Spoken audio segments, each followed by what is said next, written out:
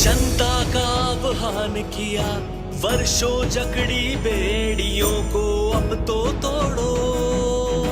क्रांति की मशाल जला गांधी बोले, अंग्रेजों भारत छोड़ो। बहुत सहा गुलामी को अब ना सहेंगे, आजादी की बात रही वो लेके रहेंगे।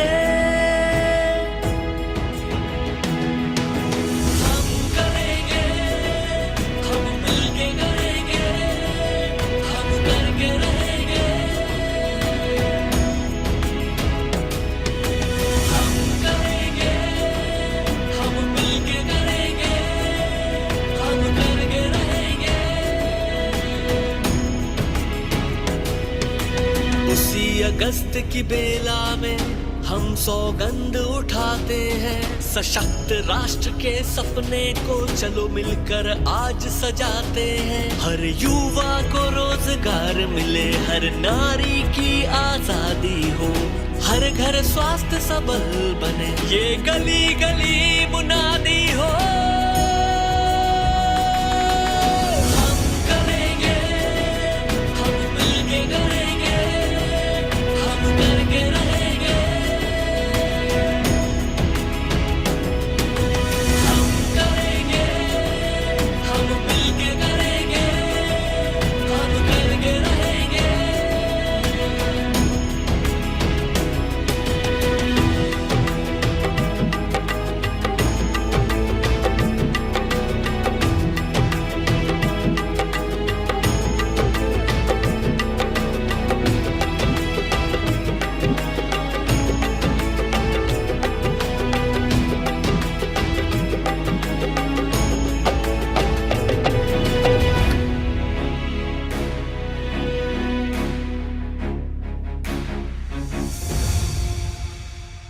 As India progresses into the 21st century, Transform Rural India is passionate that no one should be left behind.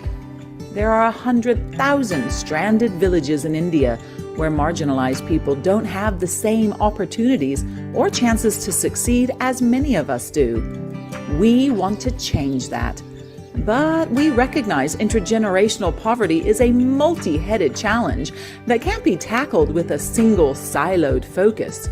That's why TRI is a multi-dimensional solution design practice. We don't specialize in one area. We have a team of specialists, of practitioners, in all the vital areas of rural development. For instance, if a woman isn't eating healthy foods or given ample portions when she becomes pregnant, her child will be disadvantaged right from the start of life. That's why we focus not only on health and nutrition, but also on gender equality. If that child doesn't have teachers supported at school or a community interested in its children's education, never mind necessary infrastructure like functional toilets, that child will become disadvantaged. But an education is of little use if opportunities to build sustainable employment don't exist. That's why we build up capacities. But they're not only built up to create income, but also greater agency to voice concerns and help shape the future of their community. Of course, a changing landscape and climate will impact rural India more than others, so we help communities prepare. Our practitioners have created the thoughtful Colloquy, trifocal approach to development with 3 fundamental areas of practice. Knowing that most opportunities and services for rural Indians start with the government, our public policy and action and nudge units are embedded within government from central to state and, of course, local offices. They help develop the best processes to get villagers the services and support guaranteed to them in the Constitution. But no initiative begins without first asking the communities what they want and need. Then we design intersectional solutions and pilot programs based on those needs. And if they work, we scale up across more blocks and districts for true impact. But change isn't really sustainable unless enterprises are created and supported by supply chains and markets. Our primary work is with India's 100,000 stranded villages in Madhya Pradesh, Jharkhand, Chhattisgarh, and Uttar Pradesh. though we also create rural development solutions in Bihar, Assam, and Maharashtra.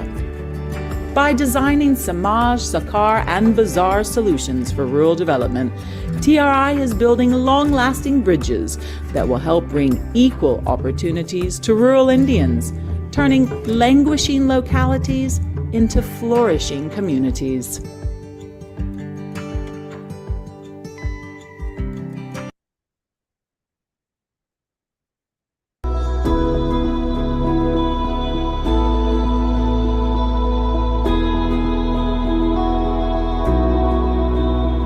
हम 47 को जब पहुंचेंगे, हम दुनिया की number 1 और 2 economy में पहुंचेंगे साइज में। और दुनिया हमको कैसे दिखता है?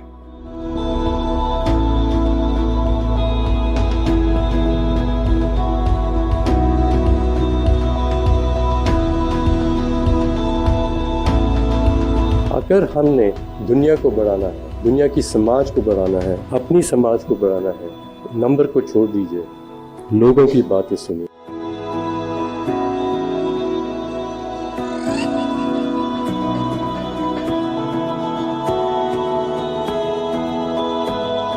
The pyramid of aspiration has become flat. Today, a 15-year-old son of a very rich person and a poor person's son in a very remote village have the same dream. It is not as if rural India has to migrate and the share of urban population has to increase. It can well be the case that rural India gets well connected.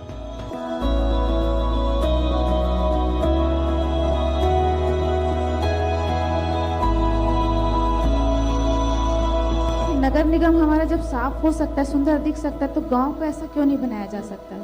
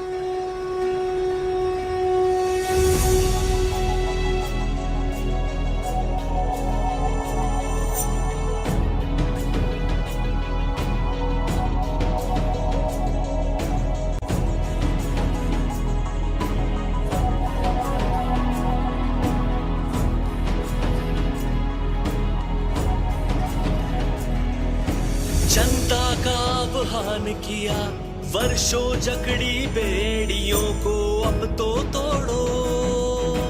क्रांति की मशाल जला गांधी बोले, अंग्रेजों भारत छोड़ो।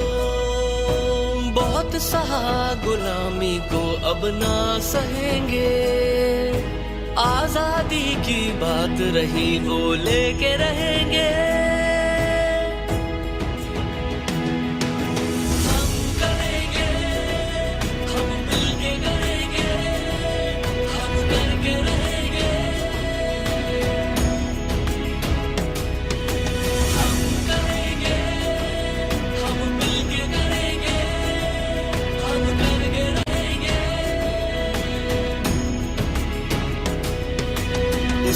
अगस्त की बेला में हम सौगंध उठाते हैं, सशक्त राष्ट्र के सपने को चलो मिलकर आज सजाते हैं। हर युवा को रोजगार मिले, हर नारी की आजादी हो, हर घर स्वास्थ्य सबल बने, ये गली गली मुनादी हो।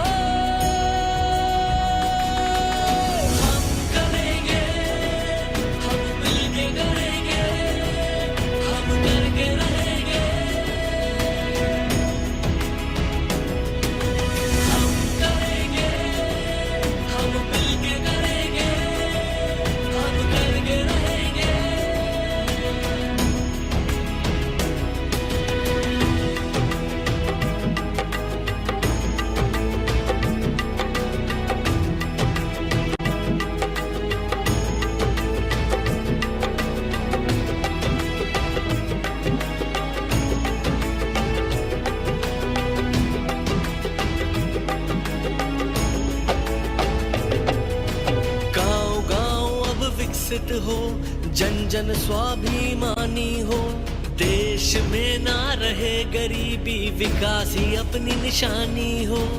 एक क्रांति फिर ऐसी हो, रगों में वही रवानी हो, कंधे से कंधा मिलाकर सब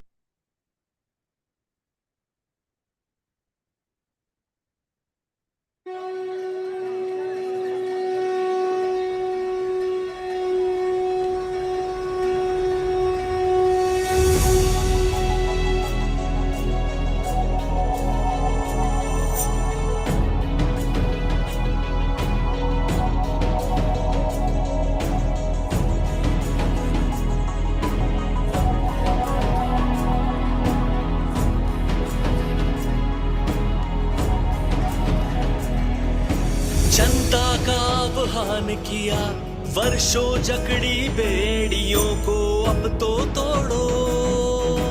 क्रांति की मशाल जला गांधी बोले, अंग्रेजों भारत छोड़ो।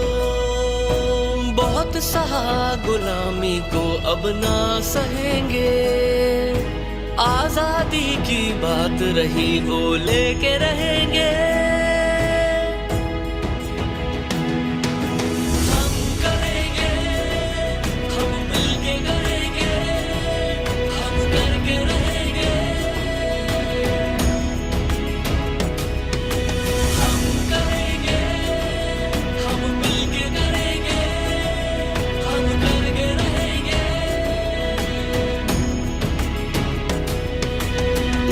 अगस्त की बेला में हम सौगंध उठाते हैं, सशक्त राष्ट्र के सपने को चलो मिलकर आज सजाते हैं। हर युवा को रोजगार मिले, हर नारी की आजादी हो, हर घर स्वास्थ्य सबल बने, ये गली गली मुनादी हो।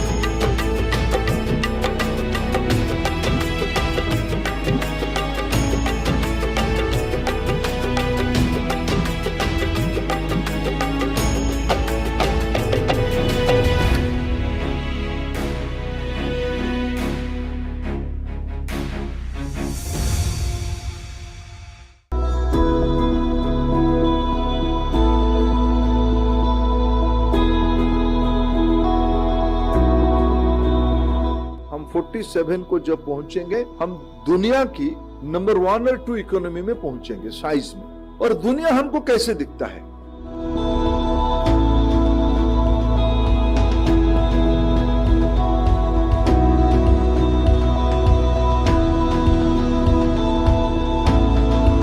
अगर हमने दुनिया को बढ़ाना है, दुनिया की समाज को बढ़ाना है, अपनी समाज को बढ़ाना है, नंबर को छोड़ दीजिए, लोगों की बातें सुनिए।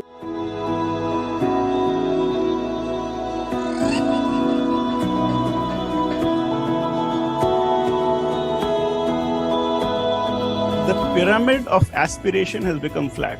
Today, a 15-year-old son of a very rich person and a poor person's son in a very remote village have the same dream. It is not as if rural India has to migrate and the share of urban population has to increase. It can well be the case that rural India gets well connected.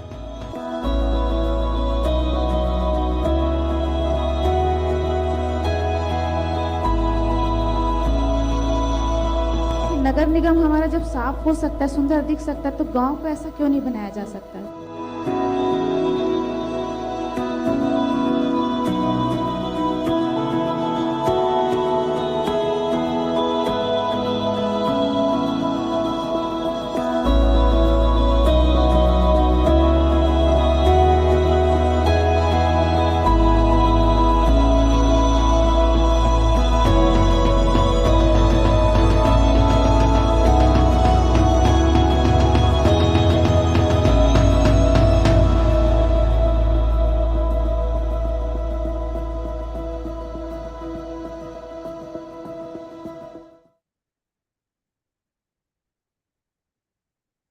As India progresses into the 21st century, Transform Rural India is passionate that no one should be left behind.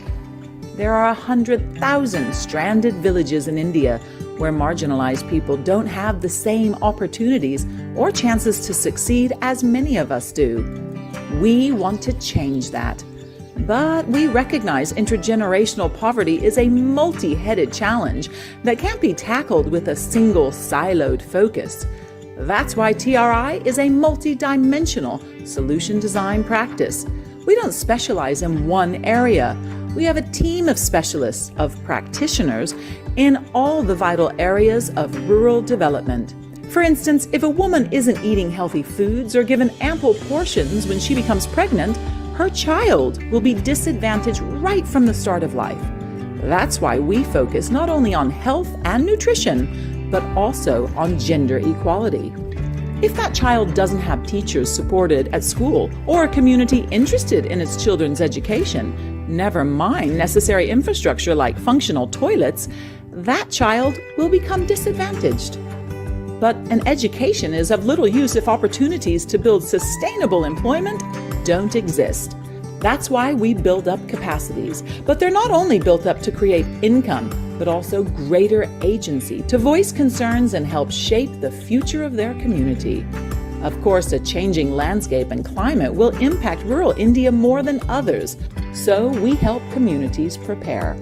Our practitioners have created the thoughtful Colloquy, trifocal approach to development with 3 fundamental areas of practice.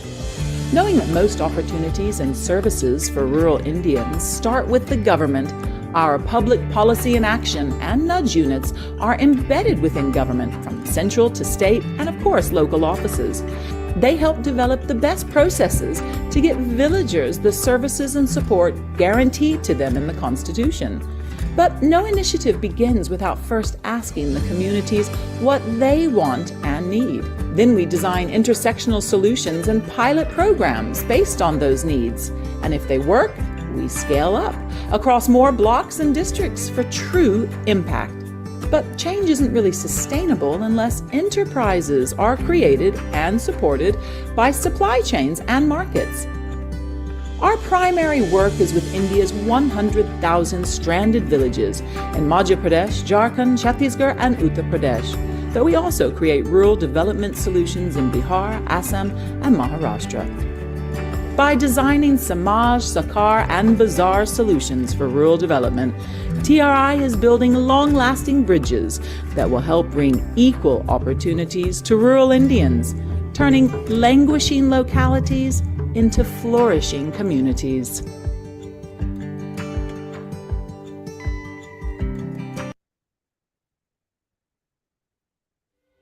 The India Rural Colloquy is coming up. But what is a colloquy? The India Rural Colloquy is not a conference. It's 8 days of conversations covering all aspects of rural development, with thought leaders in the social sector, joined by leaders in government, national, state, and local, as well as business leaders. The 4th Annual India Rural Colloquy, conversations about how to make India's rural renaissance a reality. Why August 1st through 8th? Find out in our next post.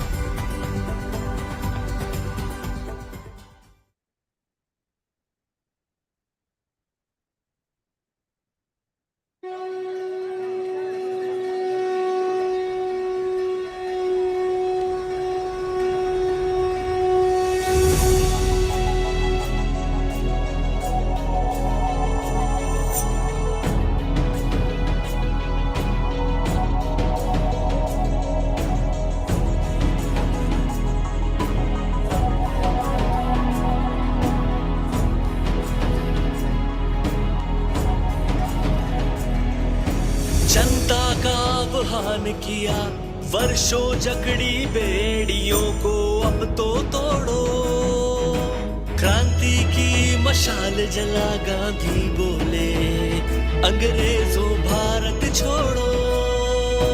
बहुत सहा गुलामी को अब ना सहेंगे, आजादी की बात रही वो लेके रहेंगे। हम करेंगे, हम मिलके करेंगे, हम करके रहेंगे।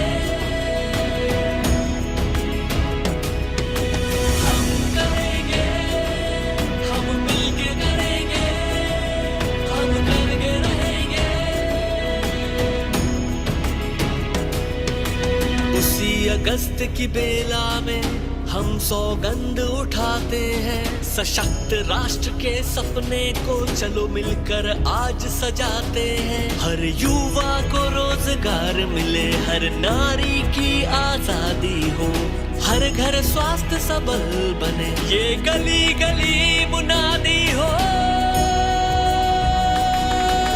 हम करेंगे, हम मिलके करेंगे, हम करके रहेंगे।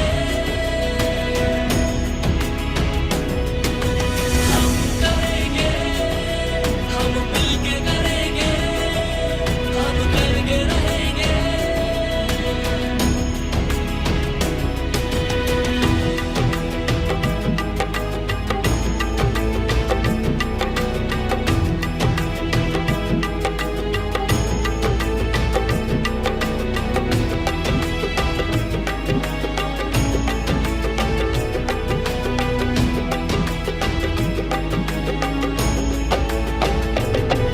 As India progresses into the 21st century, Transform Rural India is passionate that no one should be left behind. There are 100,000 stranded villages in India where marginalized people don't have the same opportunities or chances to succeed as many of us do. We want to change that. But we recognize intergenerational poverty is a multi-headed challenge that can't be tackled with a single siloed focus. That's why TRI is a multi-dimensional solution design practice. We don't specialize in one area. We have a team of specialists, of practitioners, in all the vital areas of rural development. For instance, if a woman isn't eating healthy foods or given ample portions when she becomes pregnant, her child will be disadvantaged right from the start of life. That's why we focus not only on health and nutrition, but also on gender equality. If that child doesn't have teachers supported at school or a community interested in its children's education, never mind necessary infrastructure like functional toilets, that child will become disadvantaged. But an education is of little use if opportunities to build sustainable employment don't exist. That's why we build up capacities. But they're not only built up to create income, but also greater agency to voice concerns and help shape the future of their community. Of course, a changing landscape and climate will impact rural India more than others, so we help communities prepare. Our practitioners have created the thoughtful Colloquy, trifocal approach to development with 3 fundamental areas of practice. Knowing that most opportunities and services for rural Indians start with the government, our public policy and action and nudge units are embedded within government from central to state and, of course, local offices. They help develop the best processes to get villagers the services and support guaranteed to them in the Constitution. But no initiative begins without first asking the communities what they want and need. Then we design intersectional solutions and pilot programs based on those needs. And if they work, we scale up across more blocks and districts for true impact. But change isn't really sustainable unless enterprises are created and supported by supply chains and markets. Our primary work is with India's 100,000 stranded villages in Madhya Pradesh, Jharkhand, Chhattisgarh, and Uttar Pradesh. But we also create rural development solutions in Bihar, Assam, and Maharashtra.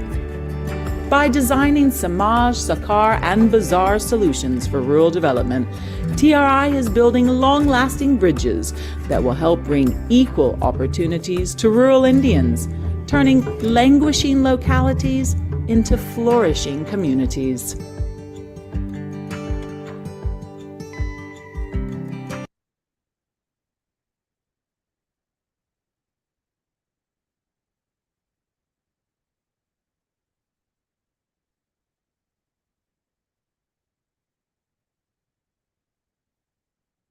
Hello and welcome. I'll just give everybody a moment to take their seats.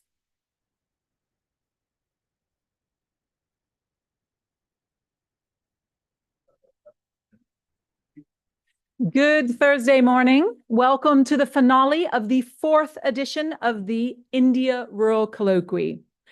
It is the most comprehensive gathering on rural India. And as many of you know, colloquy is Latin for colloquium, which is a very fancy way of saying conversation, because that's at the heart of this gathering. That's what we're doing. It's a unique gathering, and I use that word very deliberately because not only is it 8 days long, and you don't have too many conferences that are 8 days long. And it's not just because 1 or 2 or 3 days are not enough. It's because we take inspiration from the biggest people power movement in India and the world, August Kranti, a movement, a march for freedom. And we're taking inspiration for that because we are still wanting to see equal opportunities. We all know India is progressing, but what's at the heart of most people in this room, what keeps so many people here up at night is asking, is rural India part of that progress, part of the India growth story? The colloquy is also different because it's not just in Delhi, it's 5 states. So 8 days, 5 states. We had a Madhya Pradesh chapter, a Chhattisgarh chapter, Jharkhand, this year UP also added to the list, and of course, Delhi. And that's not all. We don't just have monologues from doyens of development or government in AC halls. No, because conversations are at the heart of the colloquy. That's what we're doing as well. We're having conversations and different events as well from many different people and many different stakeholders. Because we know that intergenerational poverty is a multi-headed monster. It's no good just chopping one of those heads off because another one will come right up. So we believe in a multi-dimensional approach to rural development. And with that, that means we want a myriad of voices. We want to hear not just from the all-important government voices that actually help and dole out so many of the services to rural people, but we want to hear from rural people themselves. And we want to hear also from, of course, civil society organizations who are at the sharp end of rural development, but also from business. And again, that's at the heart of TRI, the Sakar Samaj Bazaar approach to development. We've already had talks on climate, on resilience, on livelihoods, diversification of the workforce. We even launched the State of Rural Youth Employment Report, which you might have seen in one of the many newspapers of India that took the story up because it had some interesting and surprising findings. And we are also having many discussions about governance and how we can use governance to improve the democracy and the voice of local people as well. I would like to now invite my colleague, Neeraj Ahuja, the Associate Director of TRI, to come and give us a little bit more about the IRC, about the India Rural Colloquy, and the ethos behind this event, and to set us off for the day. Thank you.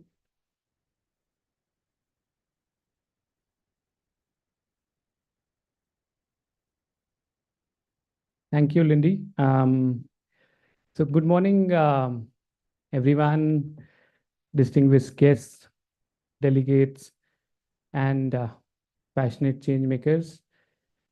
We all have different role today here and throughout the journey of colloquy from 1 to 8.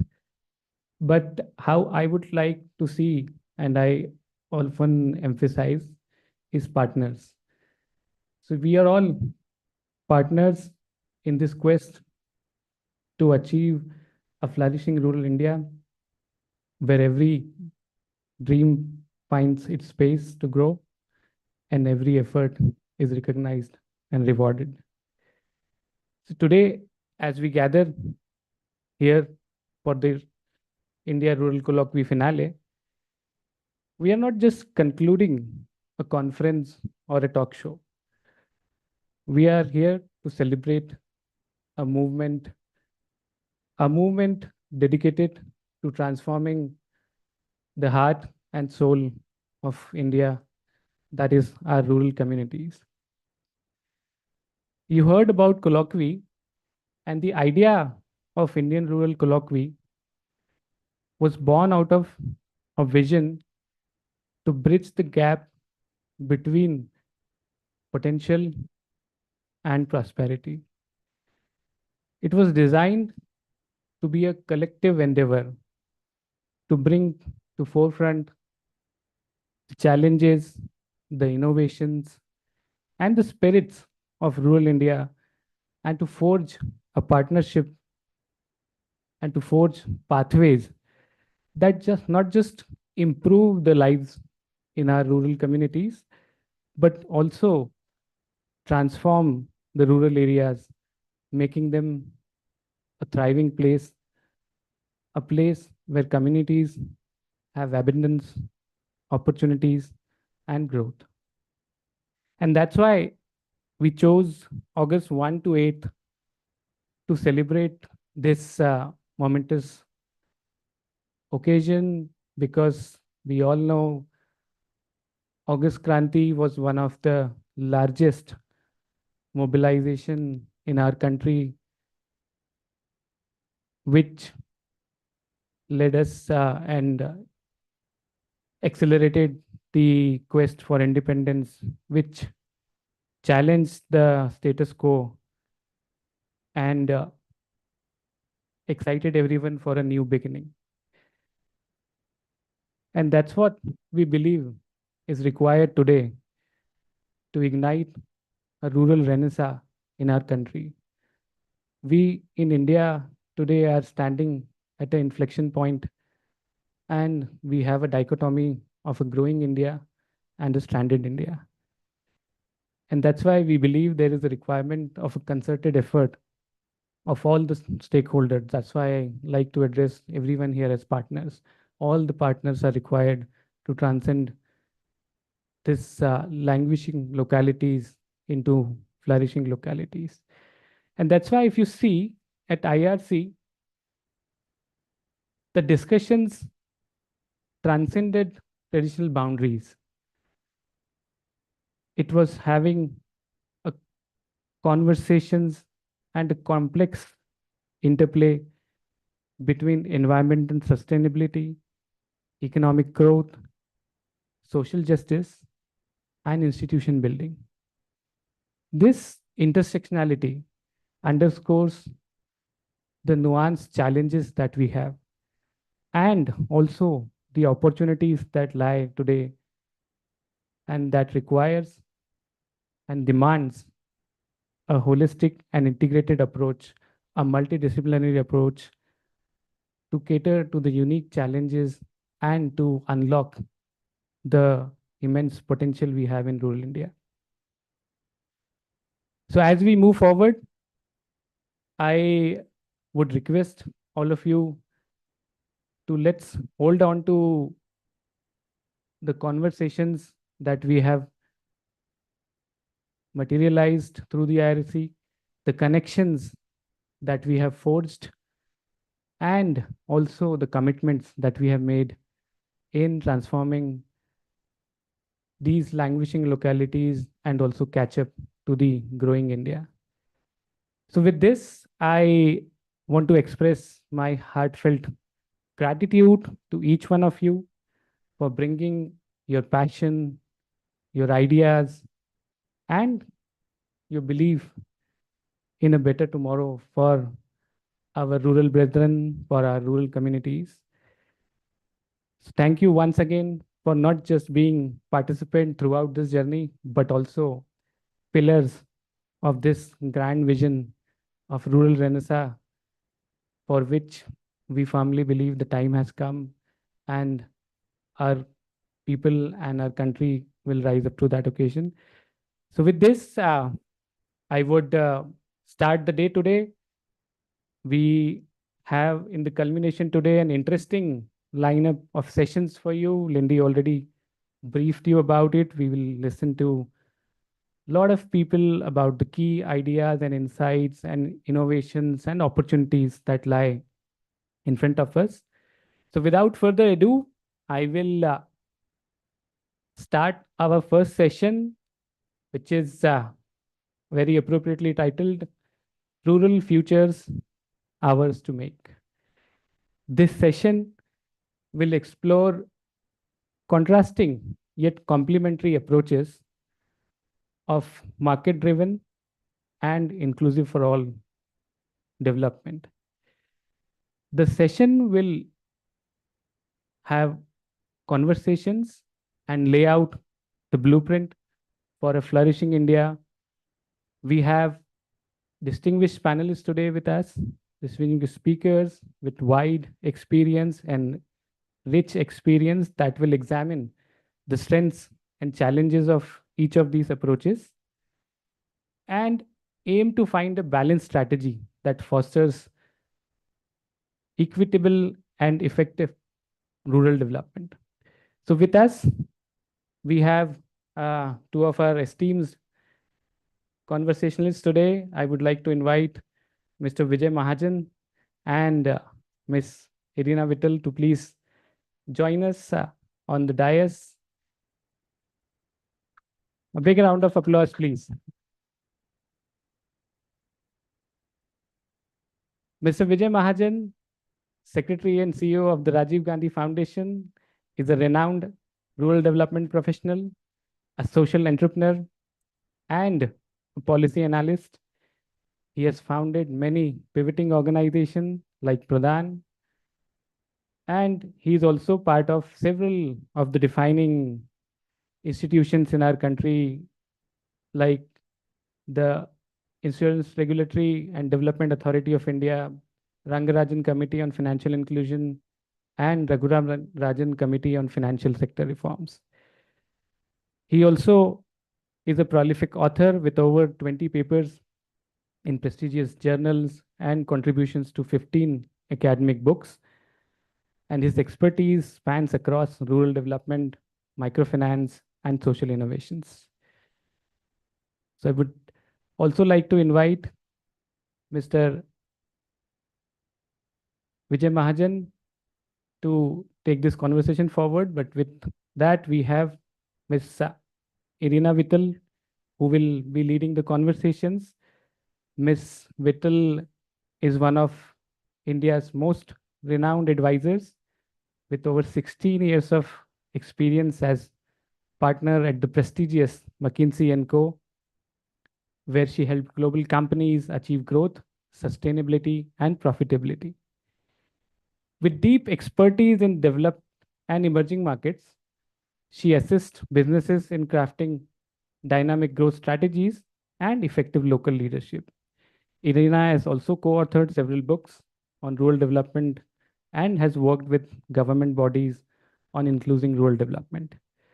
So I am privileged to invite both of you, and thank you very much. A big round of applause again as we start the conversations. Over to Irina. Thank you so much. There are some people Online. virtual audience. Yes. Okay. For which platform? Zoom and live streaming. Okay, great. From all our offices. Yeah, so I'll keep that in mind because often one can ignore the virtual audience.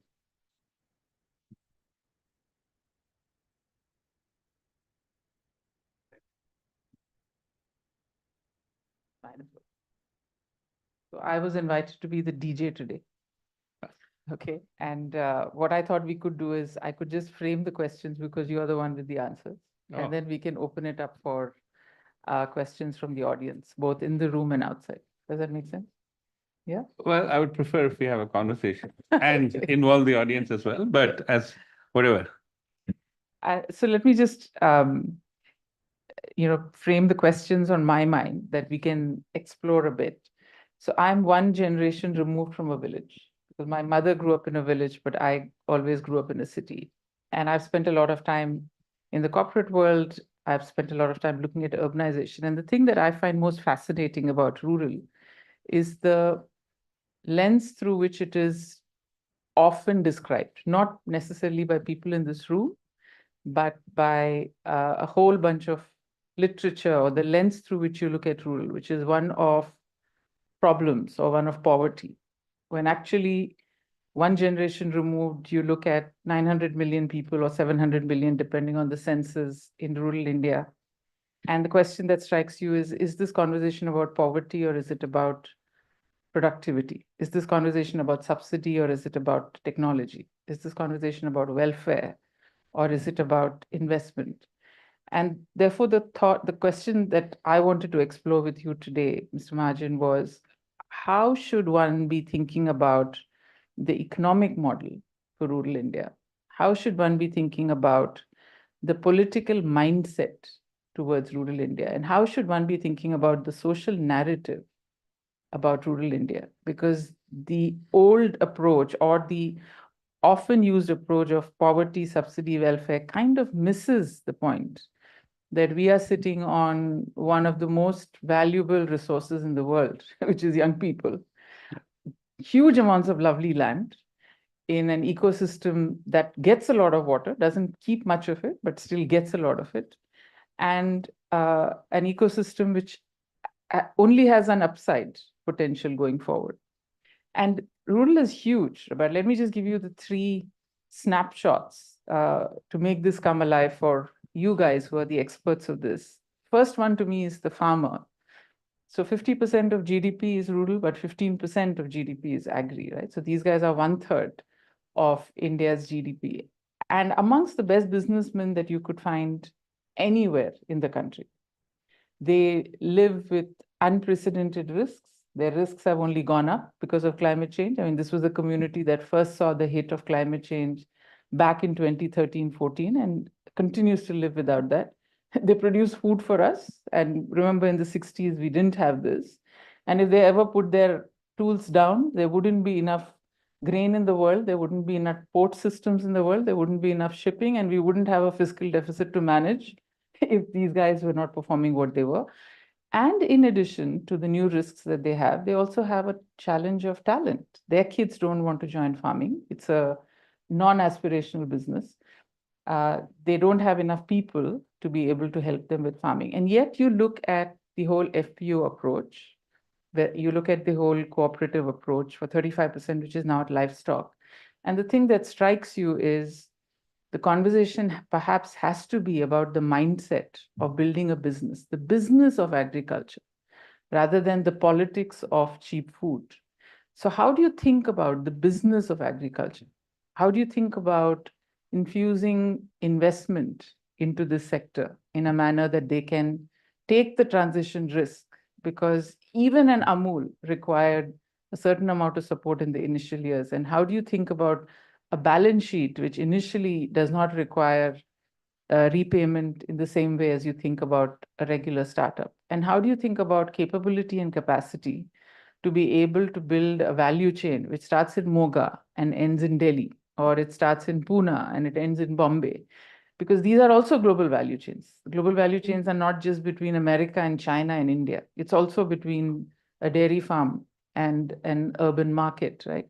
So one question for me is, when and how do we, from a political point of view and from an economic point of view, think about the business of the Indian farmer and think about getting investment there, getting technology there, and most importantly, bringing capabilities if you want FPOs to flourish, if you want cooperatives to flourish. Because these farmers, these great businessmen have extracted as much as they could have on the back of intention, aspiration, and effort. But now the new risks that they have will perhaps not be able to fulfill their aspiration if they continue to grow the old way. And the large farmer, by the way, is not the villain. I mean, out of the 120, 130 million farmers, if you have 30, 40 million large farmers, they are part of the solution. So how do we think about a mindset which includes them as part of the solution and does not make this only about small farmers or subscale farmers? Because the small will not grow without the connection to the market, and that will need scale. So question number 1 is the economics of agriculture versus the politics of cheap food, and how do we make that transition? I'd love to understand that point of view. The second one is the enterprises. We have millions and millions of small enterprises. A lot of them construct, a lot of them do metal and fabrication, a lot of them build roads and houses, a lot of them do trading, a lot of them do transportation. And they have the same problems that the MSME has in all of India, which is the small remains a dwarf. It doesn't grow large. And a lot of it is similar to the farmer's problem, which is they're not able to bring technology. They're not able to connect with scale. They're not able to get the investment that goes beyond working capital to new, and they're not able to get capability. So as you think about the 700 million or the 900 million people who will continue to live in rural India, even post-migration, how do we think about an economic model for the small enterprise to become large? And how do you connect them to large companies, which become the anchor tenants? How do you get a whole bunch of small people to platform and become large collectively? How do you bring technology to them? And how do you do all of this in a manner that connects them to the value chains that you really need and helps them manage risk? And I'd love to understand how you think about it, while even as we come to the third big pillar of rural India, which is the youth. I mean, TRI did some fascinating baselining work in one particular district, and we found there were 350,000 young people there. About 140,000 were in employment, right, out of the 350,000. So you had a labor force participation rate there of about 40%. Out of this 140,000, 70,000 were self-employed, 35,000 were casual, and 13,000 were in salaried jobs. 7,000 were not employed.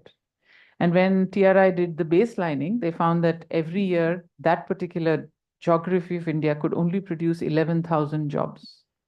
So you have 350,000 people, more adding up every year, current unemployment of 7,000, new jobs of 11,000, huge amounts of casual work, 50% of which was in rural, in agri, on farm, and a disproportionate large number of small enterprises, which were usually enterprises with one person.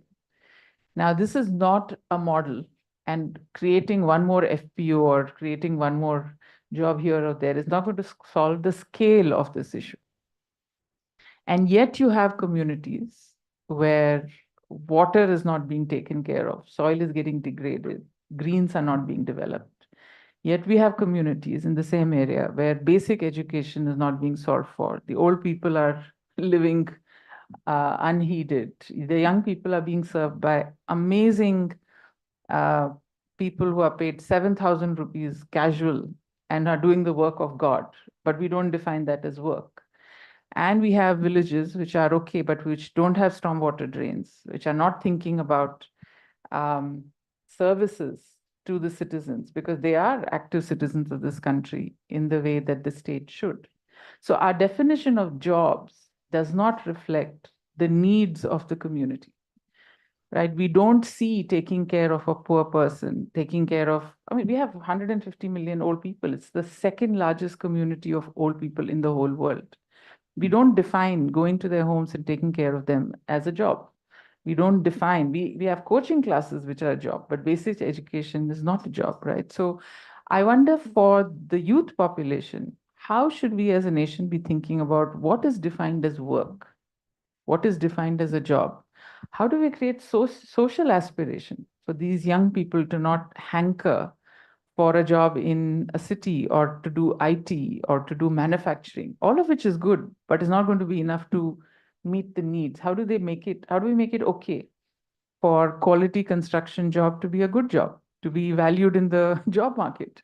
How do we make it okay that we have pride in the mason, which makes sure that our big, new buildings do not leak after 1 year? How do we make it okay for people to work in retail? You talk to my retail friends and they have 40-60% attrition because nobody wants to work in retail.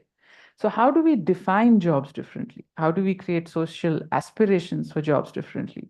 And then how do we build the skilling mix to be in a manner where these people's aspirations, social as well as economic, can be met? So the fascinating thing for me is not the problems of rural India, right? It is that we know the farmer has to become part of a collective. The real issue is, how do you bring that collective to life through finance, through capabilities, through investment, through technology.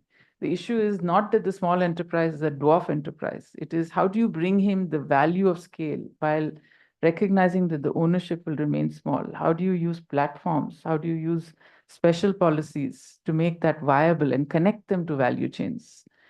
The problem is not that we have too many youth and they're unemployed. The issue is how do we define jobs in a manner, and then how do we make it socially acceptable for them to want to work in waters, in solving water issues and taking care of our greens, taking care of our stormwater drains, providing services to fellow citizens and community, and doing construction well. And how do you do it in a manner that the policy supports this, not from a lens of vote bank or of poverty, but from the lens of agency and empowerment, that we socially and from a community point of view redefine what good living means and what taking care of each other means. And the economic models create space for small enterprises to be able to handle the risk of growing up and connecting them to the market. And to me, it's in the how of reimagining these elements that the solution lies, rather than, saying that rural is different, because it is different. It's never going to have the agglomeration benefits of a city. It's never going to attract global investment. But there is a huge domestic market. And there is enough agency in rural India to be able to meet the social aspirations and the economic aspirations, even as migration continues at the pace at which it will.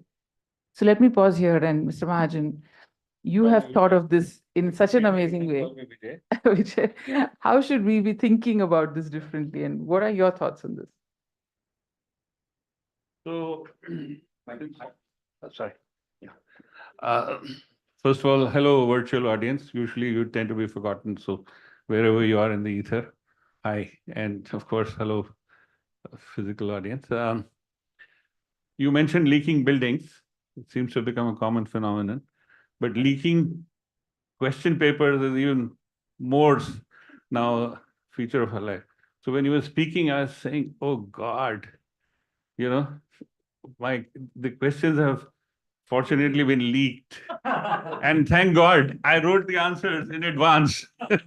So let me use this opportunity to do a bit of self-promotion of this paper, a new strategy to address India's triad of employment crises.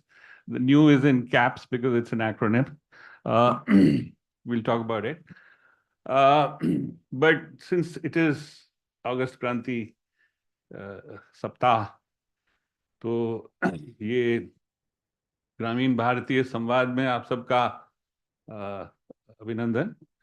और the question is, or the slogan is, quit India. But for our contemporary times, quit India and do what? So in the 70s, particularly for those of us who are in the IITs, quit India and go to America. One, right? Or quit India conceptually, but become Hindustan leaver, right? So the third option was to quit India and go to Bharat. And I think that option underlies a number of points that Irina made. That interestingly, a lot of our crises and a lot of the solutions to that crisis are right there in rural India, which, it's become a fashion to call it Bharat. Although my definition of Bharat is really on the basis of not geography, but demography. So there's a lot of Bharat in urban India, and there is some India in rural. If you go to, there are now hundreds and thousands of well-off communities in rural India. So, so let me start with something you pointed out, Irina, and I just want to re-emphasize. And two things you didn't mention, but I'm sure it's in your consciousness. We are actually incredibly well endowed in terms of natural resources. We have roughly 120 million hectares of net zone area. more than 160 million, maybe 170 million gross cropped area. The remaining 150 million of the hectares of the land mass is not all just useless. 70, 80 million of that is forests of various kinds. Even what is called wasteland and so on is not bad. And, the Himalayan slopes or the other mountain slopes, some of which are, getting very badly affected, they're all ecologically extremely important resources. Secondly, we have roughly, plus minus 900 to 1100 millimeter of rainfall on an average. We have, most of Indian districts have about 75 to 100 rainy days a year, apart from the peak 45, 50 in the monsoon. So reasonably well distributed rain.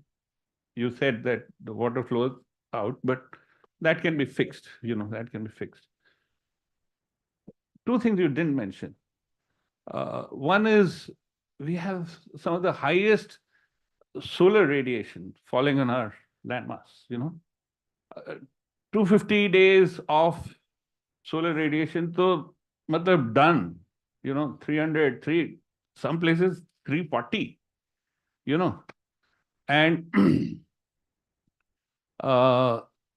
then we have some of the world's greatest repository of biodiversity, and I'm forget Arunachal and Western Ghats of Kerala, which are of course like global champs in biodiversity comparable to the Amazon rainforest, but the rest of India also is not bad. And so you combine these, the Jal Jangal Zameen, the solar and the biodiversity, and we can be the global food producers,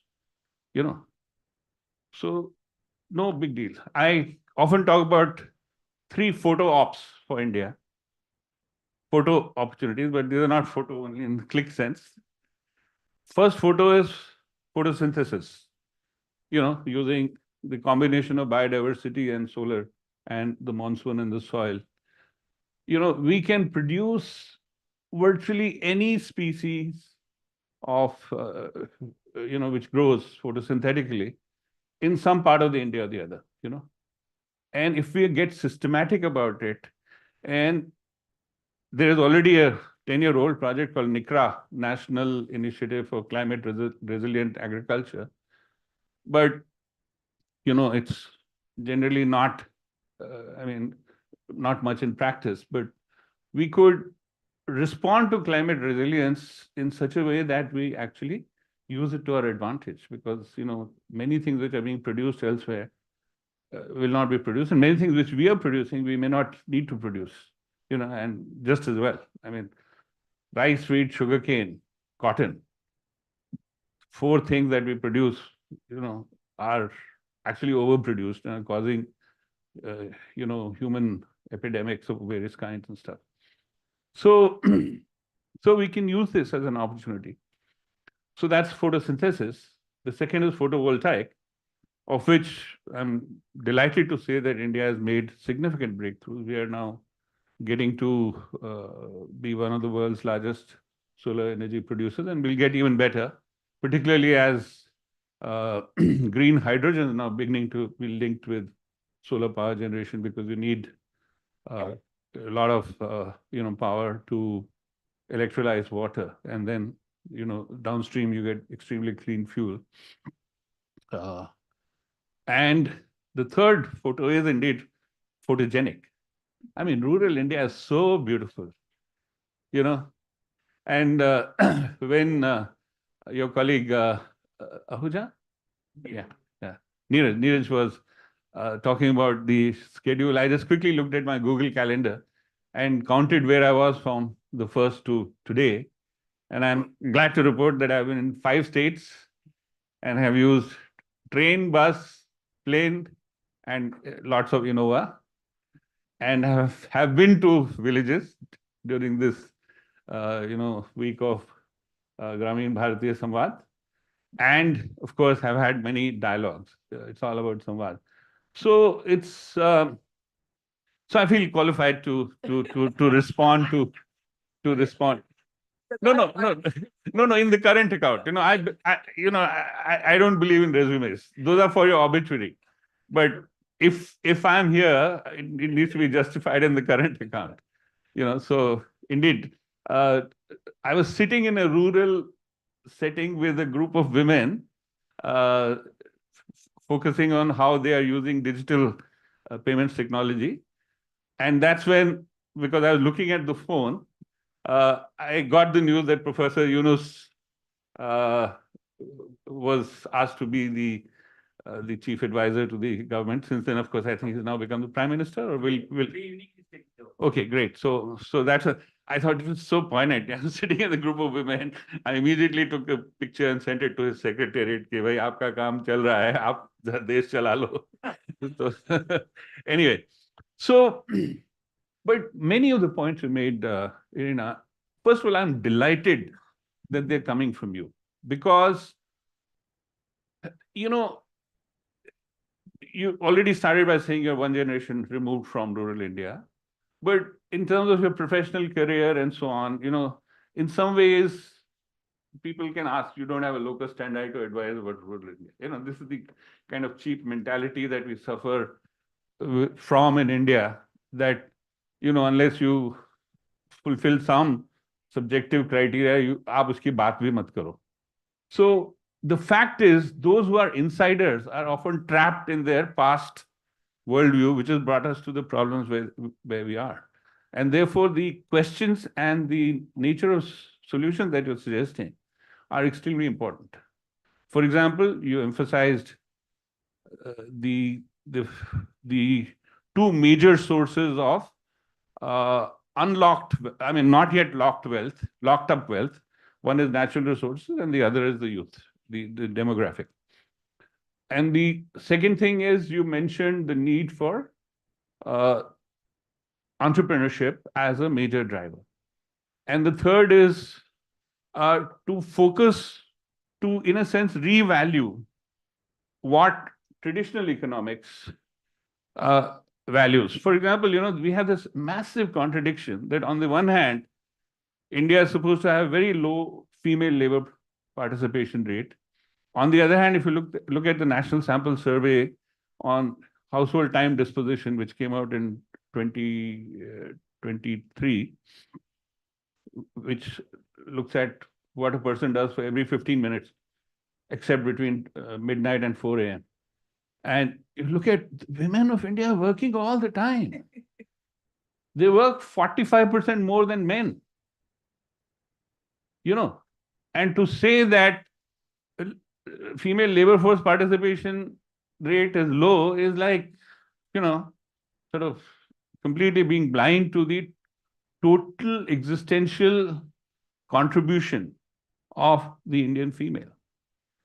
The problem is not with what they're doing. The problem is with the way the economy got configured, where production is valued, exchange is valued, reproduction and sharing, reproductive activities and sharing and caring is not valued.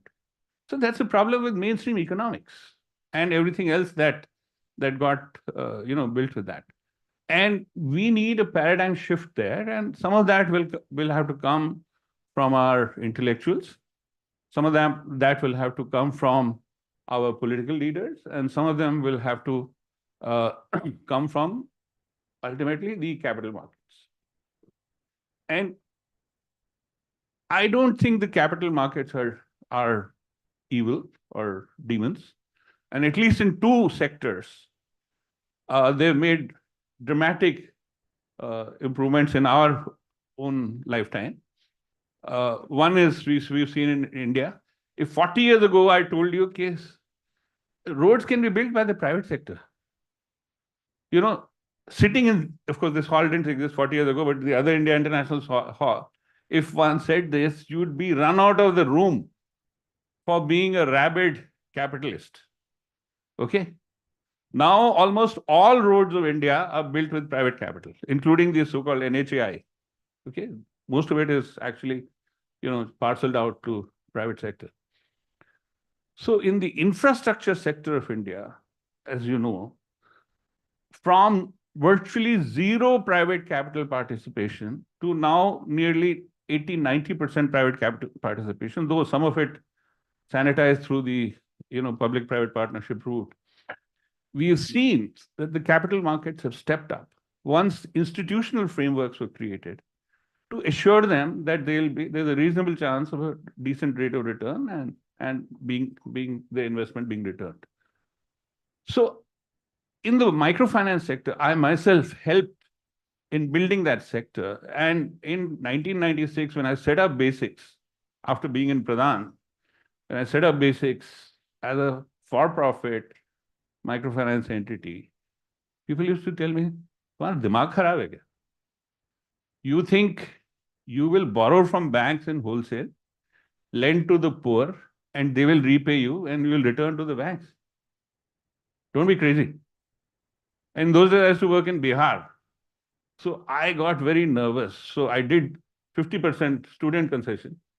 And I said, "Okay, okay, yaar, chalo, let me start this in South India, which is more decent place." North India repayment rates were 30%. South India was 60-70%. So udhar chalte hai. So that's why Basics, though I never had worked in south of, the Tungabhadra, Basics was started in Raichur district, on the banks of the Tungabhadra. So, so basically, we need capital markets also to respond. The other field where the capital markets are beginning to respond is environment. A lot of climate finance, although it's still, the transition has to be made. But I'm dying for a day when people from Wall Street or Dalal Street will say, "Arey boss, water harvesting structure banao na yaar, 23% IRR hai, minimum. कई जगह तो 44% है, बनाओ ना, हम डालते पैसा, कितना 1000 करोड़ चाहिए, डालते." But obviously it can't be done if we say, "नहीं भाई साहब, ये पैसा थोड़ा CSR में डाल दो, थोड़ा पंचायत को दे दो, थोड़ा लीकेज में जाएगा, and if you put 1000 crores, you might get about 28 crores back." Obviously capital markets will run the other side. So we have to do the same hard work of institutional reform as we've done in this country already in the infrastructure sector, in the power sector, although it's still some place to go, in the telecom sector, in the the roads and airport sector. We've done it. In microfinance sector, when I started first year Basics, we did 1.7 crore disbursements, and we were the country's largest microfinance institution, the only one, right? Commercial. Last 31st March, the total microfinance in the country was 3,40,000 crores, 3.4 trillion crores in just 28 years.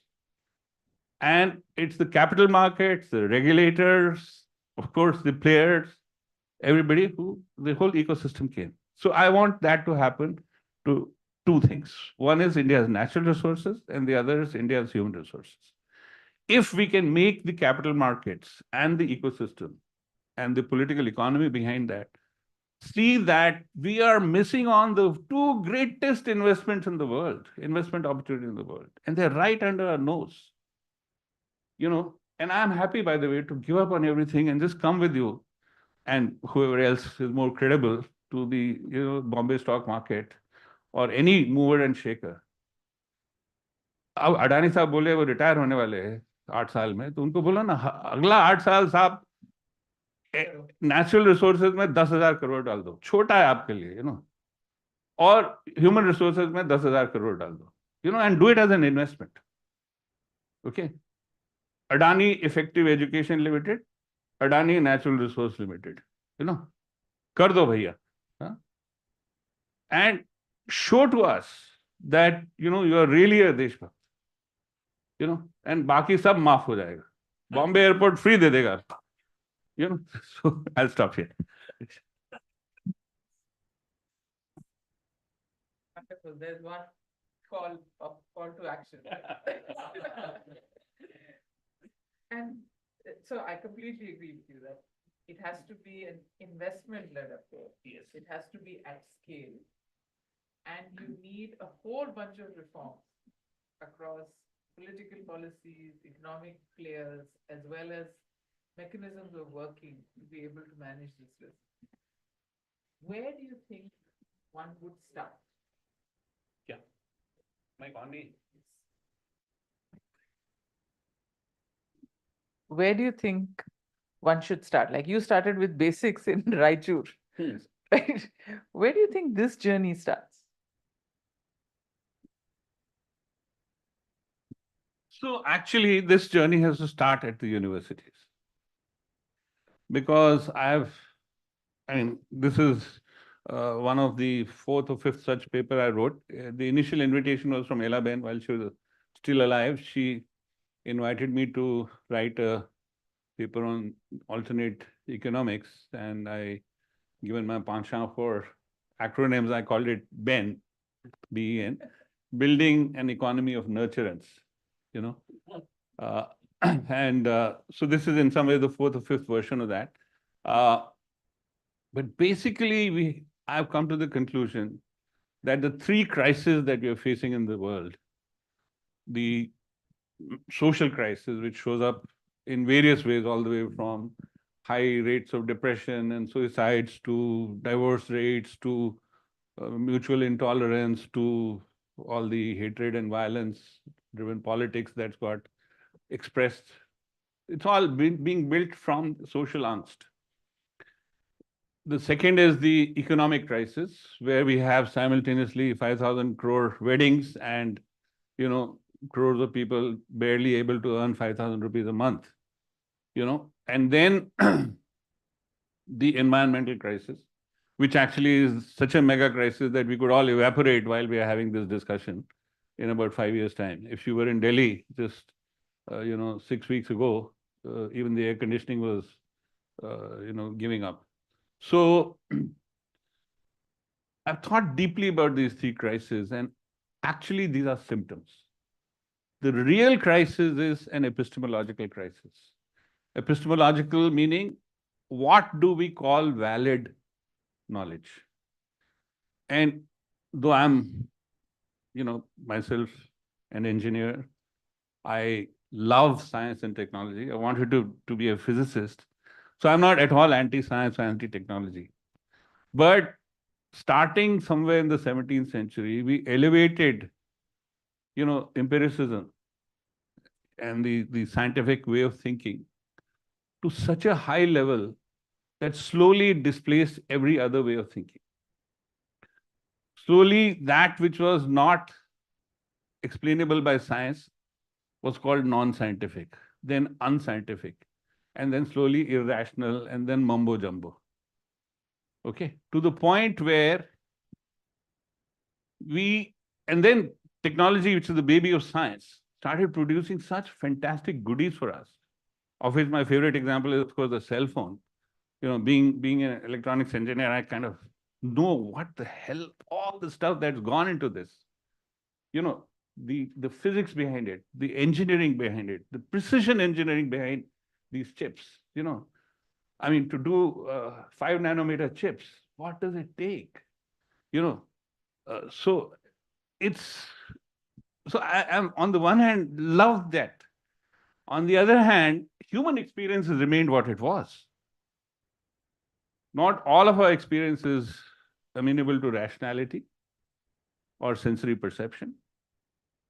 And therefore, anything which is emotion or aesthetic or spiritual, we have forgotten how to deal with it. But that experience is still there. So we're not able to deal with it. Because bhai, wo rational nahi hai. Scientist, don't be emotional, be rational. Huh? So, arey bhai, emotional to hai na, kya karega? So we don't process that, and therefore we go berserk. So we need to restore a new epistemology which says, hey, science, please, do you mind stepping aside? Go and stand in that corner. That's where you belong. There's aesthetics there, there's emotion here, there's spiritualism here, maybe there's something else here. So we need to restore, and that job has to be done by our top intellectuals, philosophers by a university. I really want to take issue with our top universities in the world for having sold their soul to the capitalist world. You know, they become consulting companies, you know, and that's not what universities were elevated to by society. So it can't start in Raichur, it has to start in universities. But secondly, it has to start or be accelerated by the tech types and by the capital types. You know, तो अपना IIT, IIM का यार दोस्त सब, they need to get their act together and recognize that in 5 years we'll evaporate, or in 10 years, at least the next generation could be seriously socially, in a bad place. And this is the time to invest all your smarts, the tech smarts and the capital market smarts, to address these problems of how do we use this unused wealth of natural resources and human resources to do that. The third thing that we have to fix, हमारा आंखों के सामने India में बहुत सारा sector dramatically upgrade हुआ है. Telecom देख लो. When I used to work in Bihar in a village, I had to take a motorcycle 30 kilometers, go to Gaya post office, GPO, book a trunk call to my wife who was in Delhi, sometimes wait for a whole day, call नहीं आता था. अभी उसी गांव से मैं I can make an international call from my mobile phone. अपना आंख के सामने हुआ है. Same thing in banking transactions. Same thing in so many other sectors, infrastructure, etc. But it's not happened in these two critical sectors. Our education sector, in front of my eyes, from the time I used to go to the Hoshangabad science teaching program in the 1970s, when middle schools were still pretty good, it is now even the so-called Kendriya Vidyalayas, which have been renamed by the PM Shri Kendriya Vidyalaya, their standards are down. As a nation, the nation's elites, as the nation's thinking leaders, we have failed the next generation by not fixing our education system. We need to fix it. But even that, we can do it in 10 years. But unless we fix our environmental system, we'll evaporate. And I am therefore using this opportunity to all the tech smarts and all the capital market smarts to please work on the political system and ensure that it is forced to address these two challenges. So in some ways, we need another booklet, because imagine if you had a booklet which says India's known GDP is 3.3 trillion. Yes. But we also have another 10 trillion in our human resource and in our natural resource. And that's lying unexploited because we don't see it. Yeah. Right? And then you need new economics. Yes. So Raghuram Rajan's fourth pillar needs to get converted into third pillar, right? Needs to get converted into the new economics of valuing this. And that needs to get converted into what the capital market sees as an opportunity with manageable risk, and what the government sees as budget line items that need to be invested behind, and therefore what the country sees as jobs to be focused on, right? So Anish, Anirban, that's your new article that you guys have to write with Vijay's help. What is the real GDP of this country? Yeah. What is the new economic? I had a quantitative annexure, but I suppressed it because, So he's done it. No, I would actually want this paper not to be a paper, but a wiki. So first draft, and then let 1,000 people build on it. We'll work on, yeah. Yeah. But I think the underlying point, and I'm going to open it up now to you guys, the underlying point is, unless we reimagine, it's like, forget who said, right, that discovery lies not in finding new lands, it's in finding new eyes. Unless we change the way we define rural or India, actually, this is a story of India. It's not a question of story of rural India. Unless we see different things, we will continue to play the marginal game of optimizing today, which is not a win-win game, right? We're never going to really win today's game. We have to create a new game. And that comes from redefining What is it that we are fighting for? Why is it worth it? How will it make economic sense, social sense, and political sense? And what's the implication of the journey as we go towards a different orbit? Because it is a different scale. It is a very different context of climate change as well as human resource, as well as the opportunity. And yet, in a new world, we're playing, in a T20 world, we're playing test cricket, right? And we have to change the game itself. So thank you so much. And you still have Vijay for some more time. What questions do folks in this room have? What questions do people online have that you'd like him to answer?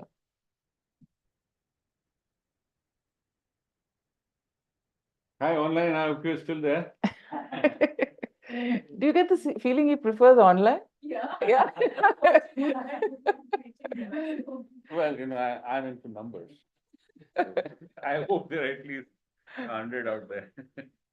You mentioned about the role that private or corporates need to play in this, and it's an investment and not a CSR. So how do you look at the whole ESG narrative which is emerging, and can that show some pathway to the corporates or contribute in this?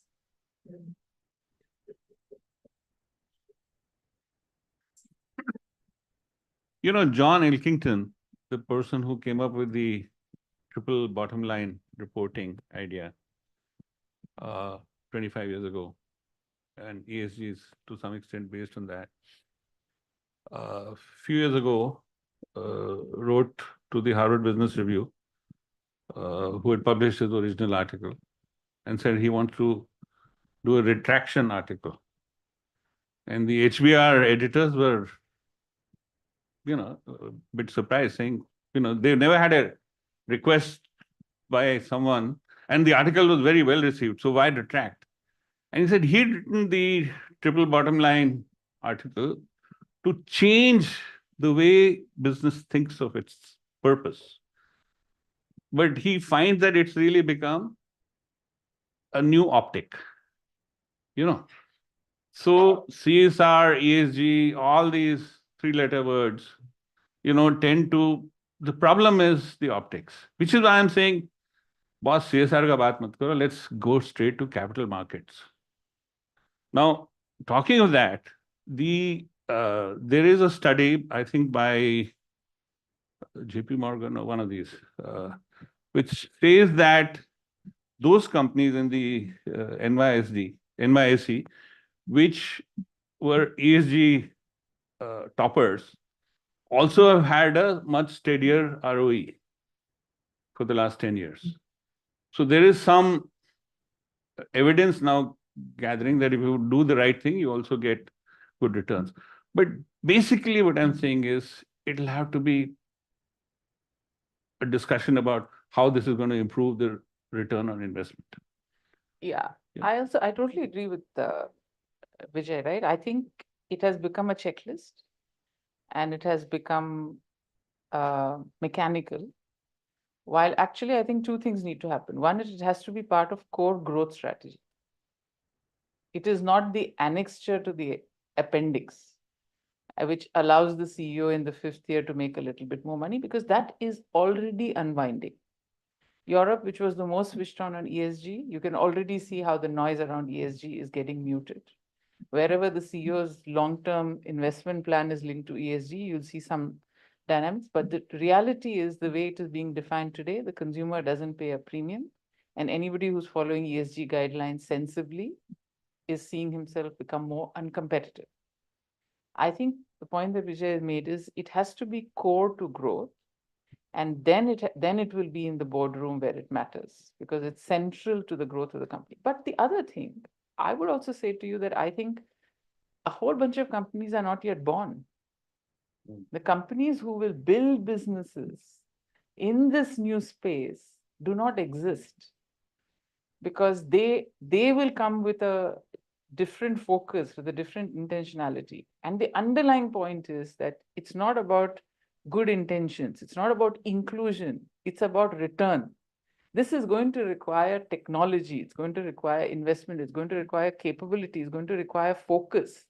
Until we see this as a market, as a viable market, We are always going to tinker around the edges and make this about welfare and subsidy and the poor person, which is never going to be viable.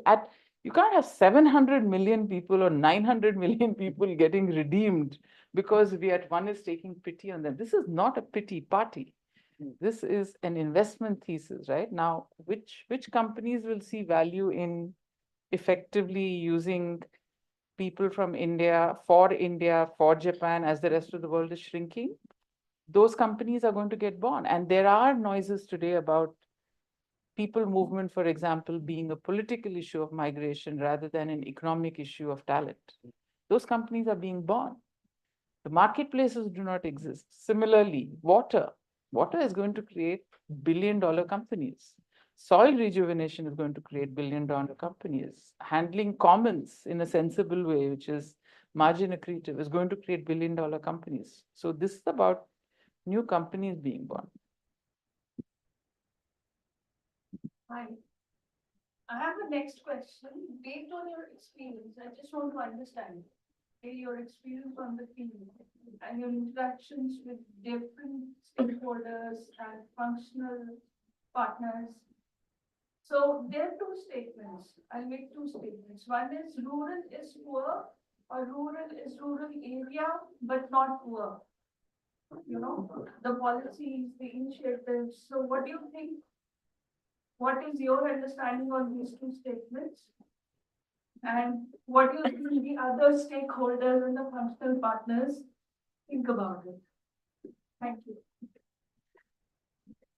No, so if you don't take just a narrow geographic view of the term rural, then at least about 25% of rural India is sitting in urban India.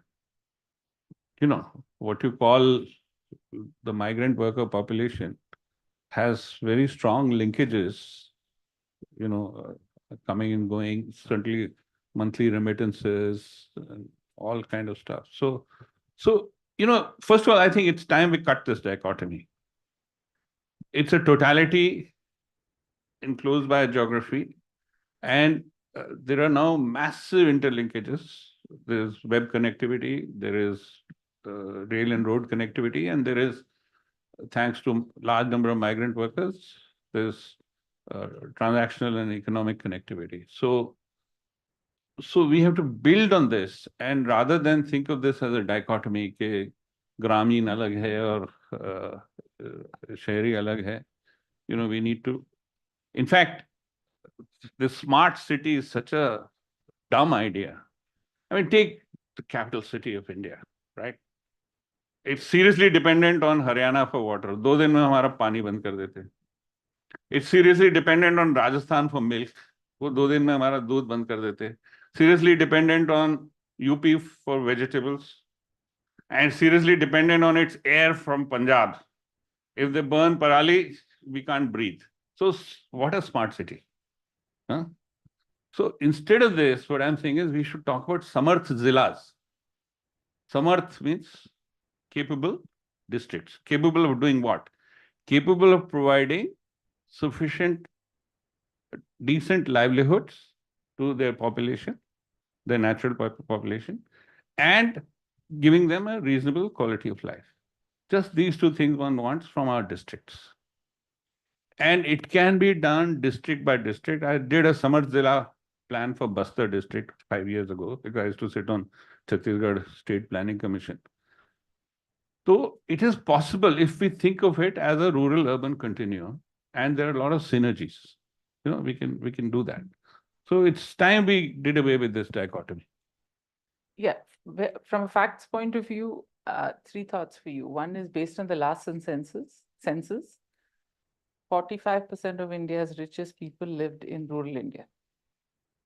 Second, the definition of rural India itself is worth contemplating. Because if you take census towns, which are urban but still rural, because they don't want municipal taxes, then rural India is not 65% of India. Rural India is perhaps 40% of India. So what is rural itself is a definition issue. And the third thought is that we are a fascinating country. One of the reasons our food is so cheap is because none of the farmers have a balance sheet, and therefore land is not priced.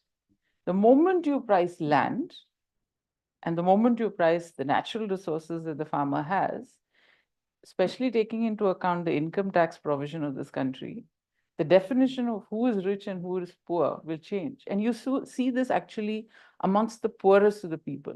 There is nothing worse than an urban poor. Rural poverty is not as bad as urban poverty, right? Because urban poverty kills and rural poverty doesn't. So even the definition of what is rich is very vague in a country where land is not priced in any farmer's balance sheet, even whether it's half acre, 1 acre, 20 acres. So rural India is not poverty-stricken Mrinal Sen movie anymore, right? I don't think it ever was.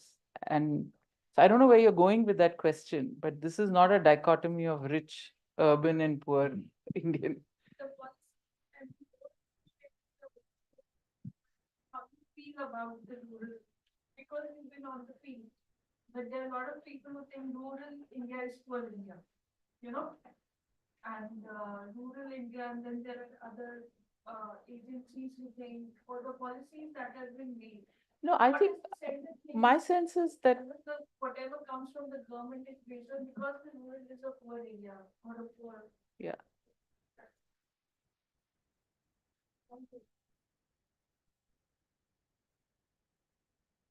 Okay, we have a couple more minutes. Any last questions?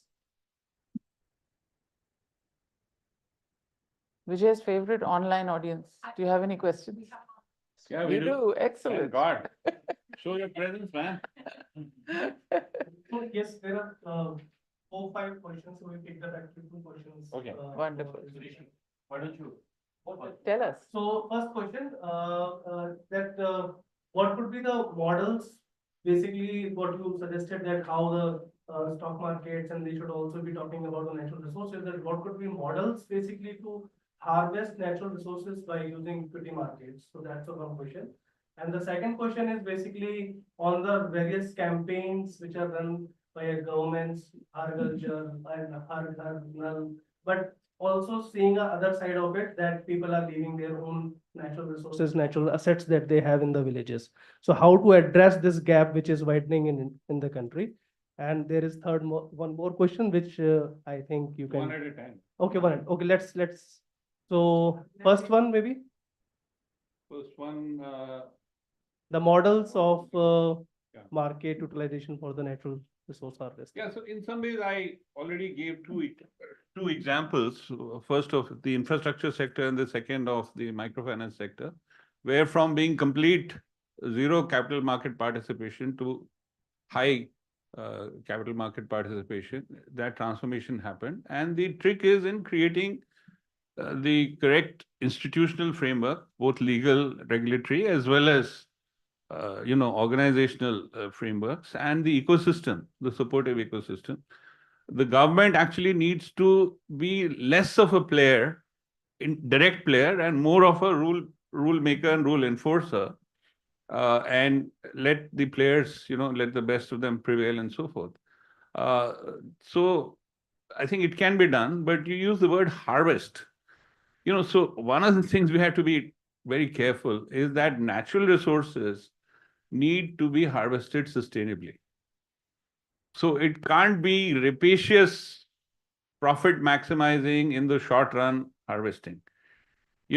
So it's got to be something which aims at a 10-year kind of time frame and thereafter steady almost annuity incomes, But pehla 8 saal, coincidentally same period as when Adani ji is retiring. 8 saal, we need to invest 2% of our GDP in natural resources. It'll be done. I've got detailed Excel spreadsheets. I'm willing to put it up in the public domain. 2% of India's GDP for the next 8 years, and we are done. We have only 2.4 million water bodies in India, boss. 24 lakh. They all need between 2 to 10 lakh rupees. Trivial amounts to make them into, Pradhan, I sort of roam around. One farm pond, which costs measly 2.5 to 3 lakh rupees, becomes a hub of both livelihoods and social life. the farm ponds are made for protective irrigation, but उसमें fishery भी हो जाता है, उसमें उसके बगल में थोड़ा vegetable cultivation भी हो जाता है, वहीं पे the women come and do their bathing and clothes washing. That side, some buffaloes are drinking water and having fun. I mean, it just one little 1/10 of an acre water body changes life. And we won't invest in this. Why? Why won't capital markets invest in this? There's a 33% IRR. Why won't they invest in it? Because there's no institutional framework. Right? Right now you want to give it as a grant from Sarkar. But supposing there was something called Panchayat bonds. Right? Panchayats raise money from the capital markets. We do have municipal bonds. Even those are few and far between. Only 2-3 municipalities that raise money. But in the rest of the world, all cities raise money through municipal bonds for their capital projects. So we can have panchayat bonds. Let them be government guaranteed for the first 10-20 years. Okay? A day should come when somebody will say, "Arey yaar, Tapukada ka panchayat ka mein invest karo, boss. Kya kaam karte?" Yeah, because you have mentioned that quite a few times. I should Even. Nahin. So, so 1 year back, when he said that about 6,000 odd crores he will put into his birthday, and we actually came up with the idea of agrivoltaic farming, and Dr. Ashok Gulati, and actually put it in a op-ed piece in Financial Express and Indian Express. Okay. And he called him. Achha. So morning it is out. Evening and 8 p.m. they had a 1 hour conversation. How do we build this? And lo behold, we created a vehicle also for this, and we called it Farm What. This is January. They sent a team here, CFO and 2 of their leading people to look at this. And Mr. Gulati had Dr. Gulati a project in KVK outskirts of Delhi, Najafgarh, where he was experimenting this. We spent a whole day, created a structure. After that, so all this was done, 100 CR committed. 2 days after, Hindenburg hit, and everything came quiet. So actually, he was interested. So while you put it, so he may be interested in these ideas where their IRR we were looking at 28% or we have built everything. So as you are saying, so now the thought is coming, we could look at soil, water, and all these spaces, and there would be some with some institutional and innovation, there could be spaces for capital market to play. Soil, water, but also care. Yeah. Education, old people, Anganwadi, all of this should be a business. Yeah. So actually, acronym I follow in the footsteps of Vijay. So we have this teach economy, travel, entertainment, cuisine, care, arts, heritage. This is the economy that is going to flourish in rural in some ways when we look at, and in some ways we are building that conversation around it. Don't make it romantic. Romantic. Don't make it romantic, right? Okay. Because romantic is not always monetizable. Make it about services. Right? Yes. These are citizen services. Yeah. Okay. Thank you very much. Shall we wrap up? There was one more question. So it was specific to the education point that you raised, Vijay sir. So basically, you cited that after 1970s, there is a drop in the standard of the education and the quality of the education. But what do you think the critical reasons behind it? Why we failed collectively as a nation to actually address education, improving the education system in India? Well, it's a mystery to me because,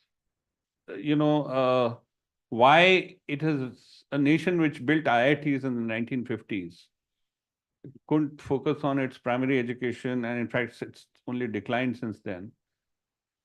Jokingly, one explanation is that our first education minister, the great Maulana Azad, who was a very wise, learned man, he never went to school. He just went straight into higher education, So he built IITs, but anyway, schools was state subject and somehow it got ignored. But it was a purana baat, yaar. There's no point blaming it to them. Politicians will do what wider society wants them to do, all said and done. If nothing else, 2024 has proved that. So it seems wider society had a consensus that we need a large number of epsilon semi-morons, to use Aldous Huxley's phrase from Brave New World. And it suited our caste system also very well. So we need a large number of hands who can do menial work in the old style economy. So wo chal raha hai, chalne do. It's now becoming a crisis because, the high school enrollment rate, and particularly for girls, has unleashed a large number of so-called educated unemployed. And that's becoming a political issue. So it's got to be sorted out. So I want to end by saying that the one sector that we all together need to plunge into, and I'm not saying kal ko election mein khade ho jao, but the nation's politics is too serious a matter to be left to politicians. It's time we citizens started looking at it.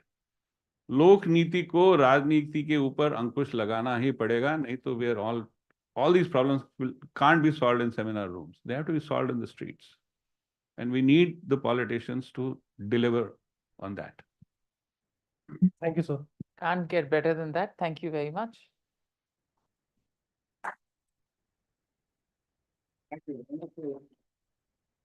Thank you. That was so great because it wasn't only informative and insightful, but it was peppered with jokes and laughter. So you can't ask really for a better session than that. Thank you so much. I really liked how you were talking about the sessions of the companies yet to be born that could look after things like environment and education, and perhaps the idea for an institutional framework, maybe even society bonds. Now, I would like to begin our next session, Mind the Gap. That would be the gender gap. We are going to be looking at safety and security for women in rural India. And to bring this session to the dais here, we need to have some more chairs because I believe it is a 7-panel discussion that we're about to have. So could our floor managers help us with some of the chairs here? And you guys left the stage so quickly that we couldn't even give you your thank you bag. I believe Arena has hers, so thank you. And now we'll give Vijayji yours as well. Thank you, your goodie bag. And one last round of applause for that great session.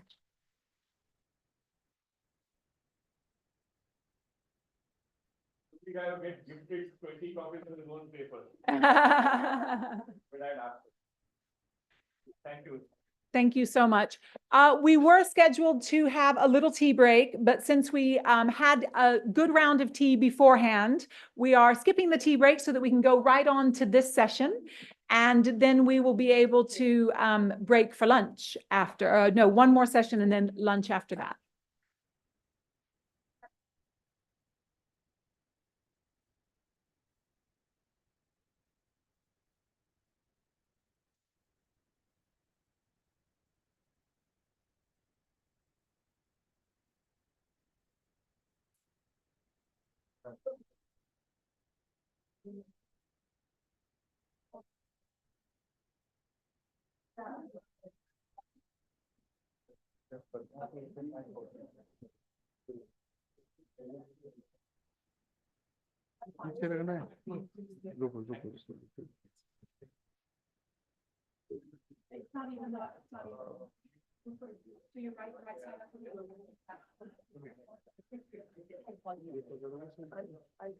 कितना पीछे करना है?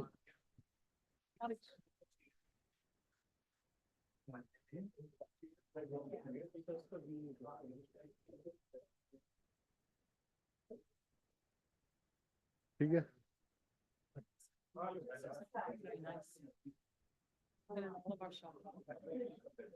Yes. In the lunch break, please. Okay. If you can give me the mic back.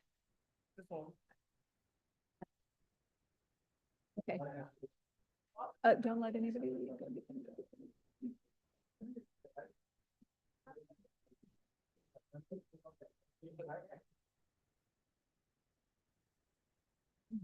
Hello.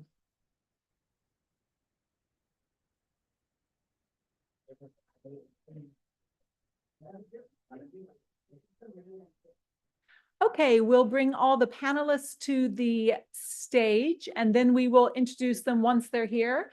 And once we introduce them, we can do a round of applause. Yeah, we do. We need to invite the audience back in too. I don't know what you're expecting, but I'm going to be a harsh moderator. So I'll introduce you.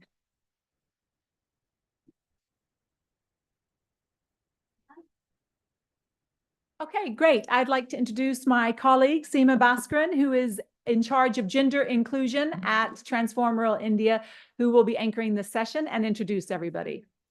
Seema?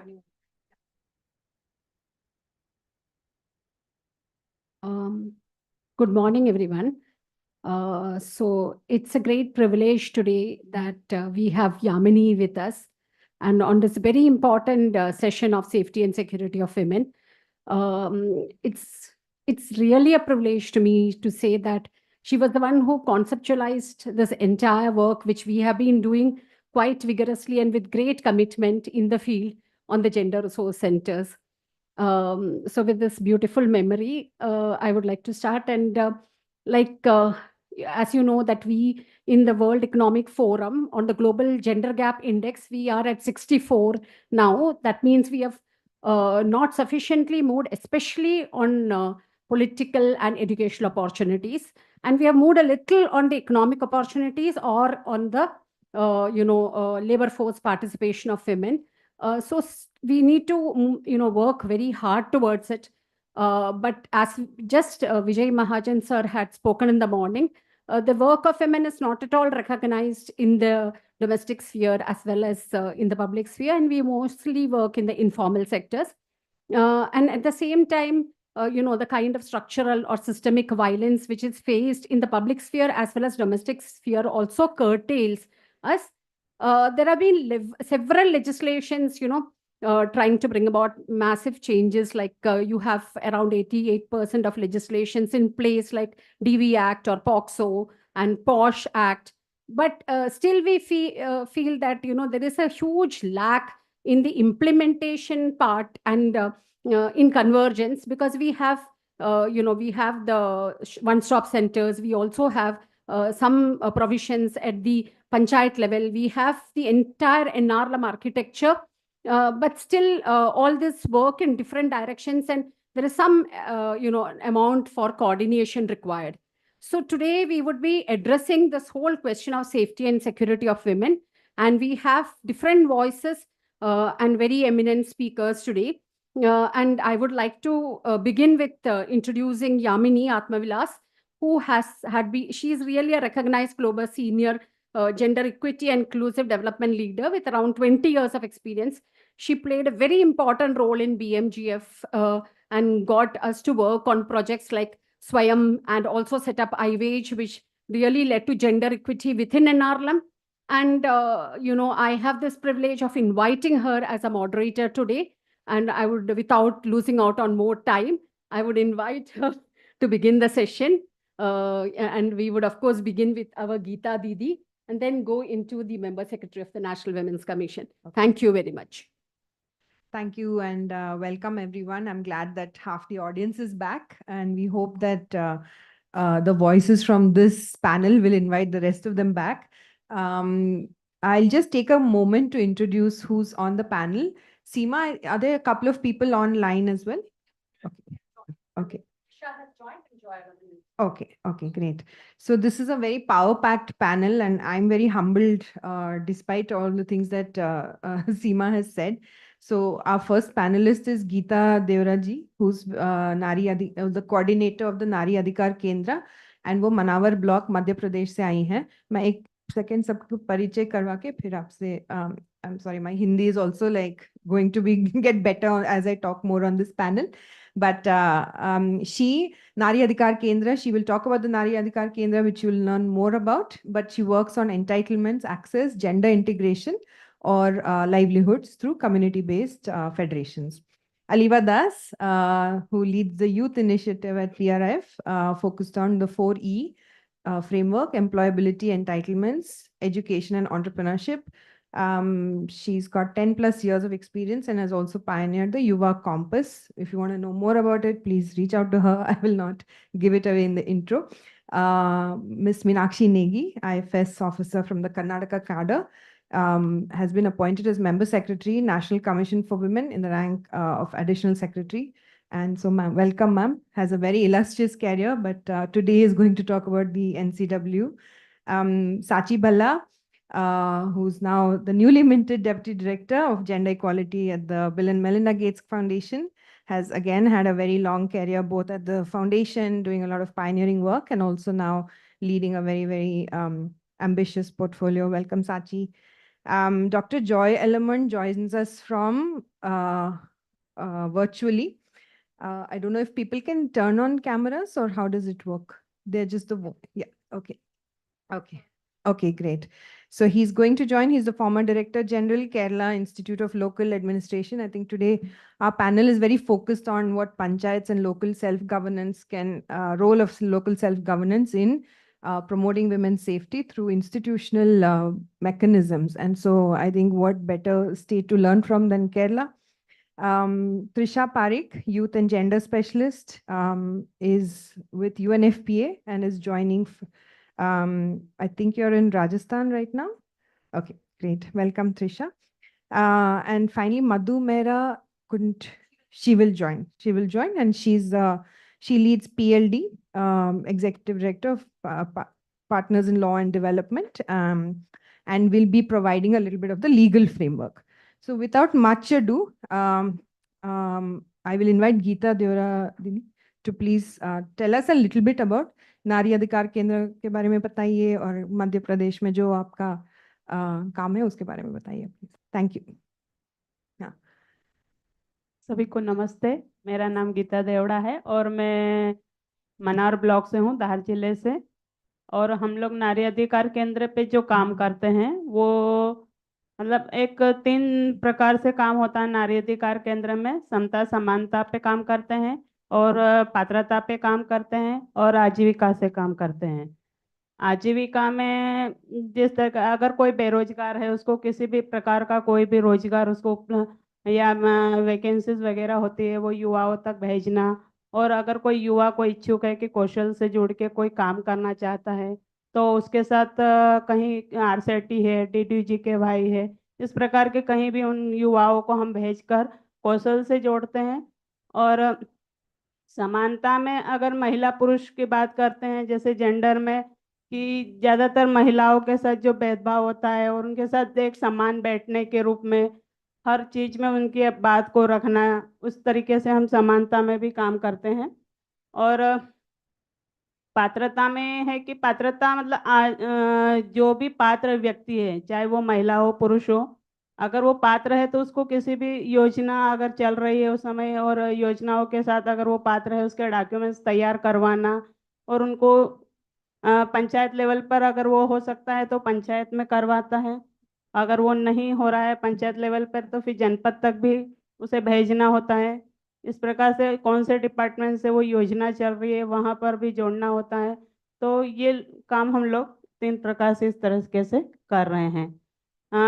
समानता में मतलब gender के रूप में भी मतलब दीदियों का जो काम का होता है बंटवारा, किस तरीके से उनको समझाते हैं कि किस तरीके से पूरा दिन काम करते हैं वो लोग.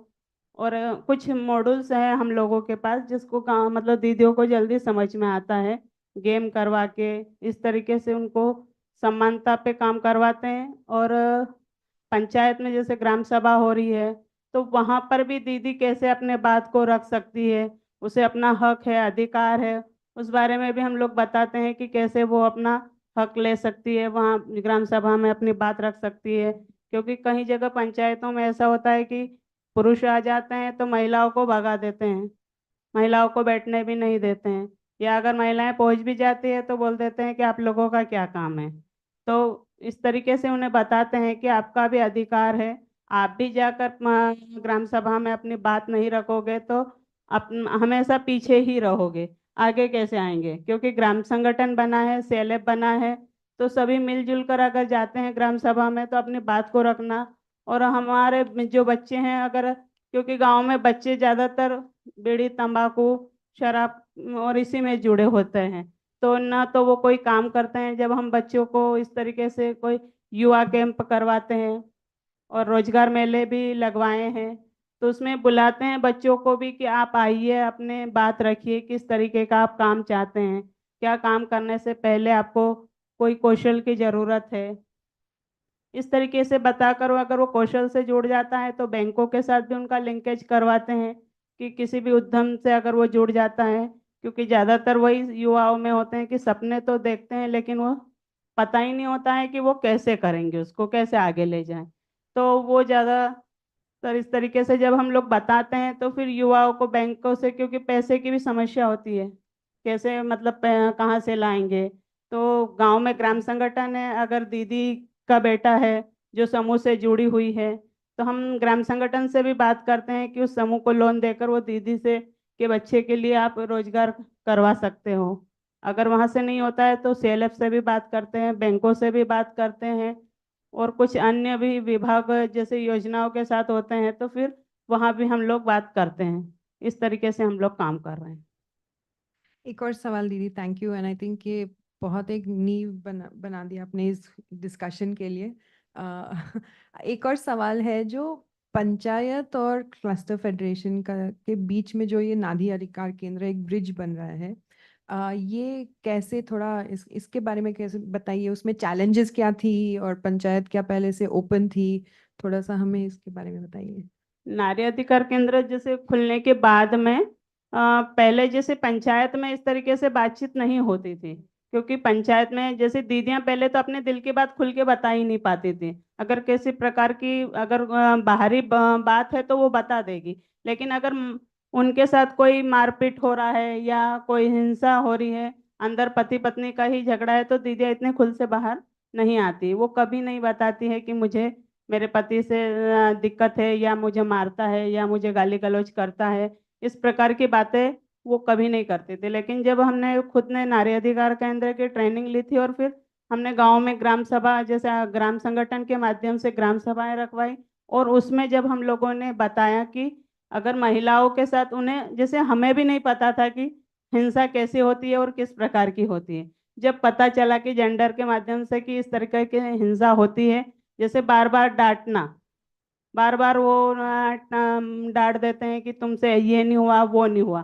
तो हमको खुद को भी लगता था कि अरे ये तो नेचुरल बात है, मतलब रोज होता है ऐसा, तो उस बात का क्या बुरा मानना, ये सोच के मतलब हम उस बात पे ध्यान नहीं देते थे। लेकिन अब जब दीदियों को भी हम बताते हैं तो वो भी यही सोचती है कि क्या हो गया अगर पति ने डांट दिया, क्या हो गया ससुर ने डांट दिया, मतलब इस तरीके से वो मानती ही नहीं थी। जब हम लोगों ने वो खेल के माध्यम से उन्हें जब समझाया कि आप कितना काम करते हो और पुरुष कितना काम करता है, तब उन्हें समझ में आया कि हम सुबह 4 बजे उठते हैं और रात को 10 बजे सोते हैं, और उसमें उस बीच में हमारा कितना काम है, जो कि पुरुष को मानता भी नहीं है कि वो काम है भी। मतलब वो दिखती नहीं है महिला की पूरा दिन काम कर रही है, लेकिन फिर भी दुनिया की नज़र में वो अनदेखा हो जाता है। अगर वो बच्चों को पाल रही है तो क्या होगा, बच्चा है, बच्चा आपका है, आपका बच्चा है, आपको पालना है। लेकिन अगर कभी कोई महिला और पुरुष के बाद में जब झगड़ा होता है, तब ये बोलता है कि बच्चा मेरा है, तो वो बच्चा कैसा आपका हुआ? कभी रात को उठ के उसकी पोटी नहीं बदली आपने, कभी उसकी धोई नहीं आपने, तो वो बच्चा आपका कैसे हो गया? कभी उसने रात को उठ के दूध पिलाने, बाटल से दूध पिलाना हो या रोया हो बच्चा तो झूला भी नहीं दिया, तब वो बच्चा महिला का होता है। लेकिन जब झगड़ा चालू होता है तब वो बच्चा पुरुष का हो जाता है। तो इस तरीके से फिर हम लोगों को बताते हैं कि दीदी ये काम भी आपका है, तो इसका मतलब ये नहीं कि पूरा दिन आपने काम किया तो कोई काम ही नहीं हुआ, ये भी तो काम हुआ, ये भी तो काम कर रही है दीदी।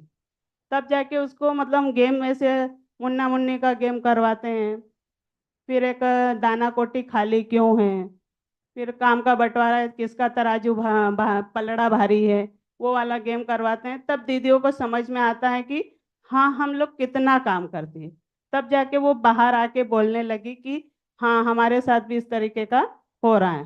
कहीं लड़कियों के साथ भी रास्ते में छेड़छाड़ भी अगर हो जाती है तो उनको बेटियों को भी दबा लेते हैं, अंदर बिठा देते हैं, बोल देते हैं कि बाहर किसी को बताना नहीं है, नहीं तो आपकी स्कूल बंद करवा देंगे। ये सोच के वो बेटी भी डर के वही, क्योंकि उनको सिखाया ही यही जाता है शुरू से ही कि बेटी है घर में रहेगी, ज़्यादा नहीं बोलेगी, अंदर ही रहना है, घर का काम करना है। इस तरीके से जब वो बेटियों को भी नहीं बताते हैं, क्योंकि ऐसा हुआ है कुछ केस, क्योंकि दीदी की बेटी थी जिसके साथ मतलब छेड़छाड़ भी हुआ है, तो उसने घर में आके बताया भी है। तो वो बेटी बोल रही थी कि दीदी ऐसा ऐसा हो गया है, मेरी मम्मी को मैंने बताया है, लेकिन मेरी मम्मी ने बोल दिया कि ठीक है, क्या हुआ, अपनी बात को अंदर ही रखना है, ऐसा कुछ नहीं हुआ है, सिर्फ छेड़छाड़ी ही तो हुई है। तब हमने उसको बोला है कि आप क्या चाहती हो, तो बोले मुझे पढ़ना है, क्योंकि मैं अगर मम्मी को और जैसे बताया तो मम्मी ने ऐसा बोल दिया अगर मैं पापा को बताऊंगी तो पापा स्कूल जाना बंद करवा देंगे। तो फिर हमने धीरे से उसको पूछा, वो लड़कों का पता भी लगवाया कि कौन है क्या है करके, फिर धीरे से उनको पंचायत में भी अगर इस तरीके की जब हम बात ले जाते हैं तो पंचायत भी यही बोलता है कि महिलाएं ये खुद ही मतलब गलत है, इस तरीके से बोल देते हैं। फिर हम लोगों ने जैसे जेंडर फोरम बनवाए हैं और निराकरण मतलब शांति समिति बनी हुई है, पैसा एक्ट हमारे इधर उधर चल रहा है तो उसमें शांति निराकरण समिति भी बनी हुई है।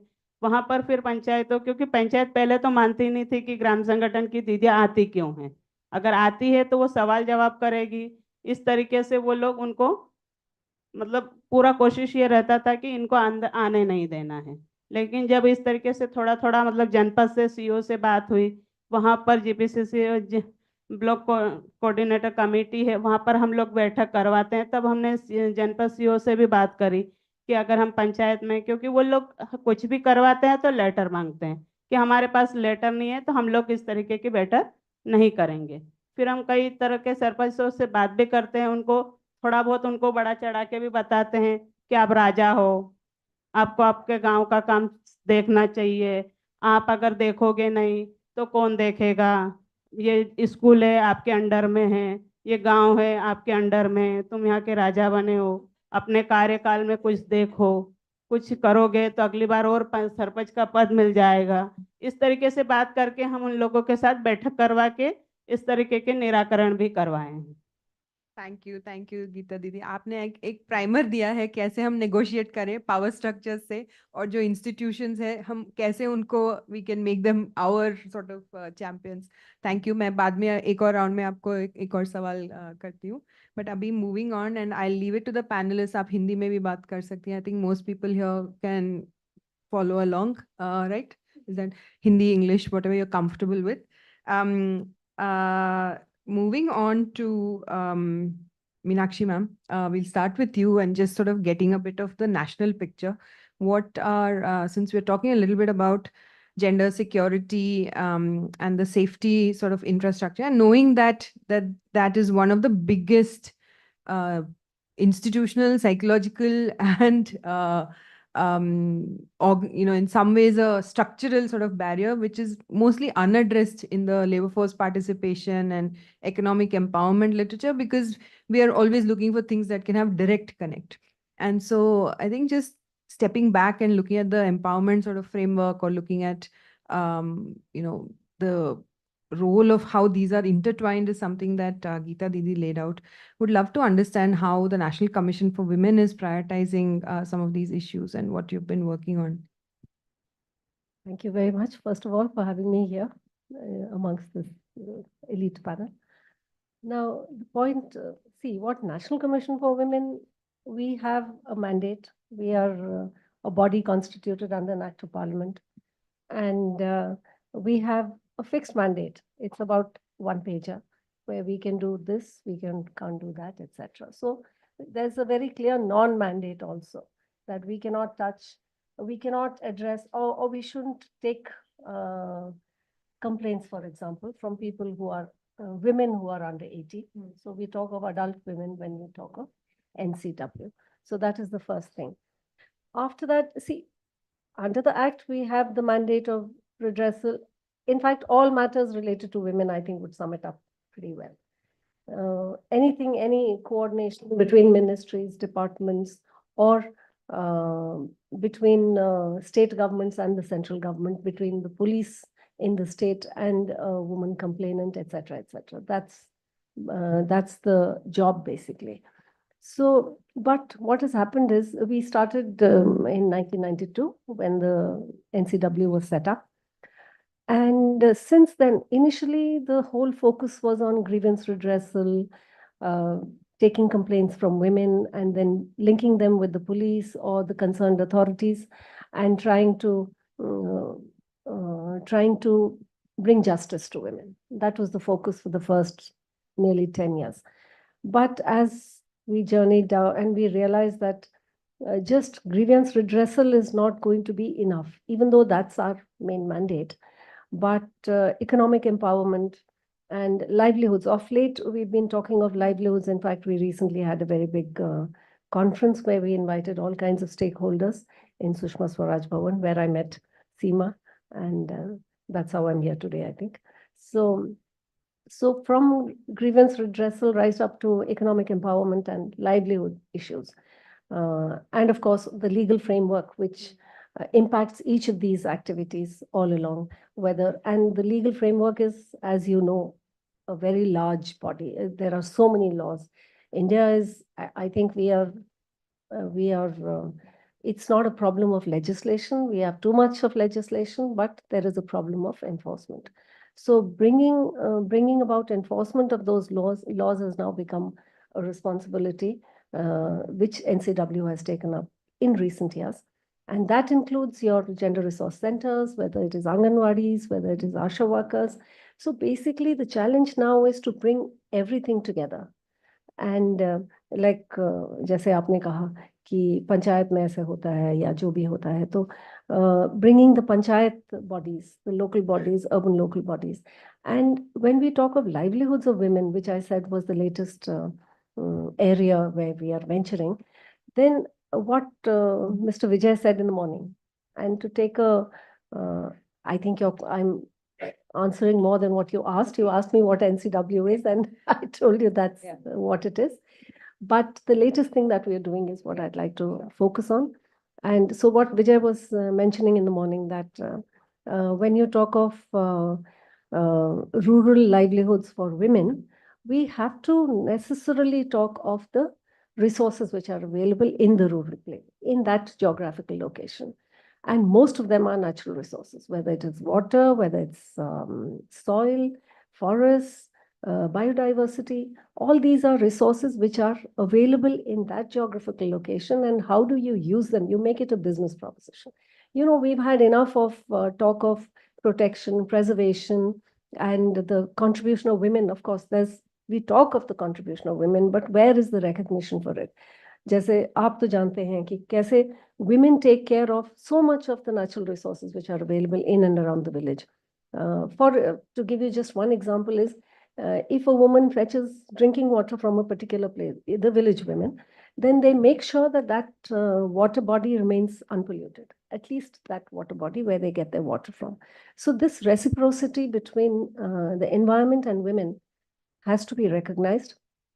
And I would say it has to be monetized in terms which it has to be a new business model where where business houses recognize the opportunity, and whether it is a small fishing tank, that small pond that Vijay was talking about, which can be used for fisheries, which has multiple uses, or the biodiversity which is available in a sustainable manner, of course. So that is our latest focus as far as NCW is concerned. I hope I answered your question, or I just rambled on. No problem. And we will probably have some Q&A from the audience also, probably will want to understand more. Let me go to Aliva now to sort of pick up this thread about, one is the problem is all interlinked, but then the solutions and the institutional frameworks also, are they interlinked? Do they need to be interlinked? How are you bringing this together again in Madhya Pradesh? This whole question of convergence, of building bridges between community institutions and panchayats, especially around the question of gender, women's economic empowerment. And today's topic, which is I thought there was a question to us, which is on again this whole question of security and safety. It can be economic as well as physical and psych. Over to you, Aliva. Yeah, so I'll come from a practitioner's lens of doing things, and again picking up cue, like many things that we do is because of Gita Didi and many such Gita Didis in the community that we work with.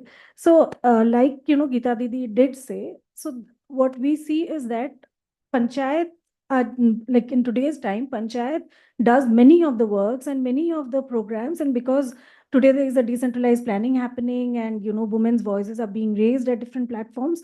So many such funds for, in terms of infrastructure are coming around safety and security. So like now you can see, roads being made or, street lights coming up, which in a way sort of addresses or in a way advances the safety point of women. But are they doing enough? That is a question.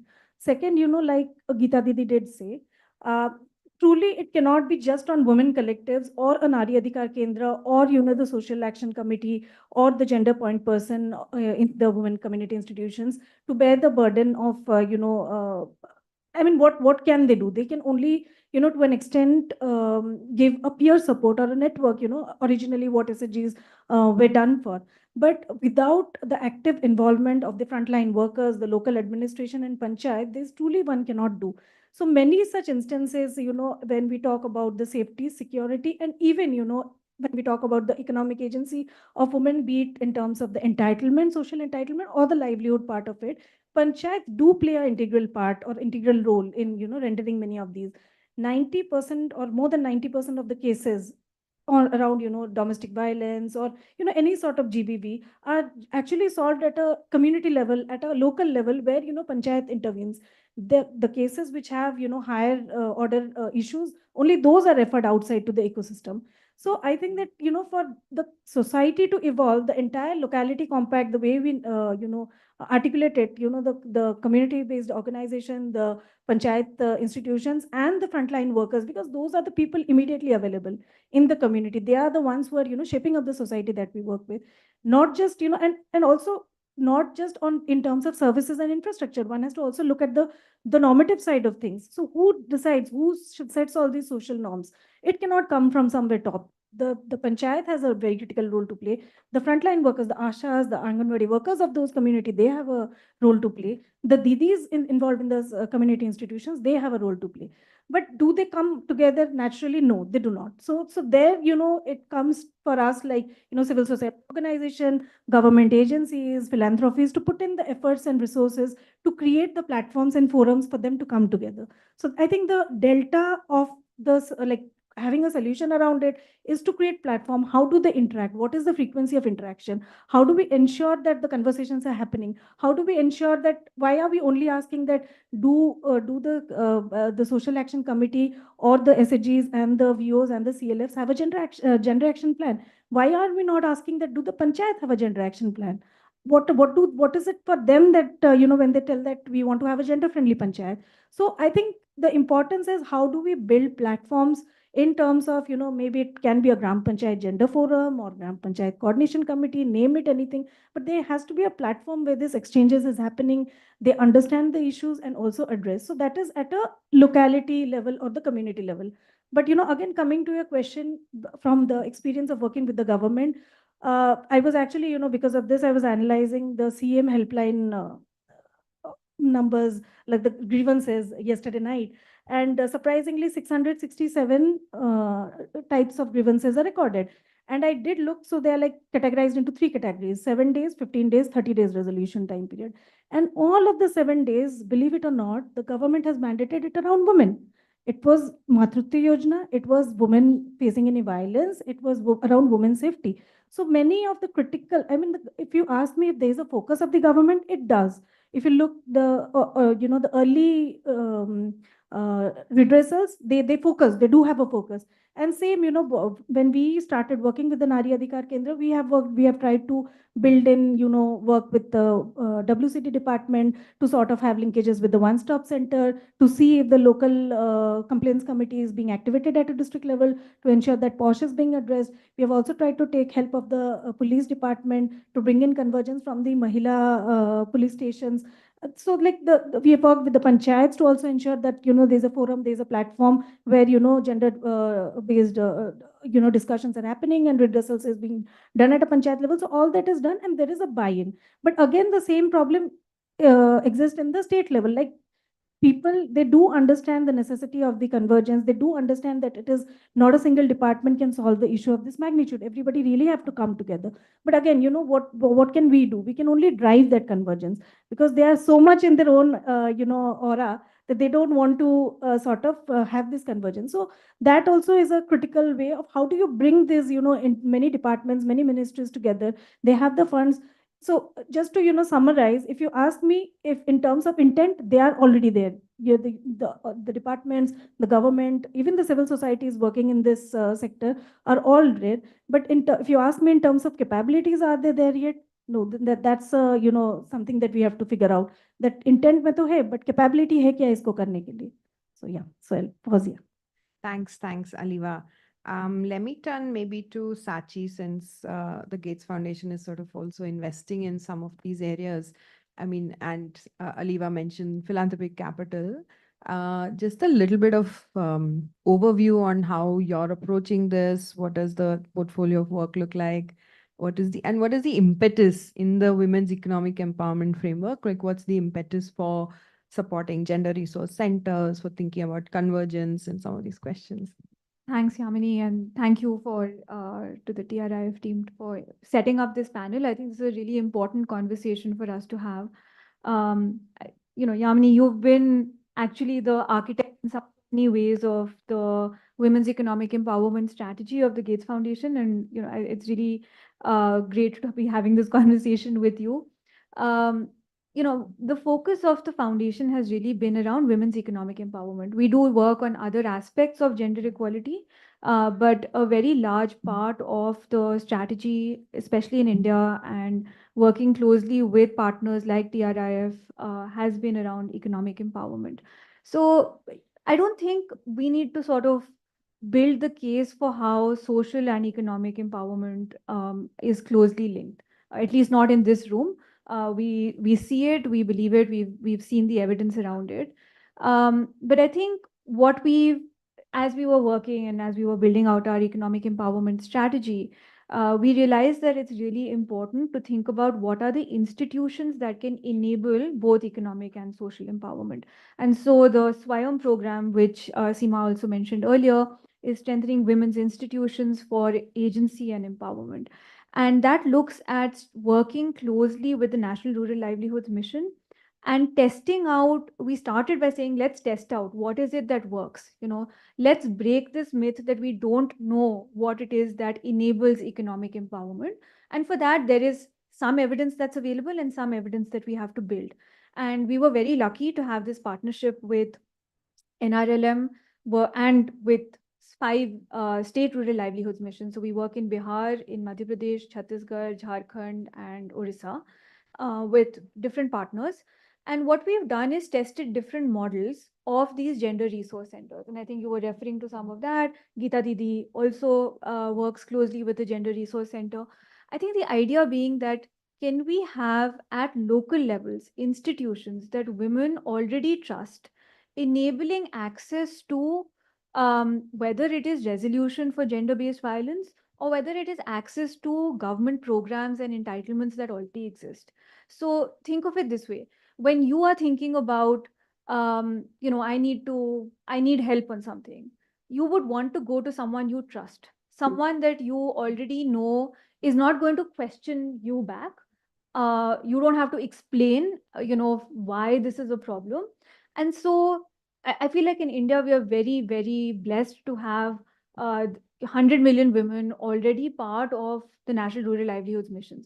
And that, I think, is a sort of treasure in a sense, because what we've done is through government support at every village almost have the collectivization process initiated and strengthened. For further linking up with banks. So the SAG bank linkage, I think, is a really important part of what is enabling economic empowerment at very, very local levels. Now that platform or that base allows us to do so much more on top of it. And maybe I'll stick to just the gender resource centers for now. we find that the gender resource centers, and we tested different models in different states. So, thinking about what's the level at which you set it up. Is it going to be at a panchayat level, or is it going to be at a block level? Is it going to be placed at the block development officer's office? So you have a help desk over there, or is it going to be actually at the CLF, at the cluster level federation's office? I think these are such important questions, because actual physical infrastructure is also either a barrier or an enabler for women to be able to access it. If I feel, I cannot enter a specific space because I feel out of space, out of place, or I feel like I'm not sure who I have to speak with over there, I don't know how to navigate that physical space, I might not even enter that arena. Whereas the setting up of gender resource centers, also which is staffed by members who have come up through the SHGs and are part of the cluster level federations, actually enables that trust and enables that sort of access for women. I think it's also really exciting that NRLM has seen, and I should also state, the Gates Foundation and the Swayam program was not the first one to test out GRCs. There are different models of GRCs that have been tested, and a lot of other funders, including government, who have tested these. The government also has the one-stop centers, which is at the district level. And so I think one of the big issues is also, not issues, but one of the big areas that we need to do more work is connecting the dots across these institutions. Now, NRLM has gone and scaled up the gender resource centers, and we have more than 3,000 of these across the country. The gender advisory that NRLM took out actually lays out standard operating procedures for anyone who is part of a GRC, as well as the cluster level federation and office bearers of the cluster level federation, so that they know what to do in different cases, right? And the capacity building, the budgets that are coming in, it really sort of enables that institutionalization. Maybe just the last thing I'd say before handing back over to you, Yamini, is that the GRC has enabled both access to entitlements, whether it is a PDS card, a Narega card, your Ayushman Bharat card, as well as enabled resolution of gender-based violence. And this reason that it has been successful in this is because it works as a convergence center. So it's not just one department. It's actually that, and I think you were also mentioning this, it's facilitating the engagement with whether it is the Department of Public Works, or it is the Department of Health, or it is the panchayats. And I think it becomes both a physical space as well as a mechanism through which you can work with a range of departments, police, legal, and just sort of ensure that women do not have to run around to different points, try to figure out how do I get support for some trouble that I'm facing, or information about how I can actually use my Narega card to get the right kind of job. And I think that is also sort of the future in a sense, right? Like just strengthening that convergence, making sure that government budgets that flow in, government institutions that already work with the community, they are actually building off each other, and the sum is greater than just the parts. Thank you, Sachi. I want to actually now draw on Trisha, who's online, because I think you're working on this whole question of engendered panchayats and in Rajasthan, and trying to build models, including a set of activities like safety audits and so on. Would love to hear. I think it's very connected to what we are hearing. So we'd love to hear a little bit about the model itself and what your work is in Rajasthan on this. Yeah, thanks, Yamini. So we started working in Rajasthan in 2018 and started with a pilot program on transforming panchayats into girl-friendly gram panchayats. And while working on the pilot projects, we also developed guidelines in collaboration with the state government, which was approved as well as adopted by the state government for the scale up in a phased manner across the state now. So what all we worked in the panchayats, first and foremost, we started working on the community action group, as other panel members also highlighted the importance of the group at the panchayat level. So we developed a core group, a community action group. The village, the sarpanch, panchayat sarpanch is the head chairperson of that group, and the frontline workers, the community members, young volunteers, males and females, everyone was a part of that group.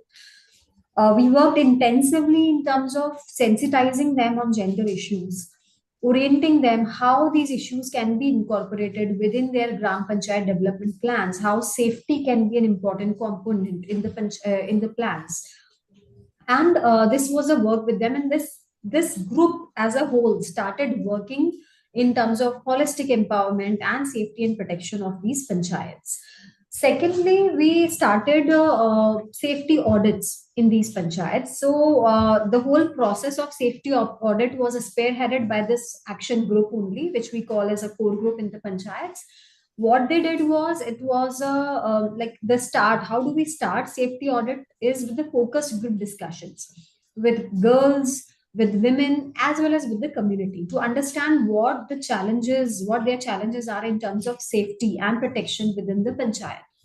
So, and while working, while having those focus group discussions, we came to know that it's not only the infrastructural challenges, and definitely it is something bigger to in terms of changing the mindset and attitude of people towards them.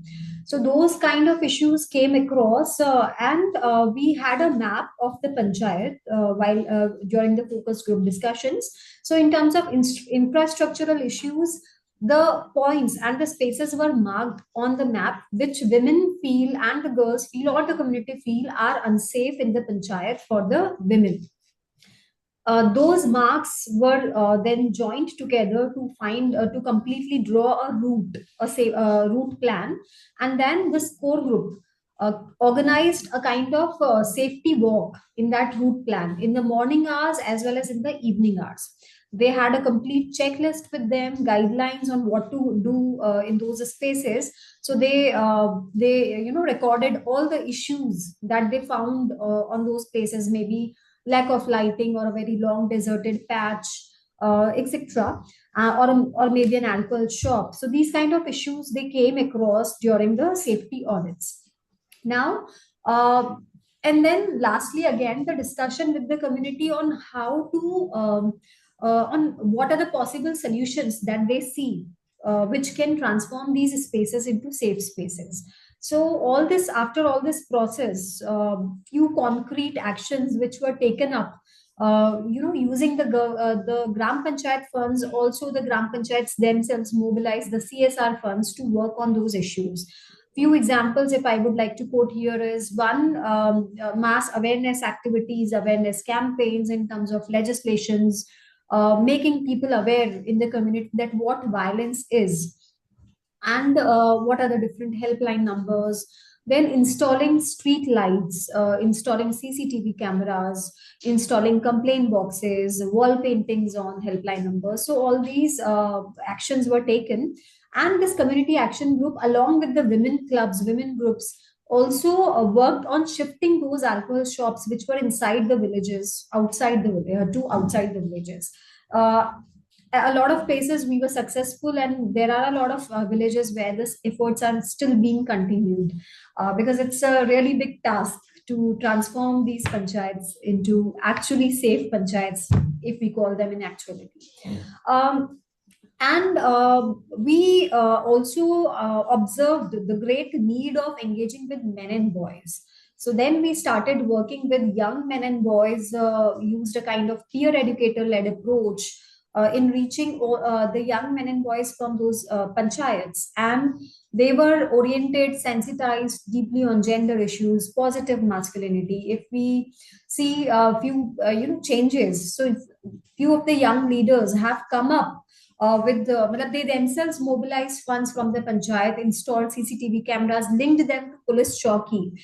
They have undertaken a lot of initiatives in terms of preventing child marriages within their families, outside their families, linking girls to schemes, to schools. So all these initiatives are being taken by these young men and boys. Fourth, we also worked with the adolescent girls, empowered them, imparted them with life skills, make them understand on what violence is and what are the plans platforms where you can report such violences. So these girls groups are amazingly active. They negotiate for their rights. They negotiated for a sports ground also within their panchayats. They are preventing their plus their sisters or their friends' child marriages. So these are the. It's always lovely to see these young, young change agents working on gender equality and safety issues. And lastly, what we did was referral and linkages. So wherever the core group saw the need of linking those women and girls to the one-stop centers that that are at the district level, or to the Mahila Suraksha Salah Kendra that are at the district level, as a kind of response services to girls and women who are affected with violence. So these groups, they linked girls and women to these centers, also to child welfare committees in some places. So these were the major initiatives that were taken in that pilot. Thanks. Thank you. Thank you, Trisha. Has Joy, he's joined? Okay. We'll now hear from Joy. Madhu, thanks for being patient, but I think you have the hot seat to sort of give us the big institutional and legal framework for this. No, absolutely fine. Let's go to Joy. Joy, good morning, good afternoon.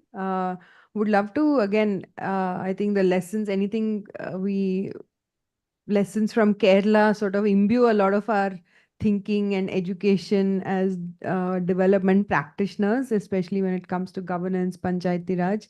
I think take a little time and tell us, rather than thinking very specifically around one particular program, I think we would love to hear from you in terms of how has Kerala, enabled, and what's that journey been like for the convergence with Panchayat, number one. And number two, within that, how are gender issues and safety issues sort of being prioritized? Over to you. If you can Well, turn on thank your you. camera, that would be great. I think we are not able to see you in case. Can you hear me? We can hear you. Yeah. I have actually turned on the video, but I Okay. think it's not working. Okay. Please start. Hopefully it will come. The face will follow the voice. Okay. Okay. Thank you. Thank you, Amini.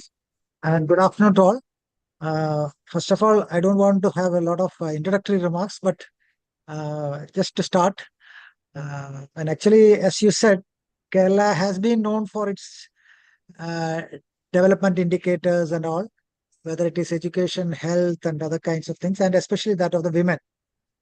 But then it's also many of our development indicators, the advances in our development indicators are also attributed to women's literacy and women's education, and also the sex ratio and all kinds of things, which we have all these conventional kind of indicators. I mean, we have been faring well in that way if you take things like that. But then, if I look back, I will also say that there is a paradox of Kerala's development. That is actually the absence of women in public sphere. So even when you say that you have the highest literacy, the highest education status, and all kinds of things which you are talking about as for women, still this paradox, that is the absence of women in public sphere. This is how we started 28 years back, when we started the People's Plan campaign, where there was this participatory planning process with the plans coming up from the local governments, whether it is the panchayats, the municipalities, the corporations and all. And we developed a methodology and other things. So, and there was also the transfer of power, the devolution of funds and all kinds of things.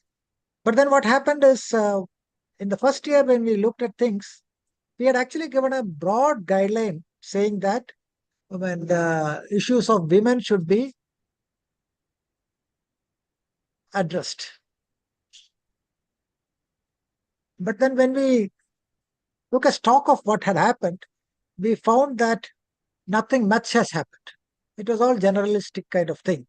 And so next year we suggested that at least 10% of the funds should be earmarked for projects that are directly beneficial to the women.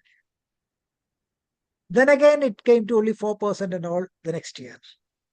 That was only a general direction that please make use of that 10% and other things. And in the third year, we made it mandatory that 10% of the development funds which are used in the development plans, annual development plans, should be mandatorily earmarked for projects that are directly beneficial to women.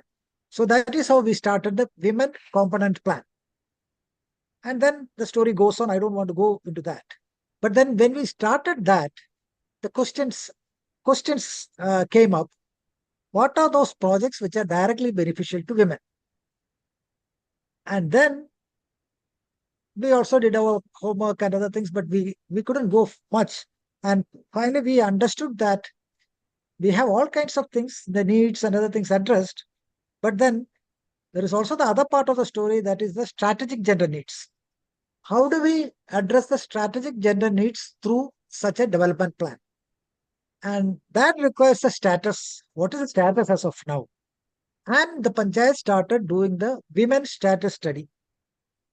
And each local government started doing that exercise by themselves. Many of them did it. And there, slowly, the strategic gender, first the status came up, and then the strategic gender needs came up. I am not saying that when the needs come up, it is automatically transformed into programs and projects.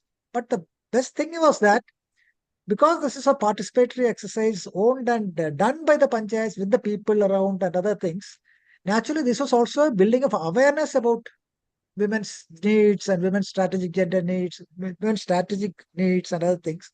So that itself was a major transformation, I would say.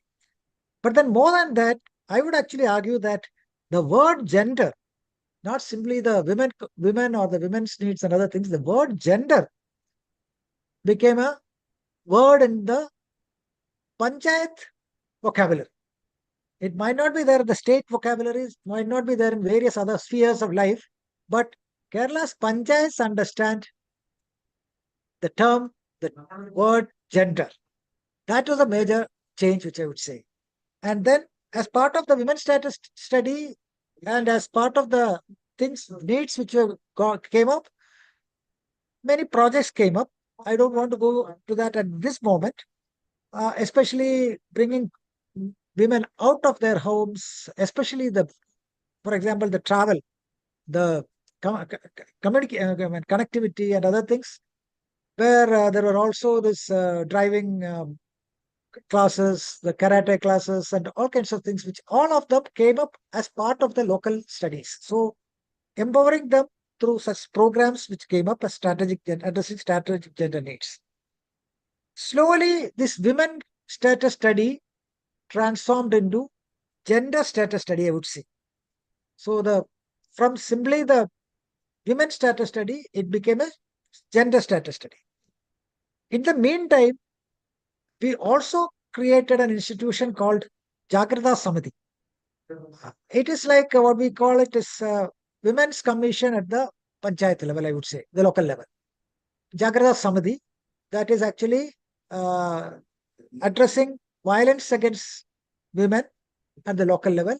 And this Jagrata Samiti actually consists of the elected representatives as well as the police, the advocates, the lawyers, the social workers and all. It's a kind of a committee which has the power to call people, call those who have been about them, the complaints are there or other kinds of issues. Not, they can actually conduct the meetings and then they can actually, to some extent, pass judgment on various aspects, but they can also refer these cases directly to the Women's Commission also. So this Jagrata Samiti is at the panchayat level, and many panchayats went up to the ward level Jagrata Samitis also, which actually took care of some of these complaints regarding violence and other things, safety part of it, other things. But then in addition to that, many Jagrata Samitis, what they did is they also undertook various studies or inquiries about the safety of women. So where are the vulnerable points? Where are the hotspots? What kind of atrocities happen? Whether it is the school children, whether it is the elderly, whether it is the people going out, and all kinds of things came up. So the Jagrata Samitis, through their efforts, started working on many of these aspects, which we are calling up the safety part, and also other violence and other things, not only in the public spaces, also within the houses and other institutions. So that is the Jagrata Samiti, the institution which works. It's almost the same model as that of the Women's Commission, but that is so. But it is not only about taking actions. We need to create a space or a case and understanding about gender issues and women empowerment issues. And that is where the panchayat started developing gender resource centers in each panchayat. So gender resource center, or it's called gender desk, where they consider various aspects, whether it is awareness building, whether it is adolescent clinics, whether it is various support mechanisms which happen. All these things happen at the gender resource center, where there is also somebody called every panchayat has a community women facilitator or a woman facilitator as part of the gender resource center, who are youngsters trained on dealing with gender issues and other things. And they support the panchayat in sorting out various aspects, and they do studies, they do inquiries, and they complain and other things. This is how apart from the Jagrata Samiti, the institution which is at the panchayat level is the gender resource center. And there the people can come, they can have counseling and all kinds of things which can happen. And as I said, it is also gender resource center, which means it includes not only women, they also deal with men also. And but then the other side of the story is that we just moved from simply women to gender to other aspects of gender, including the overall LGBTQI and others. So there again, a lot of trainings happened, introducing this whole concept of gender and then this LGBTQI, and there are also many panchayats which have come up with the programs addressing the needs of the LGBTQI also. So this is how where many of these things happen. So this is how these things developed. So for example, recently we had a massive, very good, very large program in Kila, the Kerala Institute of Local Administration, where we had the menstrual hygiene day celebrated. But then this menstrual hygiene day, the participants of the menstrual hygiene day celebration were the men elected representatives rather than the women elected representatives. Why do you want to address menstrual hygiene with the men, was the question. But then you understand what it means, because it is not to be dealt just by women. So this is how it happened. Parallelly, there is other thing, the 25 years of the Kudumbashri. Many of you might know the women's self-help neighborhood group federations. So they also came into being. See, please understand that unlike many other self-help groups, the Kudumbashri is a neighborhood group which actually works under the broad umbrella of the local government system of Kerala. That is the difference. So they have a symbiotic relationship with the local government system, the Panchayat Raj system and others. So they are part of all the activities of the panchayats, so that the leadership also emerges from that. They are part of the development, they are part of the governance aspects, so they also become part of the Panchayat Raj system. They are independent, autonomous bodies, registered societies. Still, they work under the broad umbrella of the local government system, so that there is this symbiotic relationship. So they also have the gender discourses, the gender desk they have, and gender resource persons are there at their end also. So that is how this system works. So as I said, I can just recollect what I said. One, the women's component plan, which tries to address strategic gender needs also, plus the women's status study, which moved into gender status study. Then we had the Jagrata Samitis, then the gender resource center, all of the panchayat and municipal levels, the gender desk, and the community women facilitators, and finally addressing the needs of LGBTQ and others. And then the Kudumbashri, another institution, which has the gender desk and others, and all of them work under the broad umbrella of the local government system or the Panchayat Raj system. Finally, I will also have to say that as they evolved and emerged, since they are directly part of or working together with the panchayat or closely with the panchayat, a new leadership at the local level also has emerged. When the other day I have been looking at a few panchayats thing, and I find that around in one of the panchayats over the last 25 years, 47 to 48 people, women elected representatives, are from the Kudumbashri movement, which means how they have emerged as local leaders. I mean, this is how. So what I say is that this is a process which actually empowers women and looks into various aspects of safety and gender concepts. I think I have been within the time limit. Thank you. Thank you so much, Joy. And I think you've laid out again, given us a throwback into history of understanding both People's Plan and from then onwards all the different initiatives around local self-government as well, of course, of Kudumbashri. Our guest panelist Meenakshi has to leave, so thank you so much, ma'am, and look forward to having continued engagement with you. Yeah, and then Madhu, we will come to you. But I think they will give you a just. And of course, I couldn't share much because there wasn't much time. There were too many of us. And there are many people to listen.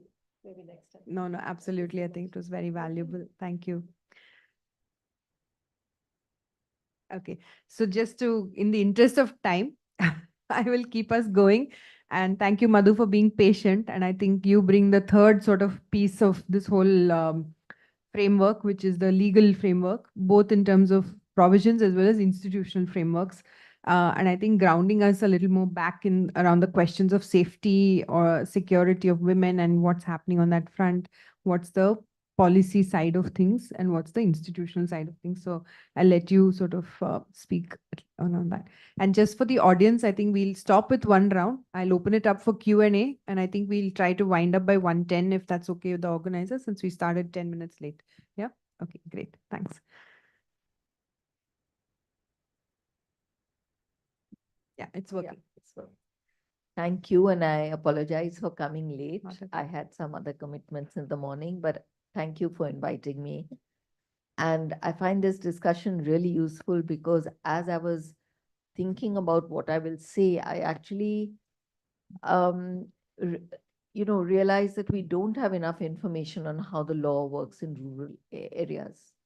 Most of the work women's groups do, most of the data we have becomes urban centric. So that's a huge gap. And when we talk about safety and safety from gender-based violence, then law is just one part of it, which is why I enjoyed the panelists, what they said before me, because the preventive sphere and the sphere of transformation is outside the law. The law will only come in when violence has been perpetrated and when harm has been inflicted. So my focus is much more narrower, recognizing that there's a wider sphere of intervention for safety and violence prevention. And my work is only looking at the law. And unfortunately, a lot of the times when we are looking at safety, we are not looking at anything but the law, even at the policy level. So when these laws are made, there's very little focus on what are the parallel preventive interventions that must be universally available to women for this law to work. And so, unfortunately, the absence of that means that some developmental or empowerment initiatives on the ground that were discussed now are what actually work to fill that gap, and that's not enough. Now, when we think, I'll speak to some of the key laws, the Domestic Violence Act, which was one of the most insightful and meaningful legislative frameworks, giving women a civil option for creating a safe space within their homes, and also ensuring that they had the right to live in the household without being thrown out, which was really the pattern that we continue to see actually. Women, even middle-class women, I mean, just the poverty that women are thrown into because they are not just deserted in their marriage, but also displaced, thrown out. We see that in our rape trial study at Partners for Law and Development, soon after the 2013 rape laws were enacted. We collaborated with the Department of Justice to carry out this study on the special courts. And I think that was really important instead of more studies like this, we just have that one study, unfortunately. And what we learned from that is, because our study involved looking at the pre-trial safe compliances with victim protection and the trial compliances. And what we saw is that on paper, everything looks fine. When you talk to the victim, you understand that she had to perhaps spend 1 day or more than 1 day to get the FIR registered. That is still a problem. And most importantly, victims are very hard to find because they get relocated. And that's like same if I draw a parallel with domestic violence. Displacement of women in extreme violence is almost inevitable. And with that, the disempowerment, because you go back to your natal home is sort of sees you as a burden, sees that disruption as very difficult to cope with. And so women who become victims often become, trapped in a cycle of victimhood. Because you just don't find your voice unless you have alternative safe spaces available. And that's what we have a huge gap. Shelter homes are not safe spaces. Safe spaces are places where women can talk to each other, where women can move out, not get locked in. Women can do productive work, be part of some livelihood or vocational training. That kind of imagination of safe space still is a big gap in when we talk about journeying, victims moving to becoming survivors.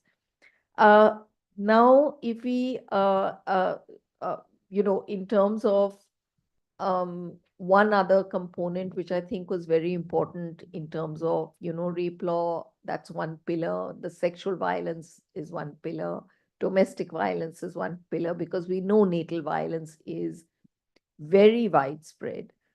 Then we had the workplace related harassment, the POSH. And there is the unorganized sector that is covered on paper. And in practice, the local committees, whether in urban context or in rural context, are a bad design. They were an imaginative sort of idea at that time with potential. But actually, now we've had 10 years of the law, it's time we look at it, we go to the drawing board and we course correct. Because that cannot change. Even in the urban spaces, the local committees are not adjudicating bodies. They're not even quasi-judicial bodies. They are nominees of some kind who have no physical space and no resources.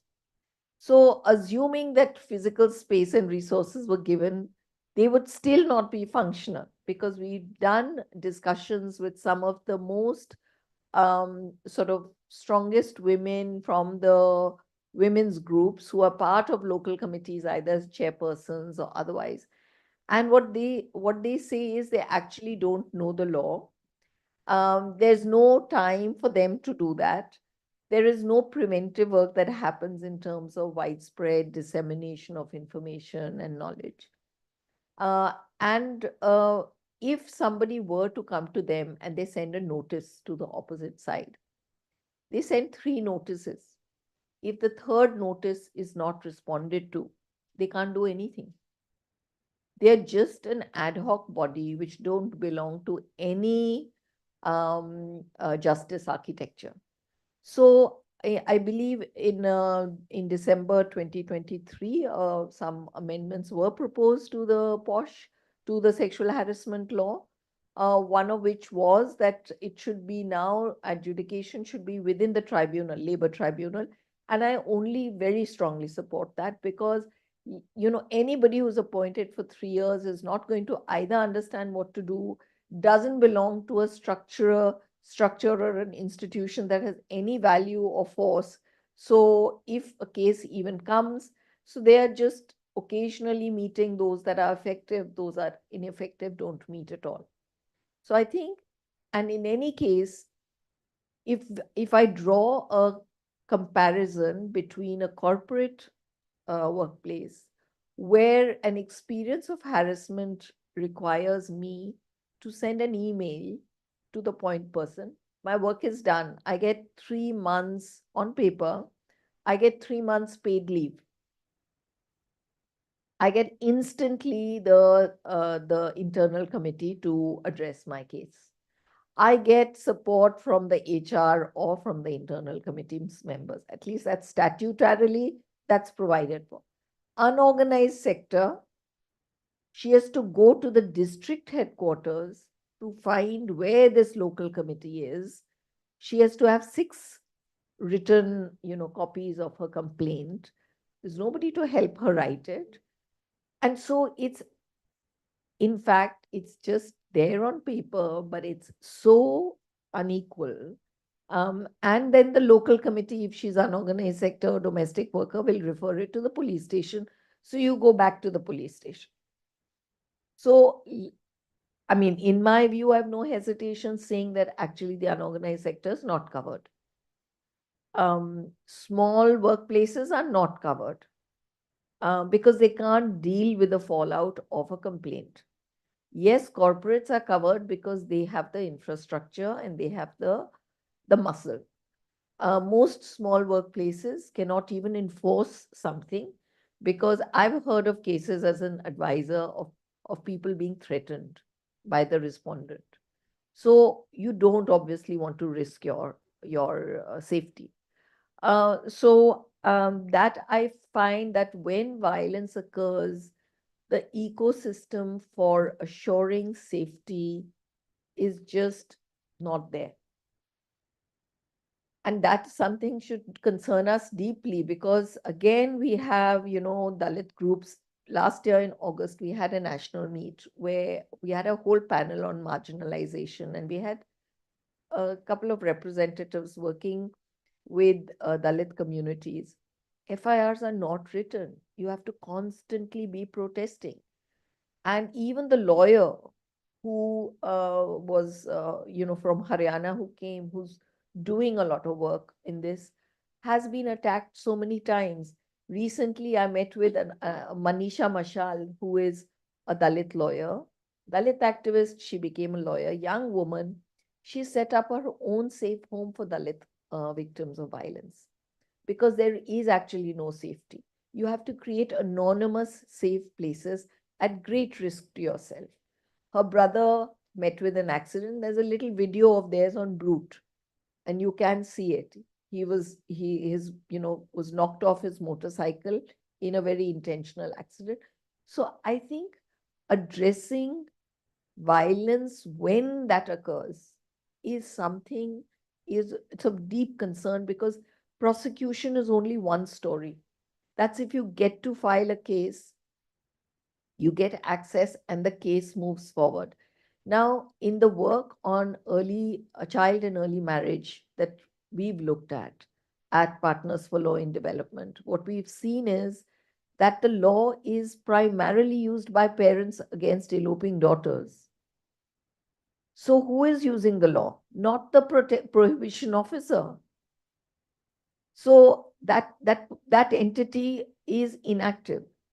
And then when we went to community groups who are actively working on child marriage, when they meet with girls who want to avoid a child marriage or want to exit one, and the law is very good because it allows you to exit a marriage, annul a marriage, they cannot go to the police. If they go to the police, that's when their story reaches their parents, their plans reaches their parents, and they are whisked away and hidden.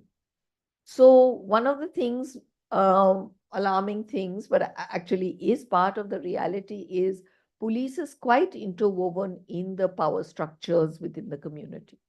So the minute a girl will come to say, this is my plan, she will not be enabled. And the news will sort of reach the other side. So what they found most helpful is when adolescent girls themselves help each other and when social workers step in, and then they don't use the law, but what they do is use the power of the law to get the district collector, the child welfare committees, the shelter home, they get the convergence between all of that informally to arrange for transport to take the girl, and of course they negotiate with the family that there's no harm to the girl, that she's able to do whatever she wants to do. So I think because the criminal justice system is so adversarial, and because the consequences are criminalization, there's just a lot of difficulty in accessing that. And when you access that, who accesses is the question. We need more studies on it. And brings me to the second point. We have the Sexual Harassment Act, where annually reports are meant to be filed with the officer in charge. We don't have the district officer collecting any reports. We don't have any. After 10 years, we have no data. And that's very disturbing. How do we know what is happening apart from anecdotal stories, which are not good? How do we know what is happening now with the Child Marriage Act? PLD study shows that its parents were using. So we need government to invest in these studies. We need more research centers to invest in studies that are not academic in nature, which are accessible for policy work. So we are able to understand what is happening. How is the law functioning on the ground? What are these compromises? In rape cases, again, there are many times where victims turn hostile. They don't turn hostile. Anybody would opt out of a system that demands so much from them, gives them nothing in return. So if they get compensation from the other side, if there's a financial settlement, if they can't withstand the intimidation, we've had stories which have made national headlines, cases where the entire family of the victim has been killed in these accidents that take place. So, we are looking at the criminal justice system as being necessary, but the ecosystem within which it can function is still not there. And I want to mention here that, when we talk about empowerment, the preventive interventions, we are what ideologically we have now moved to a space where women should be little mobile, they should work. So there is a space for that. We've carved that space, consensus for that. What we still don't have consensus for is women living their own lives. As long as they're working for the household, it's all right. As long as they're traveling to work and coming back from work, it's all right. But women lingering and claiming public spaces is still not acceptable. Now, we've done some work with the Mahila Salah Suraksha Kendras in Rajasthan, and were very much part of when it was first set up, the first experiment that happened. Movements were involved in this, and so it had a lot of potential. Just last month, I was in Jaipur. I heard from 2 MSSKs, now there are some 24. And how are they even going to ensure that there is some understanding of what women's rights and empowerment stand for? Because in the earlier, my earlier visits when we've done trainings with MSSK people, their yardstick of success is कि वो complain नहीं करती, सुलह हो जाती है. So the yardstick is that a woman compromises. And I think that ideological shift, both within these mechanisms that are there, as well as in the justice system, is a journey we still need to take. And it is very challenging. So, and one of the first steps would be, can we have data on how the law is playing out? Because judgments alone don't give you a sense of whether the FIR was registered on time and so on and so forth. Yeah. And if I have a moment, I do want to say that we did study of all the judgments on witch hunting and compared it with what we got from police thanas. Police thanas record a lot of marpeet. When you go to communities, women who are targeted say that they are often dislocated forcibly, they and their families. Those dislocation stories will not be FIRs. FIRs are marpeat. But when you look at the case law, the judgments, they're only murder cases. So you see what goes into the police, what goes into the justice system. These are different things. So those who are killed, there will be, of course, a case that will go to court. And again, what we found is a very telling aspect of the justice system.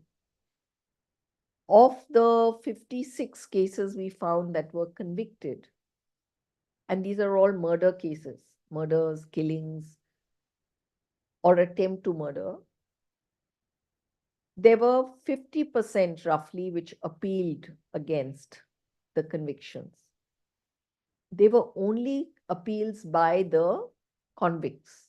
There was not a single appeal by the state against an acquittal. So I think we can see how the justice system works and how difficult accessing justice till the last mile is in terms of cases of violence against women. Thank you so much, Madhu. And I think this was a very overambitious panel. Unfortunately, we are out of time. I'll encourage you to grab the speakers and ask your questions offline or to send them to Seema, and we can probably engage with you in a follow-up. But thank you all so much. I think this was really, and Madhu, I think you really grounded us on, in some ways for me, of why we need gender resource centers, the Nari Adhikar Kendras in some ways, because the law is not quite reaching the last mile, and where institutions exist also there are gaps in terms of women's ability to access them. So I think that's one.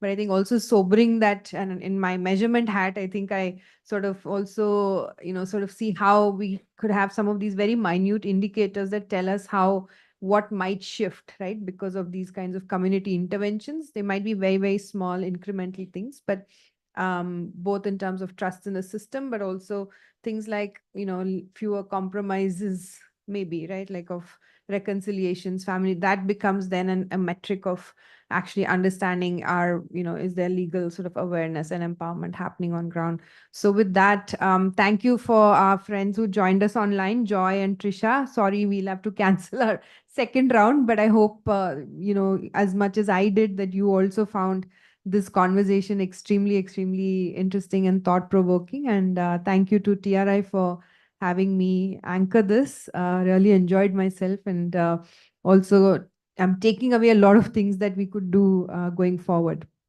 Over to you, and thank you to the panelists. Over to Seema. Oh, sorry, over to you. Big round of applause. Thank you so much. Also, thank you to the Quint, who is our media partner on this as well. We would like to give you guys a few of our goodie bags to show our appreciation for your time today. I think this was a great deep dive into the gap that leaves so many women in rural India feeling vulnerable and, frankly, at times unsafe. I think the resounding message was the value and need for even more convergence of the many, many stakeholders, convergence throughout the whole ecosystem. And also the value of existing places like gender resource centers where women already feel comfortable and safe. And also the need for anonymous safe places when women are threatened by violence. Clearly more needs to be done, and we thank you all for leading the way. One last round of applause, please.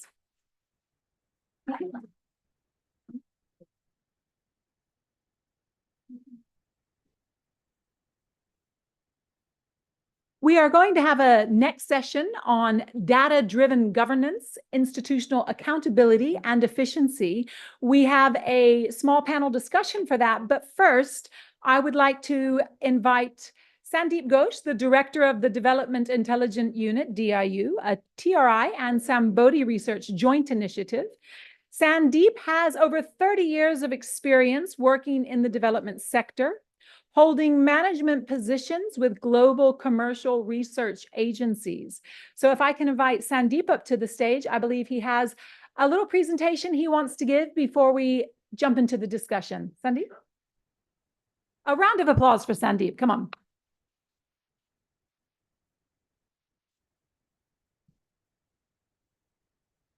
Okay. The presentation is loaded in which machine? I think you'll see it there. And if you just can come a little closer to the mic and talk.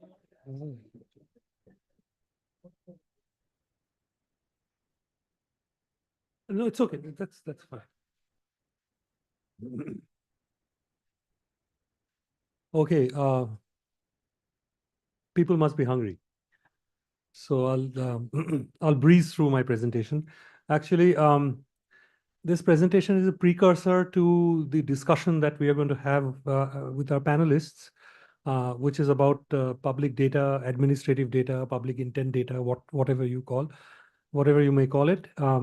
But using public data is one thing, but using it well to take decisions which sort of impact the people of our country is something altogether different. So we all know that the government creates a lot of data. I mean, every government department generates tons and tons of data, but how much of that data is actually in usable form or can be used to create goods and services and products which can be given back to government for taking decisions is something which we will be probably talking about.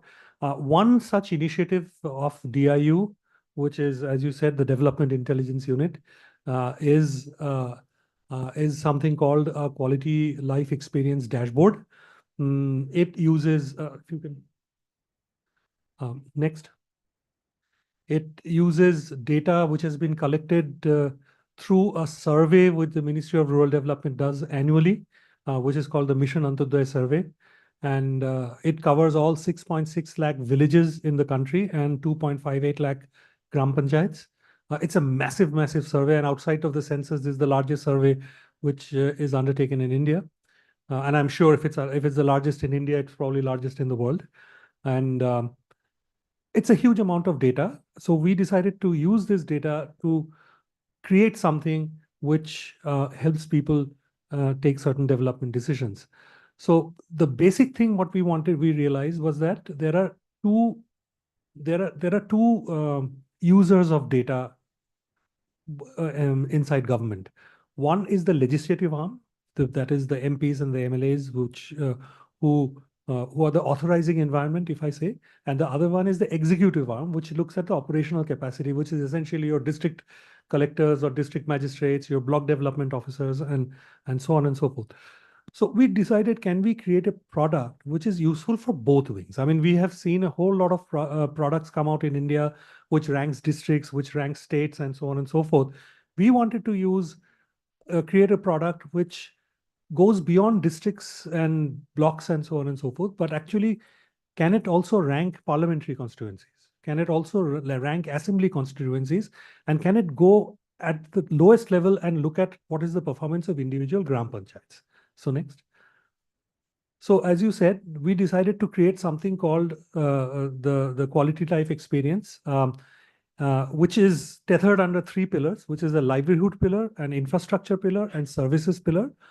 The livelihood pillar has, if I remember correctly, about 11 or 12 indicators. The infrastructure pillar has 13 indicators, and the services pillar has 8 indicators. As you can see, if you can get a quick glance at what was written here, is that it covers a whole lot of facets of development on availability of different things at a village level. If made available, the quality of life experience would be better for the villagers. Next.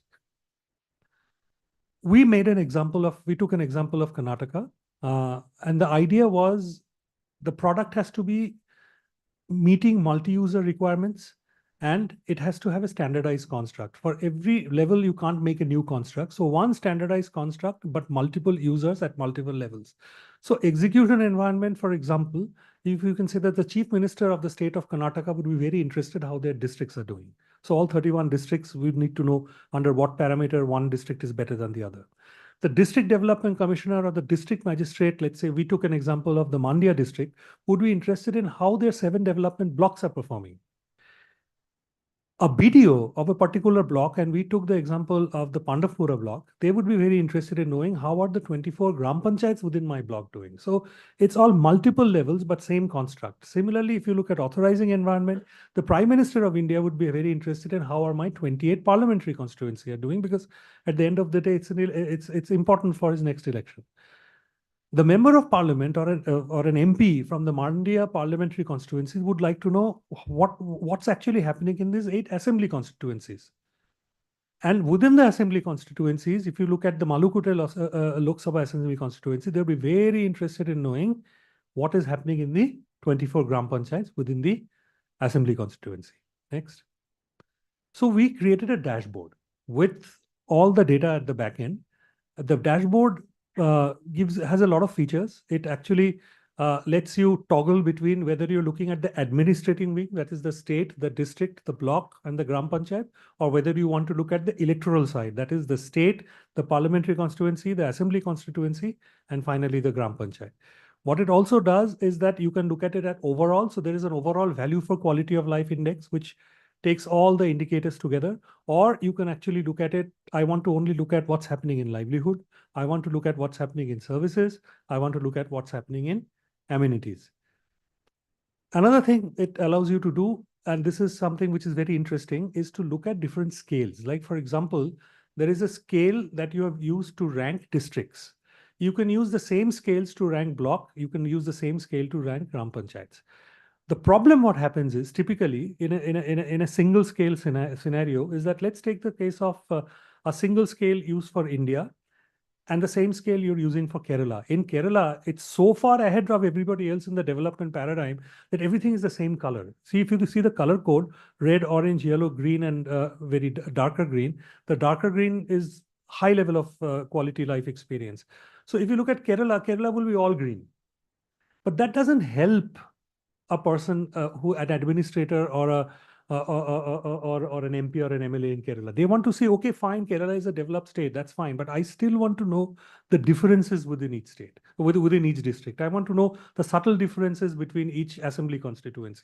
So we decided on varying scales. One is you can look at it at a district scale, you can look at it at a block scale, you can look at it as a GP scale, you can look at it as you can create a new scale for parliamentary constituencies, you can create a new scale for assembly constituencies.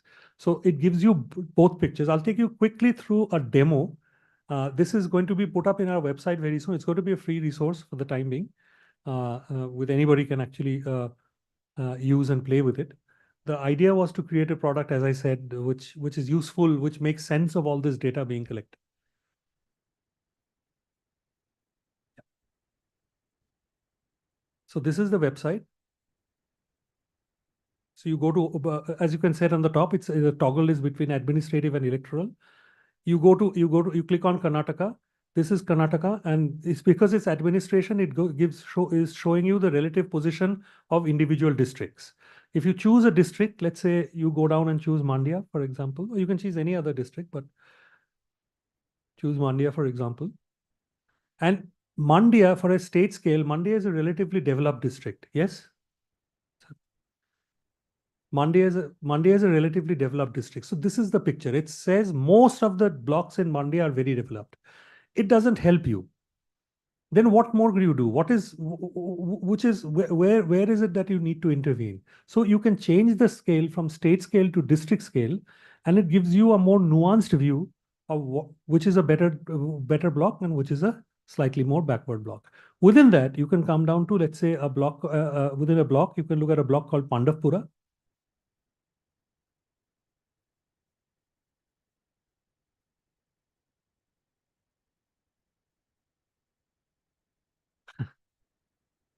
It's a bit slow, yes. Yeah. So this automatically by default takes the state scale, and this is what all the gram panchayats of Pandavpura look like. You change the scale from state scale all the way down to the block scale, and it gives you a different picture altogether. It gives you a more nuanced picture of what different gram panchayats are doing. At the same time, if you can go and do an electoral scale, you change from administration to electoral, go to Karnataka, it lists out all the parliamentary constituencies in Karnataka. You can take, let's say you can take Mandya parliamentary constituency once again. You click it, change the scale, and these are all the assembly constituencies within Mandya district. You go to, let's say, another Melukute, yeah, that's fine. parliamentary assembly constituencies. This is the development profile of the different gram panchayats within within that assembly constituency. You can again change the scale and get a different picture. Best part of it is that you don't have to look at only maps. You can actually look at the data directly. So all you have to do is just click on the data, click on Karnataka. First, it essentially gives you the overall scores by pillars and the overall score. If you can go to any one district, it gives you the scores of individual blocks. If you go to click on any block, assembly, oh, sorry, we were doing electoral now, assembly constituency, it gives you the scores of the individual gram panchayats. And if you click on the gram panchayat, you're doing livelihood, okay. And click on that. If you click on any one, like if livelihood services or whatever you want to have it gives you the entire data spectrum, which is available. This is not closed data. This is open data, which is available with the government of India. It is available in the website. What we simply did was that with people intuitively not understands data, we are trying to create a product for them, which makes it useful and interesting to handle data. So for people who are, let's say, researchers would prefer a data view. For people who are not researchers, it could be people in the, I don't mean to say press doesn't understand data. At least in India, press understands data better than I do. But if you want a quick understanding of what's happening where and all that, you can take a map view. So this is the product that we are talking. This is, we have now completed Karnataka. In another month's time, we would be having all states mapped out with all the data which is available. Again, I'm saying that this is going to be lodged in our website as a free service. Thank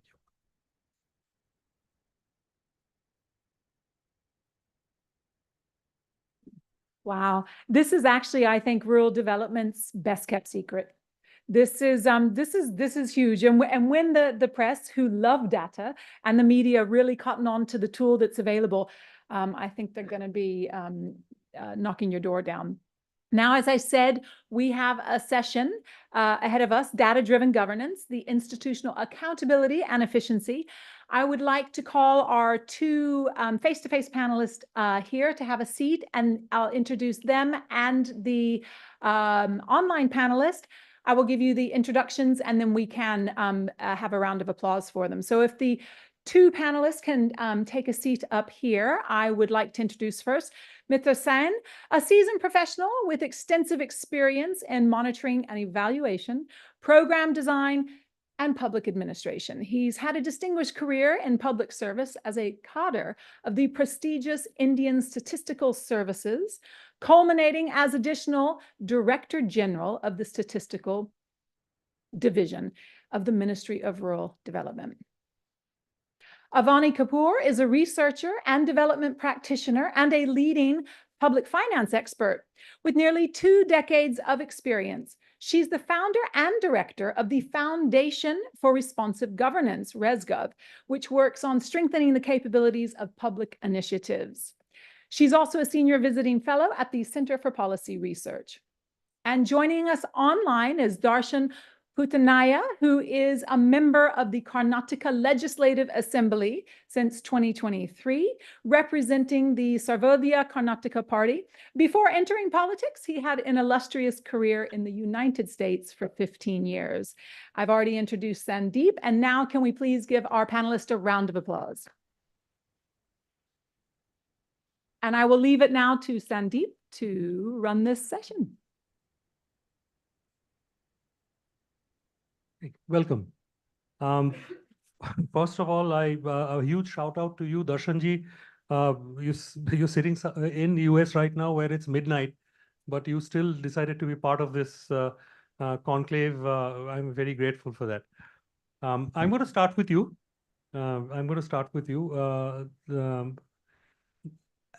As a newly elected member of the Legislative Assembly, what we would like to know is that what sort of data and the nature of the data and information that you need from the constituency level in order for you to understand and create a sort of roadmap for development in your constituency and meet the aspirations of your people.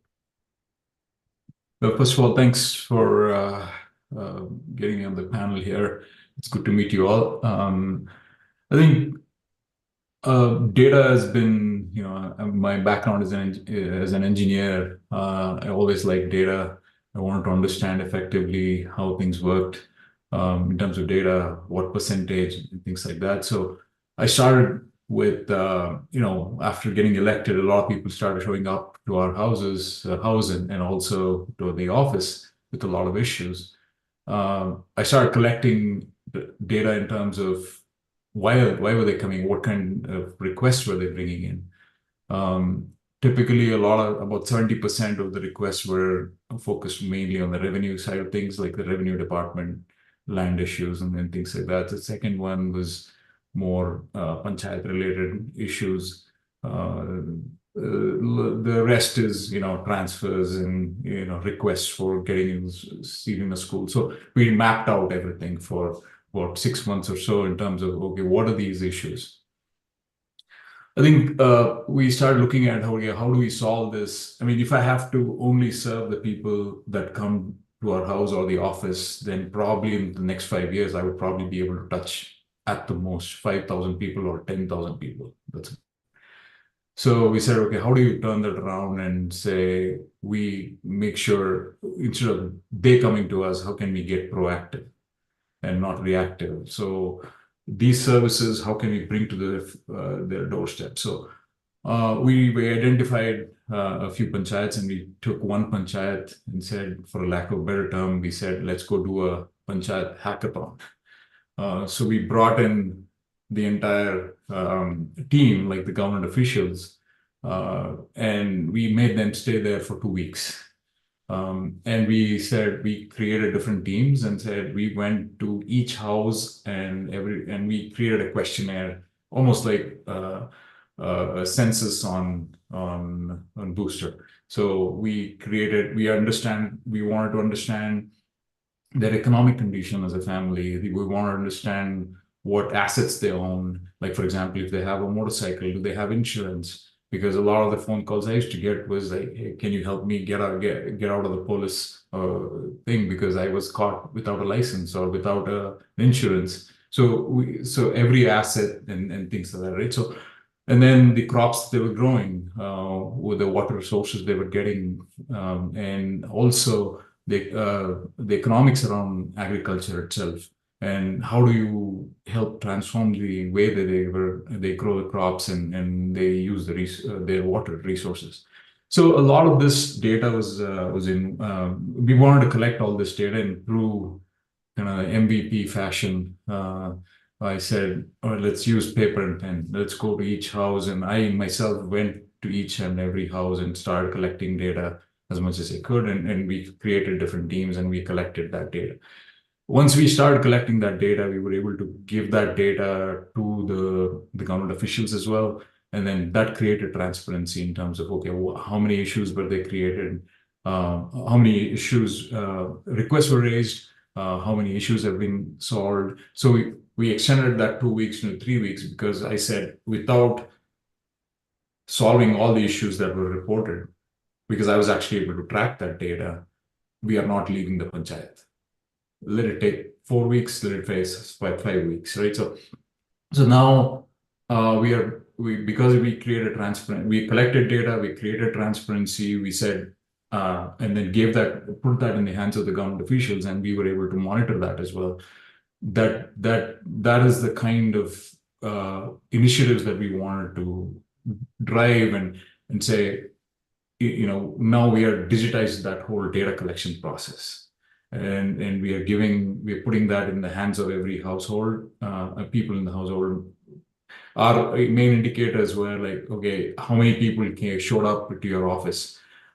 We said the lesser the people who show up in your office is when you're actually successful. So that's the criteria that we gave to each and every government office. I mean, it's a work in progress, but that's the ultimatum that we have given. And the number of people coming to our office also has to decrease. So we are trying to shift it from being reactive, proactive in providing the services, bringing up their monitoring their economic condition, bringing them up as well. So I know I spoke a lot there, but I'll stop there. Thanks for that. Before I move on, I just wanted to have. Before I move on, I just wanted to ask one more question to you.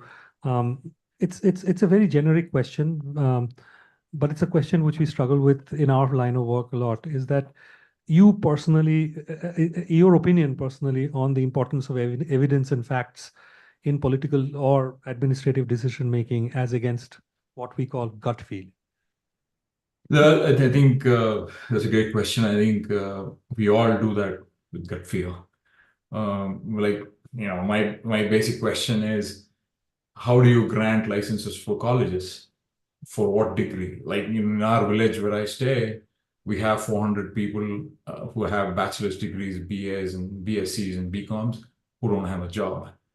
When Mr. Vijay was speaking earlier, he said, how do you get these people who have educated don't want to go to the farm, to the fields, but yet they're not able to get the job. So with the gut feel, we are giving licenses to open up new colleges. I'm just giving you an example, but without the actual data, okay, what is the demand? What is the supply that we need to really focus on?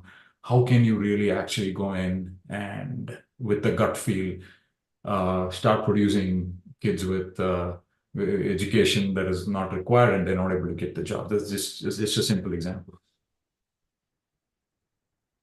I think that's an example which all of us can identify with. Sure.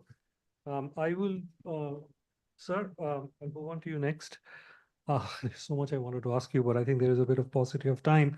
But with your so many years of experience of having worked with government through the statistical service, essentially there are three things that I really want to ask you. Three things which we need to know. Number one is that based on your experience, how are ministries viewing data gathering? Do they view it like it's an obligation that has to be fulfilled? It's just a protocol, or do you see a change in the government where meaningful data is being collected because they have finally understood that data leads to better decision making? That's one.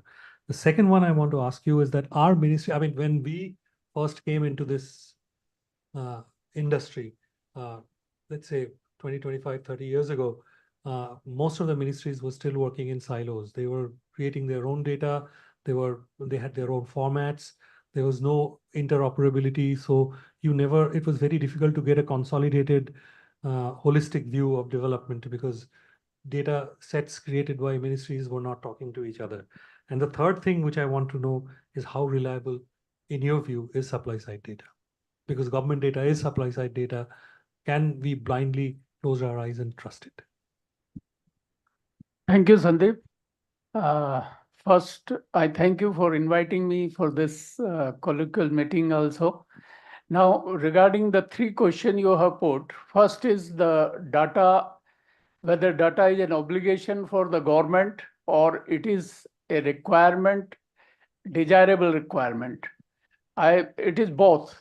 One is this: nowadays, if we look at it, that every centrally sponsored scheme has got within inbuilt mechanisms that there will be collection of data regarding the progress of the scheme, and there will also be the monitoring. So this is a mandatory requirement. But looking at data from a philosophical point of view, how do you know where you stand? How do you know where you want to go?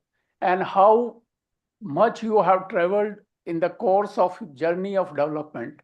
So all these things are required through data only. Unless you have the data, you will not know whether you are moving at all or whether you are reaching. So a government organization or any organization cannot do without data. So data is very much the process of the activity. Now, regarding the government developmental program, it is a mandatory requirement first that every scheme has to have inbuilt mechanism of monitoring, as well as it has to have a kind of evaluation also. These are the mandatory requirement. Beyond monitoring and evaluation, if you want to collect the data like midterm evaluation or you want to see the progress, then the ministry undertake a further activity to collect more data. So data is collected by all departments of the government of India, as well as those dedicated organizations like Ministry of Statistics, like National Sample Survey Organization. So there are regular framework for collection of data, like you have National Health Ministry, which is collecting under the National Health Survey, NFSH, and then Family Health Survey, and then you have National Sample Survey Organization, which is collecting household survey. So these are two extensive exercises which are done every year. Beyond that, there are many ministries like Mission Intyodaya of the Rural Development, which is also a very extensive exercise which collects the data on the development in rural area. So these are the standard which have been a framework of the data collection which are already established. Beyond that, every ministry is doing whatever, whenever they feel the need, they collect the data. So data collection is huge by all ministry are collecting from different dimension, different segment. There is no dearth of data of any ministry. Now coming to the second question was about interoperability. Interoperability was a very, very big issue in the beginning because everybody was collecting data in a different format. It was difficult. No standardized approach was there. But now with the digital revolution, this is being addressed to a great extent. Because I remember when I was in the Ministry of Labor, it collect a lot of employment and skill data. But at the same time, Ministry of Skill is also collecting data on skill. So now this API is a one thing that with that you can bring the interoperability of the data. So that is being reduced to a great extent. But still, lot of work is to be done in that. Still, I find it, the ministry collect data on the same indicator, another ministry is collecting the data, but definition is different. The definition of the indicator, like coverage, particular age group may be different, that maybe some other attribute may be different. So then when definition is different, interoperability become a very big issue. So that also need to be addressed. Although, as I mentioned, in the government system, there is consultation with other ministry before you start collecting the data is a mandatory requirement. But then still it is not given that much importance. So what happened? These issues that whether the new indicator which you are trying to develop and collect data on that, whether that meet the standard requirement of all other ministry, that is still a lot of thing is to be done in that. I have found it even in Mission Antyodaya also, there was a issue of definition used to come when it was not matching with the definition under the National Family Health Survey, or maybe some other department also, they raised the issue. I don't know which, I'm slightly not able to recollect. Another department also raised the issue about the definition. So these issues do come up about the interoperability. But the rest is this in the different format and all this thing. API are being developed where they are able to capture data, can also be standardized and normalized so that it can be used by others. So digital revolution is helping a lot in that. Third is about the quality. Quality, of course, quality is a matter of like when we go to the market, they say that how much money you spend, that much is the quality you get it. So data is one issue, is that if the government provide good fund, then the quality of data turn out to be good. But because there has to be a inspection of the data collection, which is like I find it, I was telling it in some survey where once the data is collected, nobody look at it, the data, there is no review mechanism. Like in NSSO, what happened, because it is a 40-year-old system of collection of data, that for every 50 schedule, for every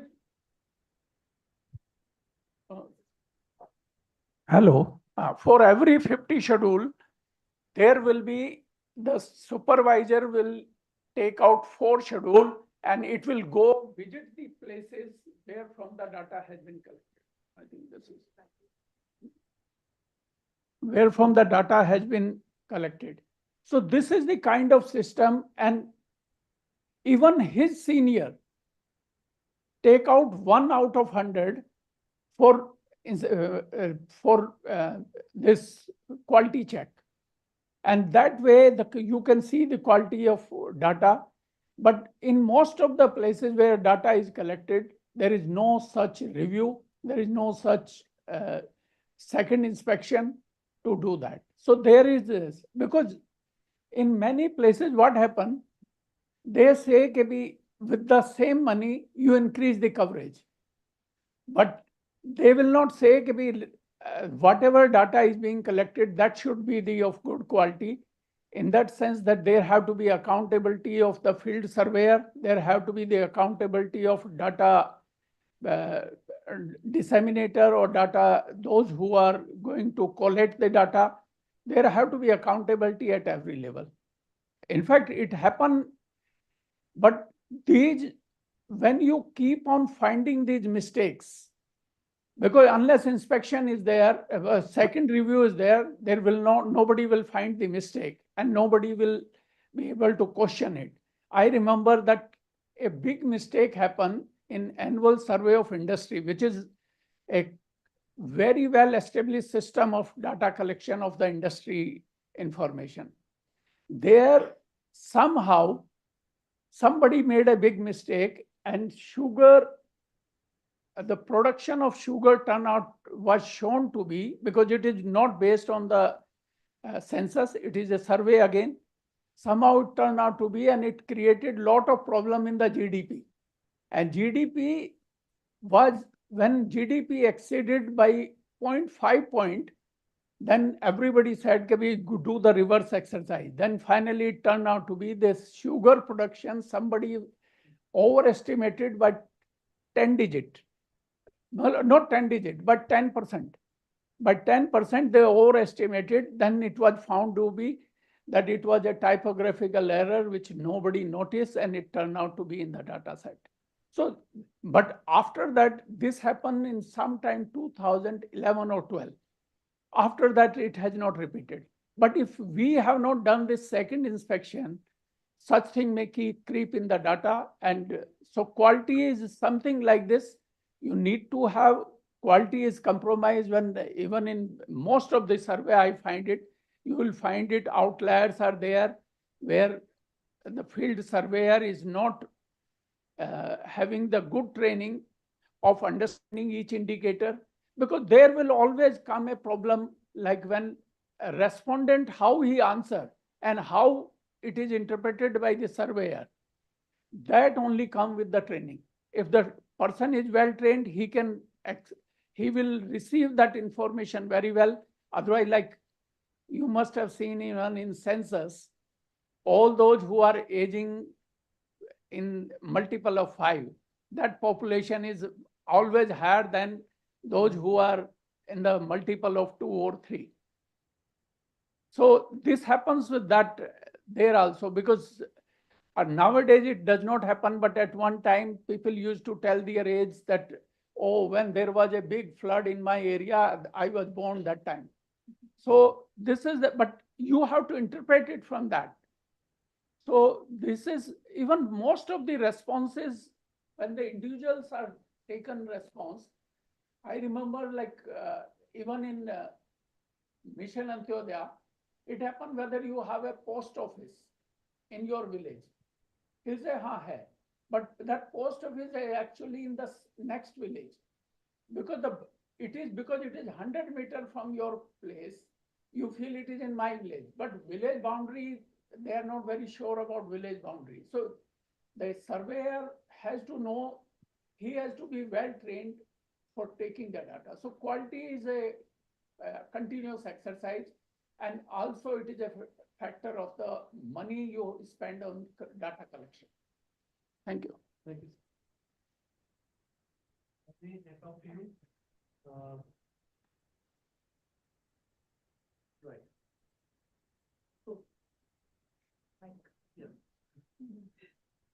So, various finance, you've serviced various finance commissions, you've worked with, is it on?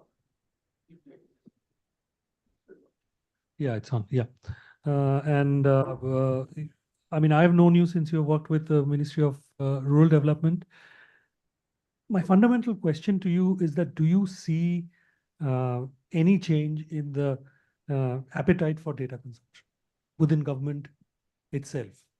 Do you see people now trusting data, and most important, or do you see it having I mean, it's a vertical phenomena or a horizontal phenomena. I mean, if you've got a very dynamic department, then yes, or if you've got a very dynamic person at a particular level, then yes, it's not something which has been ingrained uniformly across. So what's that change that you're seeing in the data landscape?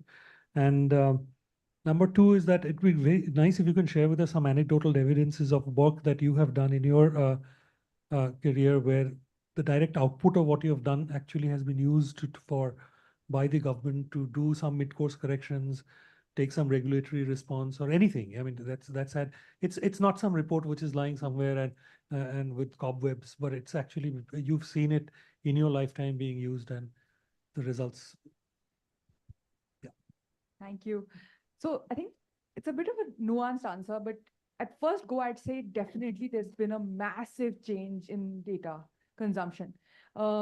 Just the fact we were recently doing work for the Chief Minister Economic Advisory and Transformation Council in Rajasthan, where just for health alone, there were 48 apps that existed, collecting real-time data on a range of indicators. The presence of technologies meant that data can be collected faster, it can be checked, the quality can be checked better, the data can be processed better. And a lot of states, and the reason I say that is a lot of states have also developed data policies. So the fact that I don't think any department right now will say data is not important. So that's a very fundamental change. You have Punjab data policy, Karnataka, Tamil Nadu, Telangana, Sikkim, like a range of states have come up with data policies. And in fact, the Tamil Nadu one is really interesting because they're actually thinking of data from how do you make decision making stronger through it. So it talks about using data for scheme formulation, implementation, and evaluation. But if you look a little deeper, that's where I said it's a bit nuanced. If you think of a data cycle, which includes data generation as step one, data usability, which is the quality angle that's talked about as step two, data usage, and then finally, how does its data used for policy making or policy transformation, that's where it becomes a little gray. Most of our research has shown that while there's full belief in the importance of use of data, the usage is often limited to people at the senior level. So it hasn't penetrated down vertically. While data generation is usually bottom up, data usage is not really thought about at every level. You often have frontline workers not really even being asked about what is the data that they would require. So the kind of dashboard that you made, which every level is taken into account, thinking through what is the relevance of this level and what is the data that we should have access to. I don't think that kind of thinking is fully permeated through states and departments. It also means that data is thought of still very much as a monitoring tool and less as a planning tool. How do I use data to make decisions? That level is still a little missing. I'm still hopeful because I think, like I said, there's so much transformation that's happened. And so it just requires a little bit more pushing. I remember working with a state department who wanted to create a dashboard. And they wanted a very similar dashboard to yours. Like you should be able to drill down at every level. And one of the things that we asked is, can we talk to the BDO? And can we talk to the frontline workers and have focus group discussions with them as well to say, what are the indicators that would be most useful for them to do their job? And the first question was, but why? Why do you need to talk to them? I should be able to see the data, and the data should be more visible for me. But I think that's changing a little bit. Just because of the amount of data that exists, it means that there is this conversation being pushed saying, how do you use that data better as interoperability? And we've seen examples of it happening both within a department, but also across departments. Sadly, a little dependent on individuals, though, still. I can give you an example of how. Is this your second question? So I'm moving towards your second question in some ways. It's a tricky question because I always resist from taking like that causality of my assistance helped in a government department or ministry. So I'm putting that caveat out there. But even with the caveat, I think there are countless examples now. And what's amazing is that you have economic survey quoting research from civil society organizations. You have Supreme Court orders quoting research and data from data collected by non-state actors. I think the two examples come to mind. One was this problem where a state wanted to improve their utilization of a particular sector of health. And when we were doing analysis, we were able to try and guide them in terms of what is it more efficient to do a training, for example, at the state level or a district level, just by looking also at the utilization metrics and trying to dig a little deeper about if the utilization is low, why is that the case?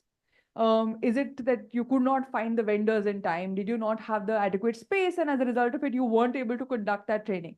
So that's an example where we could use data and analyze data and both quantitative, but also speaking to people and understanding the why. And we were able to tell them the economies of scale in some ways, what should be done at what level, which may be more efficient, at least in this case. The second is, I think, Finance Commission is an interesting example because the Finance Commission itself commissions studies from civil society organizations. We've contributed to a few. And the 14th Finance Commission in particular, I think one of the asks from us was cost out how much would it cost a Gram Panchayat to actually be able to deliver the services that it's meant to as per the Constitution. And when we started costing it out sector by sector, the number was pretty close to the award that was finally given to the Gram Panchayats. And I'm not, like I said, it's not that I'm taking full credit. I think there are a number of organizations that contributed to it, but that's an example where you can see that relying on civil society organizations and research organizations definitely helps the government sometimes make these quick decisions. They're opening up to it. Definitely. I think if civil society actors or non-state actors, let's put it, because it's a wide spectrum, non-state actors can help in two ways. One is knowledge and second is skills. And by knowledge, it is also documenting these examples of where things are working well. Darshanji's from Karnataka. We've been documenting with the government of Karnataka just some of these convergence that is happening at the Gram Panchayat. And the role that an NGO played in trying to convert a COVID task force at the Gram Panchayat level into active health screening, which is for non-communicable diseases, is amazing. And so we're playing a role of documenting it, but as an NGO that's actually doing that work with the state. So there are lots of ways in which they can contribute. And then, of course, is skills, technical skills, the kind of dashboards that you've just shown us. Those are technical skills that sometimes the government may lack. But that's where I think all of us can come in and assist that process. There's a lot of data, but how do you pick that data and analyze it in a way that's useful back to government is again another way that I think we can all contribute.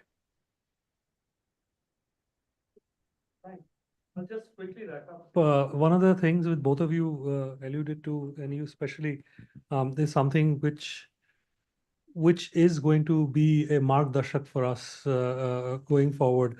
We also felt that usage or the data savvy atmosphere is rightly at the upper echelons of government.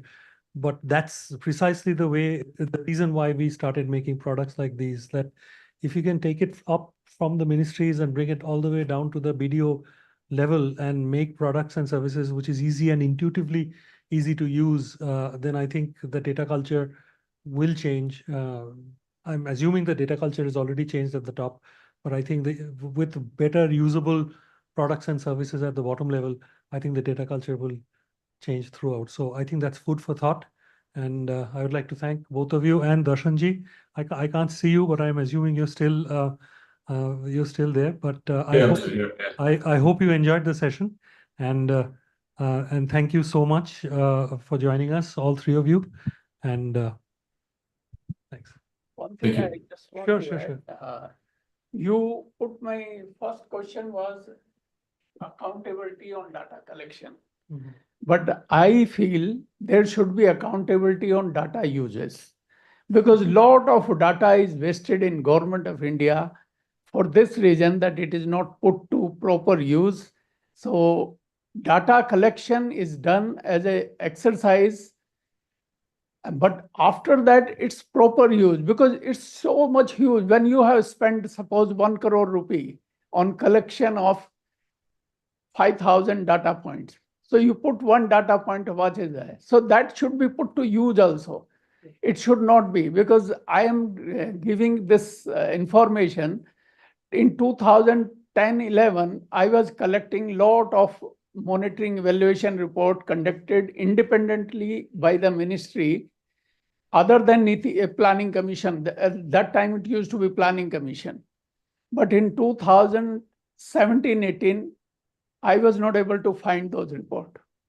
So they just have gone into somewhere on the back bench or somewhere. So that is what I felt it, and I raised it during my farewell speech, because so much of data is collection and it is forgotten. So that sounds like a great place to end it on. Let's have a round warm applause, please, for our panelists. Thank you. Thank you so much, all of you, for joining. I think it was such an interesting and insightful talk. I particularly like the idea of using data to help governments govern, shifting governments from reactive to proactive. That sounds nice. Also, that a lot of states have come out with these data policies, and it shows that people are now understanding the importance of using data. I think we would probably, all of us in this room, agree with that. And the notion that you get what you pay for. So start spending a little more money, governments, on data is a good idea too. And responsible gathering of data and disseminating is super important. So thank you so much. Lots of food for thought as we now break for lunch. Before we break, I just want to say two things. One, stay with us because we have a fantastic session on health. We are shifting the conversation away from disease and cures to not just preventative, but community helping and healthy living, not just hospital attendance.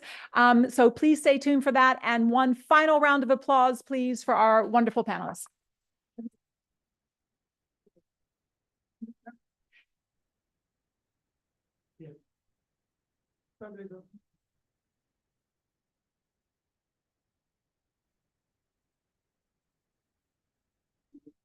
Wonderful. Thank you. Let's break for lunch.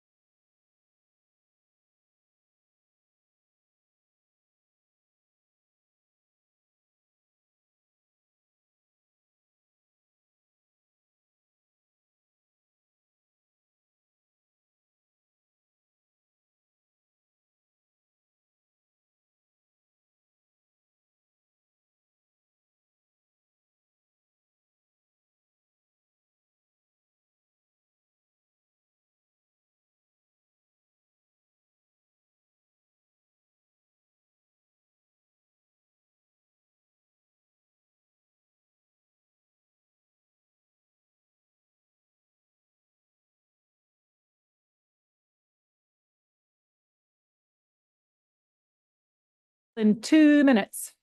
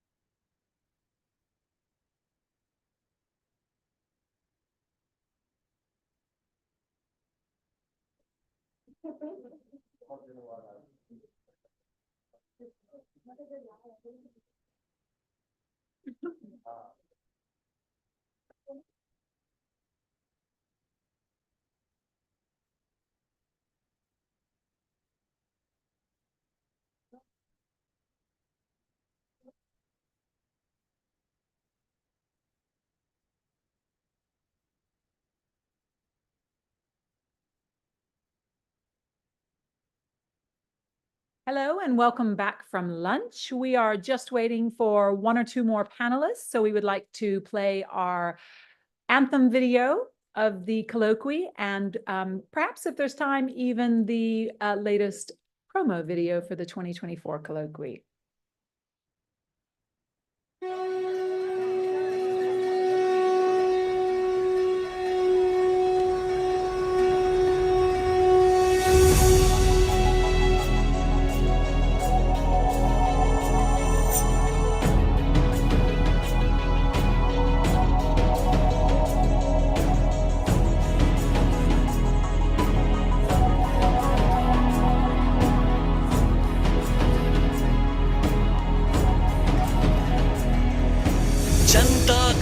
आह्वान किया, वर्षों जकड़ी बेड़ियों को अब तो तोड़ो। क्रांति की मशाल जला गांधी बोले, अंग्रेजों भारत छोड़ो। बहुत सहा गुलामी को अब ना सहेंगे, आजादी की बात रही वो लेके रहेंगे। हम करेंगे, हम मिलके करेंगे, हम करके रहेंगे। हम करेंगे, हम मिलके करेंगे, हम करके रहेंगे। उसी अगस्त की बेला में हम सौगंध उठाते हैं, सशक्त राष्ट्र के सपने को चलो मिलकर आज सजाते हैं। हर युवा को रोजगार मिले, हर नारी की आजादी हो, हर घर स्वास्थ्य सबल बने, ये गली गली मुनादी हो। हम करेंगे, हम मिलके करेंगे, हम करके रहेंगे। हम करेंगे, हम मिलके करेंगे, हम करके रहेंगे।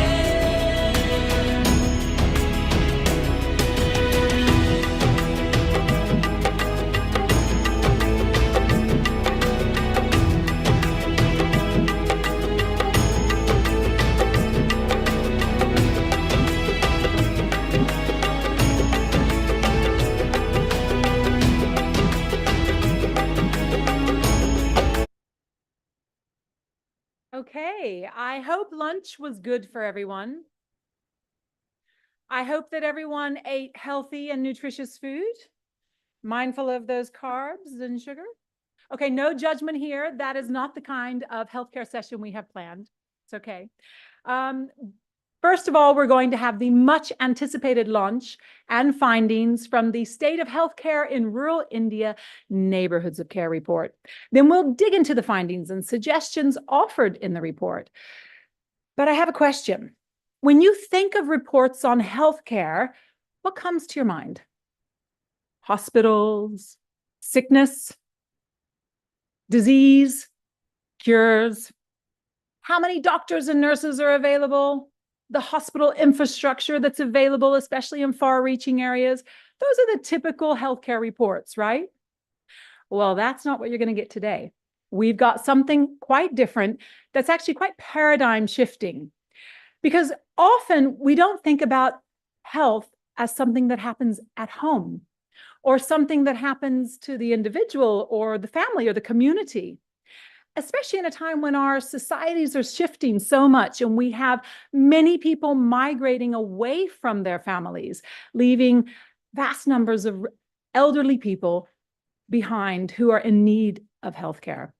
Well, that's a little bit about what this report that we're going to launch today is focused on, the community of care. And as I say, it's a real paradigm shift. And so I'd like to introduce my colleague, who's one of the people behind the report, Shamal Santra, the Associate Director leading Health and Nutrition at TRI, who will introduce our esteemed panelists and release the report. Thank you, Lindy. Dear esteemed guest, it is my pleasure to be here today for this India Rural Colloquy. I'm honored and inspired by your spirit. Dignitaries, officials from government, our partners, representatives from the civil society organizations, media, and academic institutions. It is once again my privilege to extend a warm welcome to all of you to attending this session in person, although we have a healthy complement of colleagues joining online as well. So welcome all of you again. In today's world, well-being and living healthy life is largely falls into outside the healthcare system. The celebration of life, the happiness, the prosperity are at home and our living places. With the shifting of demography, increased impact of the climate change, and also the changing social structure. It is the time to reimagine our healthcare system and the way we think and our everyday life. From our deep experience with the self-help groups, when we had gone to the field, we spent time with them and have realized that this country of billion people have million dreams. And it is the time to connecting the dots, bringing their dreams together and relook into our approaches, that how as a country, as a nation, as a society, we are standing with our mothers, we are standing with our sisters, we are standing with their fellow citizens. It is the time to reimagine it, look into a new way, that how we celebrate the life. We are not focused into the diseases and the other part of life. Therefore, we call it, there is a life. If it is health, health is about celebrating life. And if it is about health, the health is where our home is. So that's the starting where we are redesigning or imagining the idea of neighborhood of care, a concept which explores the role of individual, the role of family and the community in playing an active role in preventing, curative and the therapeutic care of a healthier lifestyle. It will require co-creation, co-execution, co-evolution with the communities, with the people, and more than that, connecting their dreams with our nation's dream. With that, today, we have an extreme panel to be joined with us. Let us welcome Dr. Major General Professor Atul Kotwalji to the dais, the Executive Director of NHSRC, to deliver and join us today. With his distinguished military and academic career, his focus into the strengthening health system and policy advocacy to improve the healthcare system. Sir, please, it's our honor that you are here. Please come to the dais.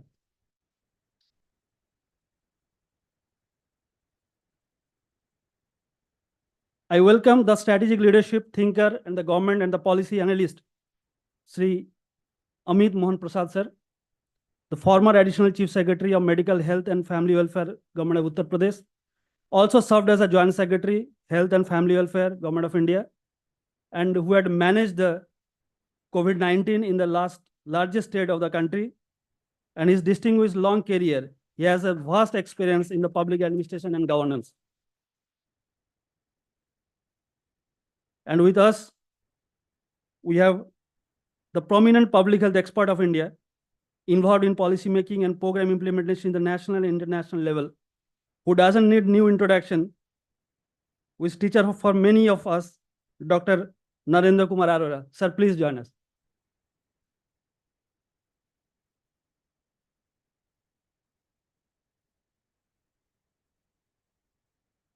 Again, I take this privilege to welcome Dr. Anuradha Jain, the advisor of Health System Strengthening USAID India.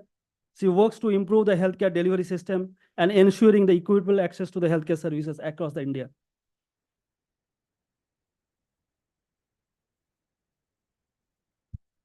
And it is also a time to welcome my friend, Andre, who has helped me to go through this journey and designing this model on neighborhood of care. Andre, who is also CEO of Live Designing, Associate Faculty of Design and Knowledge at the Hopkins University of Nursing, Hopkins University School of Nursing, also a research scientist at the Brown University of Public Health. Please join us, Andre.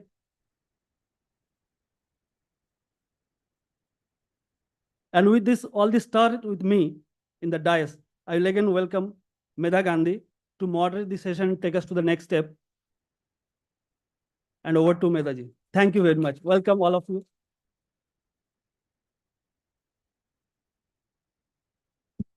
As Lindy has already introduced, that once we had looked into the entire report and that the way the health has been looked, that our DIU, the Development Intelligence Unit, has gone to the people, tried to capture the expectation and understanding of the people from the people perspective. I will request Sandeep to come here with the findings, and before that, I'll release all of our distinguished guests to release the report.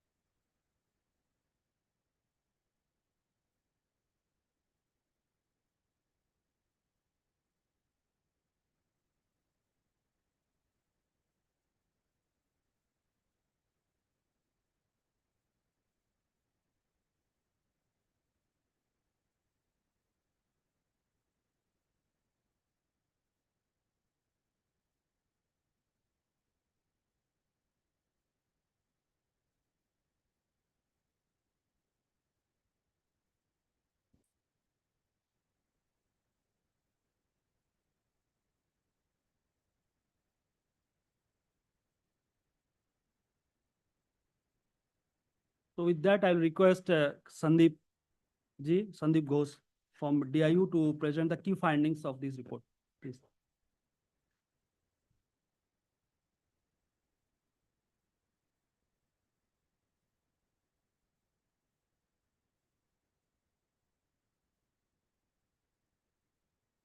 Thank you, everyone. It's always tough to be the first speaker in the post-lunch session. But hopefully some of the findings would be able to raise some sort of interest among each one of you.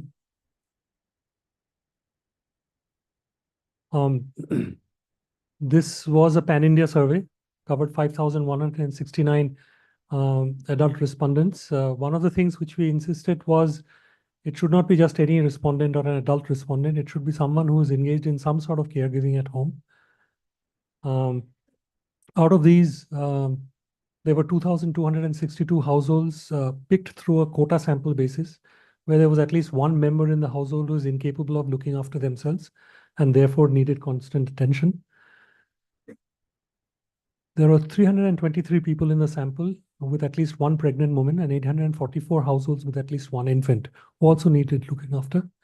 As I said, it was a pan-India study covering 29 states. The circles give a rough estimate of the size of the sample across states. It was a telephonic survey using 37 telecallers across states, and we used the sample provided through Sambodhi Panel's platform. The first section is kinship. I will quickly take you through some of the findings of the report, of the survey. We also looked at, if you look at kinship, it was one of the things which we wanted to study was see the immediate neighborhood in which people stay. And we found that majority of the households we went to stay in an environment where the neighbors are also from the same community. Very few are from the about 20%. It was a minority are from the same community. It was a mixed caste neighborhood, was about 34%. And some of the people, of course, there will always be some people within a survey environment who refuses to give answers to certain questions. Next. The primary caregiver at home, well, 73% of the households where elderly members need constant care. So the majority, about 95% or 96% of the people prefer that it's a family caregiver should be somebody who is from the family. They don't source it from outside. And predominantly, it's 72% of them are the female members of the family. Only 3%, if you look at it this way, and this is rural India. I'm sorry, I should have mentioned this before. This is not urban India. This is rural India. Actually acquiring external paid professional help is down to only 3% in rural India. Volunteers or professionals from the community, getting them to come to help out looking after the people who need constant attention at home is only 1%. Someone from the neighborhood, some acquaintance or somebody coming in is just 2%. And as I said, 94% are people who are from the family itself. Next. Hiring, as I said, hiring of professional caregiver was very low, only 3%. In families with individuals at home, less than 3% use paid service. We do that. But we asked them that if this service was made available to you, then how many would be interested? Well, 60% would not be interested at all. They still would prefer that somebody from the household be the principal caregiver. Some percentage, about 1 in 4, said that they would be happy to seek help from a professional caregiver, provided it's free. They're not willing to pay for the service. Only 4% were actually willing to pay for a professional caregiver service. sourced from outside. As far as social bonding is concerned, we looked at people and their associations within the neighborhood which they stay. About 30% of the people actually have some sort of SHG affiliation. 6% have Mahila Mandal affiliations. A lot of them have 4%, 3%, 6% are members of some religious groups or social groups or political groups. But most of the people, that is about 50% of the people themselves, have no or their family members are engaged in any activities which is said to be done in a group. And 45%, whereas less than half of them could confirm that even in these groups, when they meet, do issues on health actually crop up, and they actively discuss issues of health. Next. Geographical location, which is also one of the important factors in neighborhoods of care. Because one of the hypotheses that neighborhood of care brings forward is that where you're located also depends on certain amount of your health-seeking behavior, because certain attributes are there within accessible distance, and certain practices are there as a demonstration effect within your surroundings. If you're in a very remote area which has no facilities and where there is no practice of taking care of oneself other than your own labor work, then it's highly unlikely that people would actually take up any one of these. So in an all India level of everybody taken together, as you can see, that very few people actually do. I mean, most of the people, almost 50% of the people said that, they work in the farms themselves and that's all the exercise that they need. They don't practice any sort of exercises otherwise. Around 10% do practice yoga or freehand exercises, but that's about it. Some people, some of the elderly did say that they go, about 1 in 4 did go for leisurely walking in the afternoon, but the majority of the people don't take any, they don't have any fixed routine which they follow to take care of themselves to stay fit. Next. Popular de-stressing activities, it's very unfortunate, and this comes across not just in this study. I can't claim it this to be the only findings of this study. Several studies have shown us that the alternatives which are available for how people spend their downtime in India in rural India is very, very limited. So most of the people either are chatting with their neighbors or watching television or using their mobile phones to play games. You have to take, I mean, what is noticeable is that less than 1% could pursue an interest or a hobby like singing or playing a musical instruments or learning how to dance. It just doesn't exist there. Less than 1% actually has that chance to do so. Next. Access to wash and related activities. Yes, this is probably one of the better indicators of work that has been done by the government. Clean drinking water access itself was pretty close to 90%.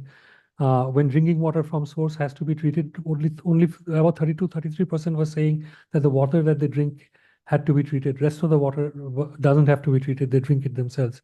As far as toilet is concerned, within the premises or within the homestead land itself, close to 92% has it. We looked at quality life experience and we looked at it in 3 statements. These statements was read out to people and they had to agree or disagree with the statements based on their own life. So the first statement that was prompted to people was, my present state of health does not prevent me from doing what I like to do. And 3 out of 4 people agreed. 3 out of 4 people said that, yes, I mean, my health is good enough for me to actually go out and do what I like to do. I regularly do things to maintain and improve my health, like control my diet or exercise. Well, most of the dark blue color that you saw was actually controlling diet, because we have already seen people don't exercise too much. But about 61% males and 58% females say that they take some sort of control in their diet or exercise regularly to take care of themselves. Perhaps the third one should be of great interest to people. These days, most of the time I feel anxiety and worry, and this impacts my state of mind. And we can see a fairly large segment of the people here who actually agreed to this statement, saying that there is a lot of anxiety in their mind and that is affecting their day-to-day activities. Next. Mental health, anxiety and worry impact mental health much more among the older cohorts. We looked at it by age. If you look at it by age, 18 to 25-year-old male, the first two are male and the second and third one are female. It is the older cohort which is much more anxious about their life. There's a lot more, they suffer from a greater degree of anxiety than the younger cohorts. Next. Environmental sanitation, if you look at where they stay in terms of their drainage availability within the village, open pakka drainage covered with slabs is 80%, open pakka drainage which is uncovered is 40%, closed drainage is only 5%. Most of the others are open. They live in a situation where there is no drainage or it is open kacha drainage. If you look at type of waste disposal systems available in the village, most of the places there is actually no fixed waste disposal mechanism which has been initiated by the panchayat.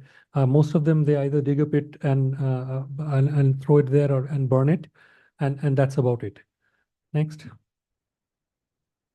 Health insurance cover, which is very essential component, and life insurance cover, two very essential components of health. If you look at health insurance cover, but I must say that having researched this for several years now, no health insurance cover is 34%. And this, let's say, even studies done about 10, 15 years ago, it's single digits. It was 3%, 4%, maximum 5%. So there has been significant inroads with the propagation of the government health insurance cover. So only, as expected, only 3.5% had private health insurance cover, but majority have government health insurance cover these days. Life insurance cover is much lower. In that way, 61% don't have any life insurance cover, 23% are starting to get cover under PMJJY or PMSJSY. Next, proximal institutions, and this is actually the health services. Availability of healthcare facility within the panchayat. Respondents' opinion on this was, we asked them that if it is located within the village or within their panchayat, well, health facility with a doctor, 49%, yes, it's located. And this is not just government healthcare facility. This is any healthcare facility. About 50% said there is a doctor available within healthcare facility. 33% said there is a healthcare facility, but it doesn't have a doctor. It has a nurse, but not a doctor. Only 18% said that there is no healthcare facility at all available within 18%. 18% within their panchayat. Next. Treatment-seeking behavior. If you look at the heat map, most of the people for minor illnesses, for major illnesses are still very much dependent on the district hospitals. There is we've done these studies before. There is an overload of patients walking in the district hospitals. This is what is reflected here as well. What is surprisingly is that 24% of the people actually go to private facilities as well, even in rural areas. If you look at minor illnesses, thankfully, the primary contact is the SHC, PHC, or the CHC. Well, mostly SHC and PHC, where nearly 40% of the people actually for minor illnesses go there. Here again, we see an active presence in the of going to the to a private doctor as well. Next. Availability of diagnostic facilities. Interesting. Diagnostic facility available within commutable distance. 39% yes, 61% no. So just about 40% of the people, they have a diagnostic facility where they can go and give blood or do some tests within their village. Whether it is available, whether such a facility is available at their doorstep, whether people coming and collect it at their doorstep, it's very low. It's still 17%. Routine health checkups. Here the data is very clear. Whether it's male or whether it's female, unless their doctor prescribes it, they will not go and do any routine checkup on their own. Next. Access to medical stores within reasonable distance. Private medical stores, yes, there is a fairly large access. Government medical stores, much lower. Medical stores under central and state government providing subsidized medicines like Jan Aushadhi Kendra is just 10-12%. And there is about 20-21% who have no pharmaceutical facility within commutable distance from their home. That's it. Thank you.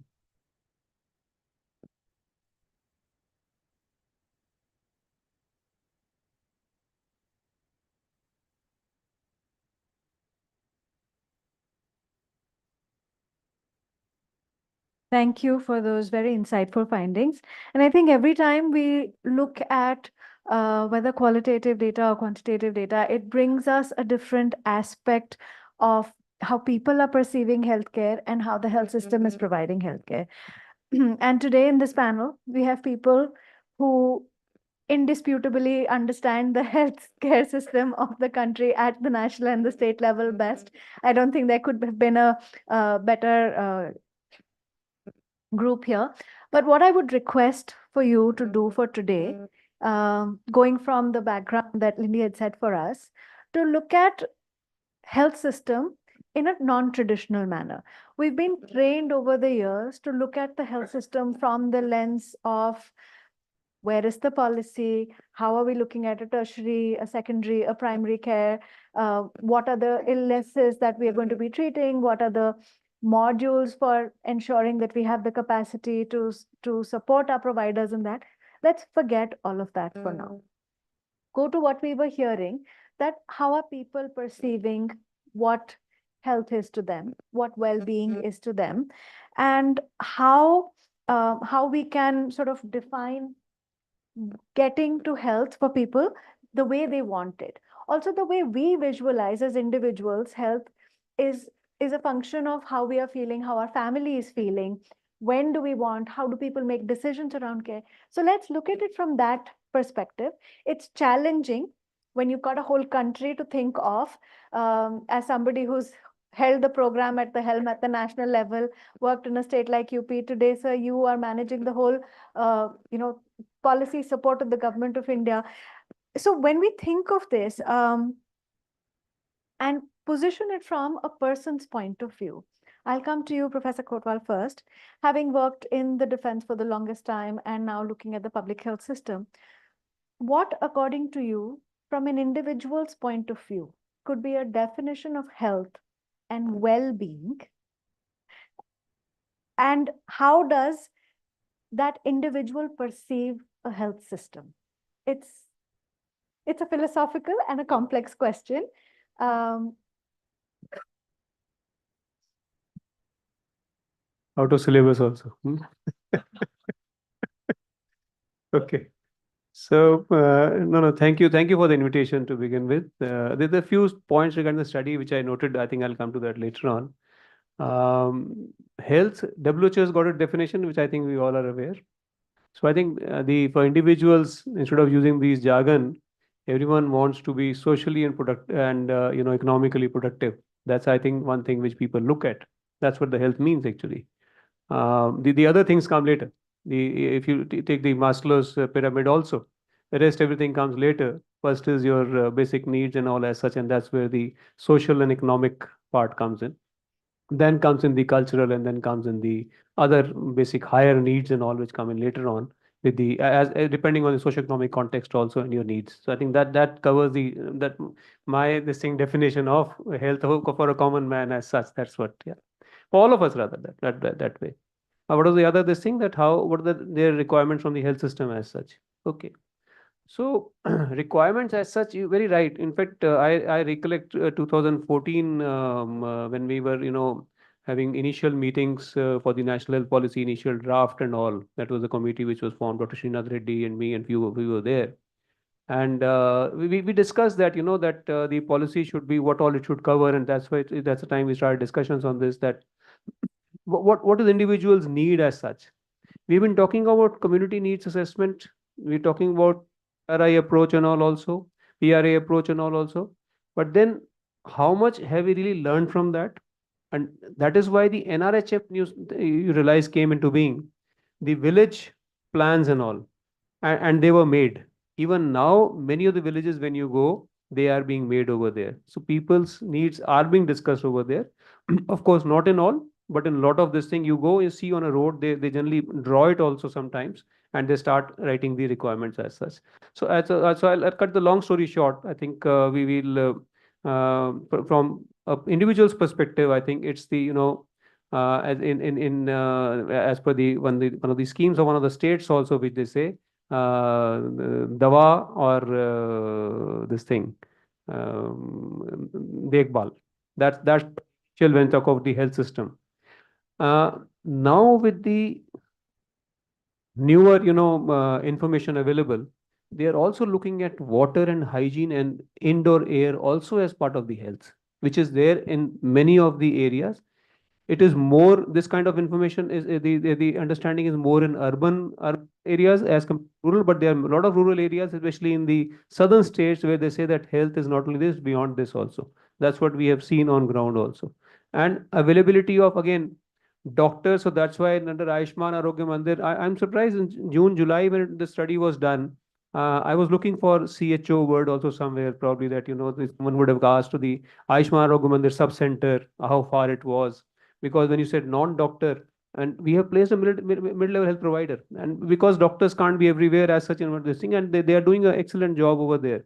So that's another thing, that someone who is ready to dispense medicine, if not prescribe, and those medicines and tests are available within the time to care approach. That's what the government is thinking of also. I think I'll stop here for this, right? Thank you. And I'd also like to thank you for the last minute change. I believe we'd invited you for a keynote address, but thank you for joining us for this panel. I think that just makes it a much more deeper and richer. And Amit Moore sir also has been JS policy, later ACS, and community, we will be interacting with them and learning from it. Absolutely, absolutely. So I will move to your teacher, and who's guided all of us in thoughts and vision. So you worked extensively on clinical research. You worked on epidemiological models, public policy. So when we look at it from a framework perspective, I don't think that any other country would have it better than we have it in India. We've got all of our building blocks in terms of visualization. We've thought through on our human resources for health. We've thought through on our community linkages, just as Dr. Kotwal was saying, where there are no doctors, we've come up with the CHO. So, we've looked at all of those blocks. People are still taking the decisions that they're taking. So again, going back from an individual perspective, where do you think is the linkage between following healthy, nutritious behavioral practices at the individual and a family and a community level, as we were hearing? And how does that, and where does that come at a congruence with the health system? And how does that aid the health system? And how can the health system support people in becoming, as sir was saying, becoming healthy and, and have a feeling of well-being?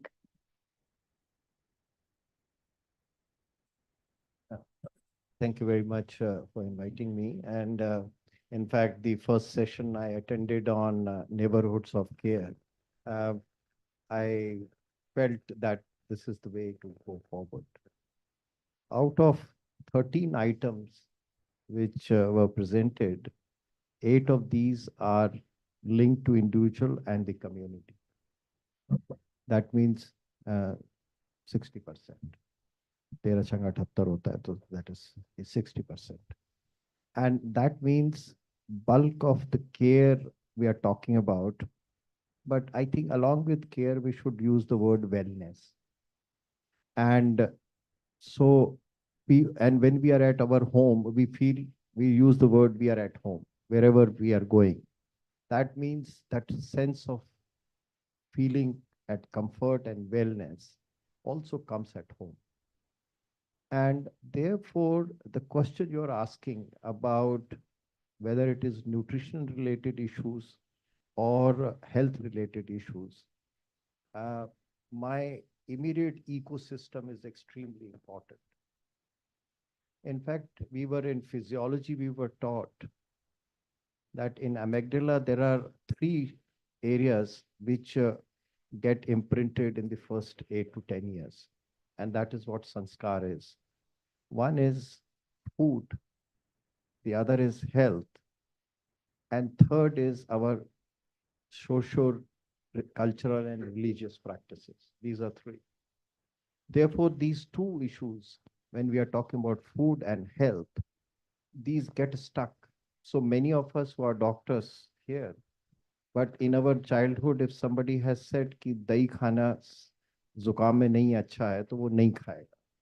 There will be strong inhibition. So what I'm trying to say is that our immediate neighborhood and even immediate ecosystem is extremely important. And in other words, there are other words also which are called social capital. The results you presented is worrisome to me, in a sense that you are talking about rural population, but only in the rural neighborhood was only how much? 1/3. Popular de-stressing activities was 1/3 was neighborhood and friends and relatives. So it is loosening of even in rural settings, that there is loosening of these social bonds which we are talking about.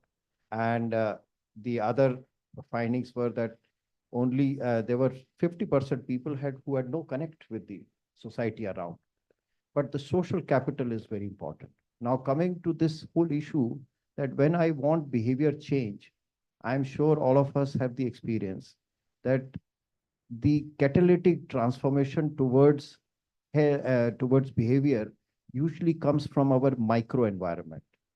So whether it is drug adherence, adherence to the pharmaceutical products, or adherence to the doctor's advice. And similarly, if I want to change my food and nutrition related behavior, the intention is always there, but the catalytic movement towards behavior comes when my immediate environment is working on that. So to me, it appears that recently we have been talking about engaging community, engaging families, but two things must be, I think, thought through very carefully and worked in that direction. That we have to take not individual as a unit, but family as a unit. The second thing is, from all this data and recently whatever additional reading one has done and looked at in the community, that the whole community also has to be thought integral to this component. I'll just give you an example from our own data, that if I find anybody with severe anemia, and it is a family of 5, at least 3 members in that family will be anemic. It is absolutely, we couldn't find even a single family where severe anemia did not have other anemics in the family. The second thing was that if it is moderate anemia, about 80% of those families will have another anemic in the family. Now, this again shows that this microenvironment is so important and we have to take care of it. So if I want to make any change, any difference to the nutrition or food dynamics in the community, I need to look at not individuals. We have started moving towards so-called social determinants, and we start talking about the individuals in the home. But I think we need to have a larger ecosystem also taken. Absolutely. And I think you've pointed to a very important fact. Just day before yesterday, there was a similar session in Lucknow, and the MD-NHM was also at the panel, and Niranjan presented some data, and he was talking about the fact that the demographic transition that is taking place is at such a fast pace, and the way the rural ecosystem is changing, the systems around family and kinship, the way they're evolving. It's at such a pace that we as practitioners in the public health space are not keeping pace with that. And our designs of the health system are from a pattern where we're assuming what we have traditionally seen, but the system is changing so drastically. And so I'll come back to Sir's point around the ecosystem that we come from and how the providers are providing services. So I'm just giving you a lead into what I'm going to come to in a few minutes. But with that, I'm going to move to somebody who I've worked with extensively in the Ministry of Health many years ago. Sir, you've worked on health, agriculture, rural development, and I think that's an advantage as a career civil servant, that you have to look at the life of an individual across various paradigms, not just from a development lens, but from an overall national framework also. When you look at linkages right? Because eventually, whatever are the national policies or state level policies that you're looking at, it is to advance the nation and advance the people of the nation. So when you're looking at it from that lens, where do you see community strengths in forming public systems, and where do you see that linkage in that whole policy making process? And I know that you've done some really innovative work in UP in the last few years. So if you'd like to talk about maybe I'm just putting words in your mouth, maybe a Million Farmers School initiative or any other initiative, even from the non-development side, I think that will be very helpful for all of us to hear. Thank you very much for inviting me here. What I am understanding from the report which has just been presented, we are talking about some concentric circles, individual, and then a larger circle of family, then a larger circle of community, and then maybe a bigger circle of state. And when I talk about community, then I have other things also in mind, the school system, other things. Similarly, if you look at the health system, you have those concentric circles. Yeah? You have the sub-health center, then you have primary health center, you have the community health center, then you have the district hospitals, district. Now, we all have heard about the social determinants of health, and we know that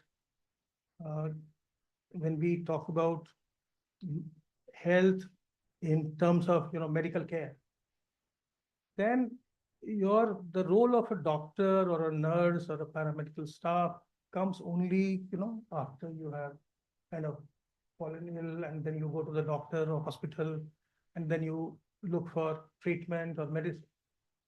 But there are n number of things which are impacting your health, which are causing diseases for which you run to the doctor, and the doctor has no control over that.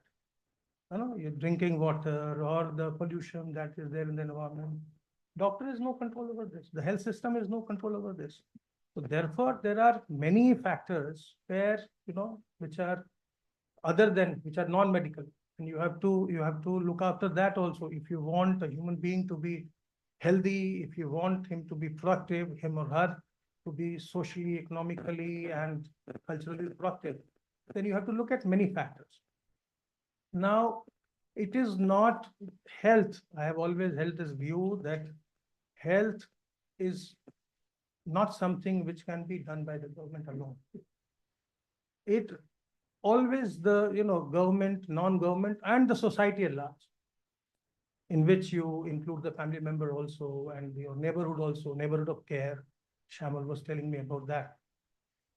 So you just take the example of COVID. What happened in COVID? We have all seen, we have all gone through that pandemic. And you will all remember in 2020, when we had this lockdown, and people started walking back or traveling back to their states. The migrant laborers, they started coming back to the villages, and mostly people had migrated from the rural areas. And they started coming back to the rural areas, and there were a lot of apprehension also.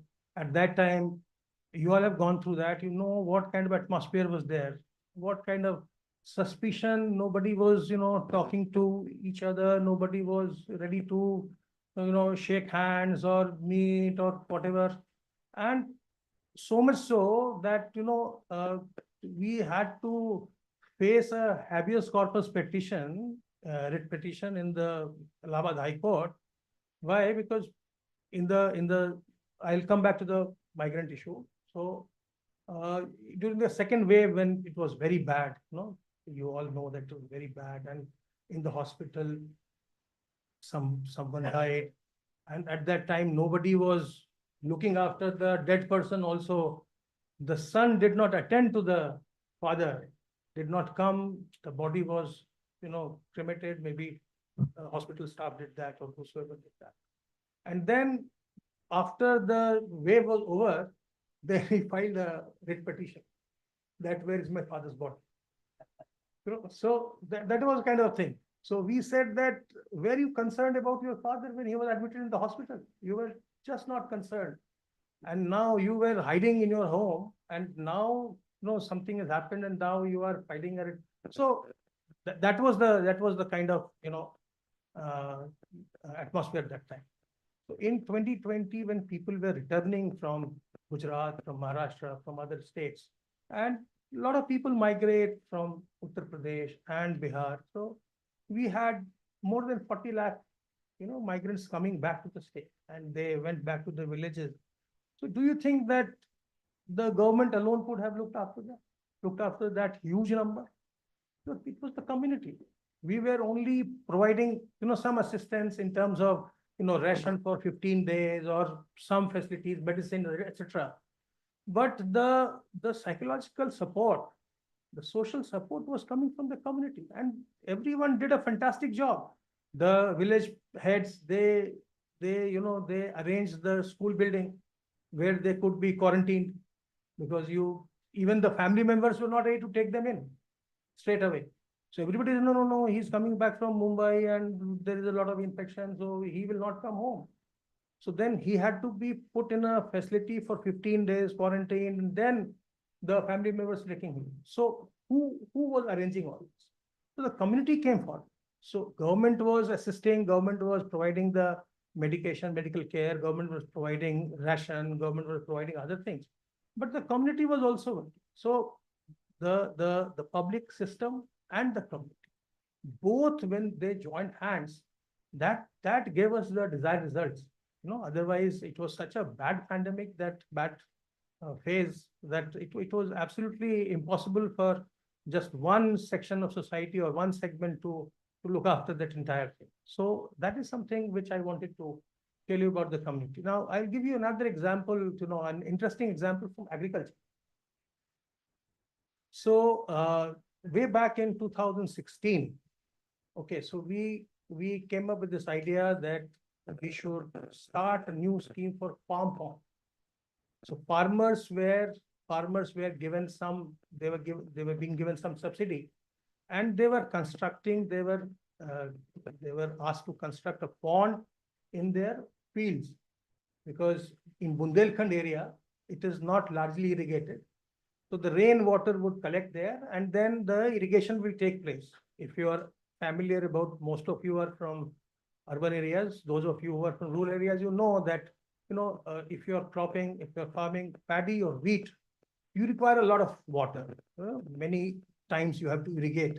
But if you are farming, let's say, oilseeds or pulses, it doesn't require those many irrigation. Just two water would be sufficient. So if you have a pond in the farm itself, then from that water you can irrigate your field if you are cropping oilseed or pulses. So I asked the department officers to come up with an estimate that how much will it take to construct a pond in the field of the farmer. So we started with a smaller size pond, which was 22 meters by 20 meters by 3 meters, 3 meter depth and 22-20 length and width. So the department came up with an estimate of 1,05,000 rupees for that pond. And they had their overheads. So the contractor will make this, and contractor will have its profit, and there is a schedule of rate of PWD. So they worked out 1,05,000 rupees. So we took that proposal, we sanctioned it. Then it so happened that after we launched the scheme, so I had gone to Jhansi. So some farmers met me. So what was the scheme? That scheme was that government will give you 50% subsidy. So the farmer had to pay 52,500 rupees, and the government will give 52,500. And the government agency will make that pond. Okay. So when I went to the district, Jhansi, so some farmers met me. So I told them that, look, you always used to say that irrigation is a big problem here in Bundelkhand, so we have given you a very good scheme. So some of them, said that yes, it is a very good scheme and we will really benefit it. Then I found that 2 or 3 were smiling. They were not saying anything, they were smiling. So I said, kahe musra rahe ho? Why are you smiling? What happened? So he says that, sir, you are giving a subsidy of 50,000 rupees. That is very fine. But your government agency will take, it is spending too much on this pond. If we were to construct this pond, we will do it in 55,000 to 60,000 rupees. We will do it like that. So I said, oh, is it so? So they said, yes. I said, okay. So when I came back, I declared farmer as the constructing agency. Okay, so we said that, we will give you 52,500 rupees. You construct this pond. Whatever remaining that you are spending, whether it is your own labor or whatever you are doing, we will assume that you have spent 50,500. Okay, and then it was costing them only 55 to 60,000 rupees. The scheme just, took off. And today I am very proud to tell you that in Bundelkhand itself, there are about 35,000 farm ponds. 35,000 farmers in 6, 7, 8 years. They have constructed those farm ponds in their farms, and they are benefiting from that. They are doing irrigation. So when you trust the community, when you talk to them, when government and the community joins hands, it can work well. I'll stop.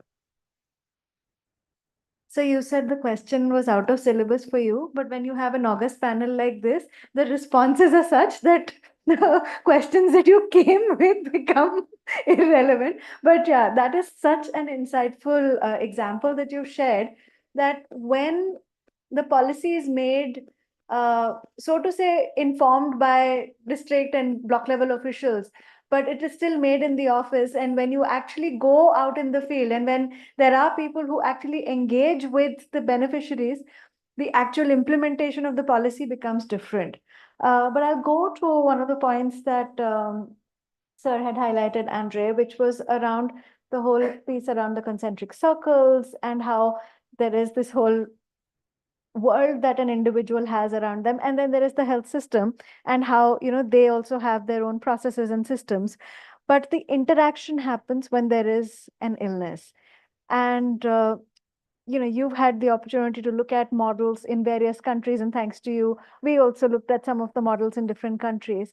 So how are countries reinventing these models so that these concentric circles are not in isolation and that there are some overlaps? So if you'd like to share some examples, either from your work in Baltimore or from other countries, it'd be very insightful for us to hear about that and inform how we could think of a more deeper community linkage.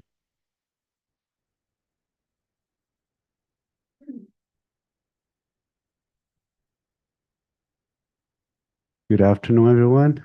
Feels really good to be here in this panel, be here in India, sharing a conversation with all of you. So thank you for inviting me. Before I start, I want to make a small correction. You said that in this panel, everybody knows a lot about public health system. I'm a learner. I don't live here, so I'm constantly learning more and more here, and I'm here to continue to learn. Before sharing some examples of models that I think that each place has its own conditions and we can learn from others, but ultimately every place has to develop its own. I think that the reason why we're all here and we are going through these changes globally, it's not only India, but globally, healthcare systems are being redesigned. I think it's because our definition of health continues to expand. And every time we expand our understanding of health, we then expand our systems, right? So, before scientific revolution, health was directly and exclusively tied to either spiritual facts or political decision-making within communities that were organized in different governance systems. Then there's science came about, and it became about hygiene and sanitation and so forth. And then medical science evolved into biology and specialization came, and we got into DNAs more recently. And I think that there are two bigger shifts that are expanding our understanding of health. One is around mental health and how we approach mental health. Mental health has always been there, but I think that the growth of and dissemination of mental health and the understanding of the impact of mental health in other dimensions of our lives are just now getting to become an element of formalization of our systems. And the second is this notion of social health and understanding the social dimensions of health, which always existed in traditional health knowledge, has always been present. And I think that there's an emerging one which has been accelerated by COVID and climate change, which is the direct link between health and the natural environment, which again, in traditional knowledge has always been there. We've been working a little bit with some tribal communities, and when we engage with them, there's a lot of understanding of their health directly linked with the health of the forest, to the health of the animals, to the health of the water, air, fire, and so forth, different elements. So touch a little bit about in this notion of the productive social and economic status of the individual. And from a design point of view, we talked about productivity as the ability that we have to translate knowledge and experience around us into interventions, into improvements in our lives.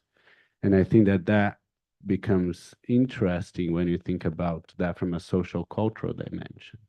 So the knowledge that we have that comes from the space that we live, our ancestors, the systems that we interact, the resources available to us, that defines our ability and our agency to intervene and improve our lives.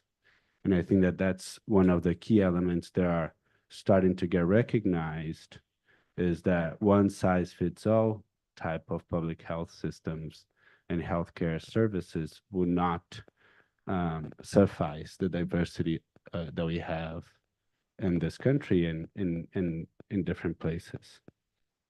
Now, that evolution of how we perceive health not only exists within health domains, we are constantly evolving as individuals. And our evolution of how we approach systems design has also changed. So we have initially adopt a thinking in systems, so systems thinking, predominantly from an engineering point of view. And what engineering point of view does is to deconstruct the systems into its functional parts and subparts and subparts. And then you go and you solve for that specific part, understanding that solving for that would then solve for the other, would then solve for the other. More recently, we start to embrace a more ecological view of systems, where the relationship between the parts become as important as the parts themselves. And I think that that conceptualization has been seen in the conversations that we are seeing here, whether, intervening through farmers to improve health, whether this is engaging with care providers outside of the medical field or the healthcare system, or engaging in financing that changes the way that we are able to improve our health outcomes.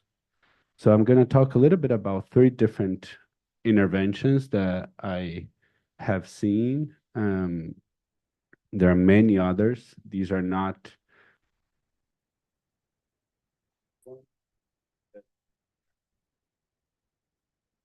before I talk about that, I think that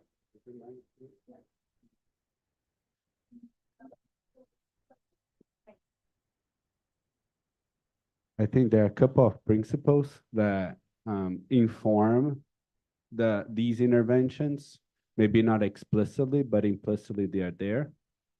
One of them, and you see that they all come from this ecological understanding of systems thinking.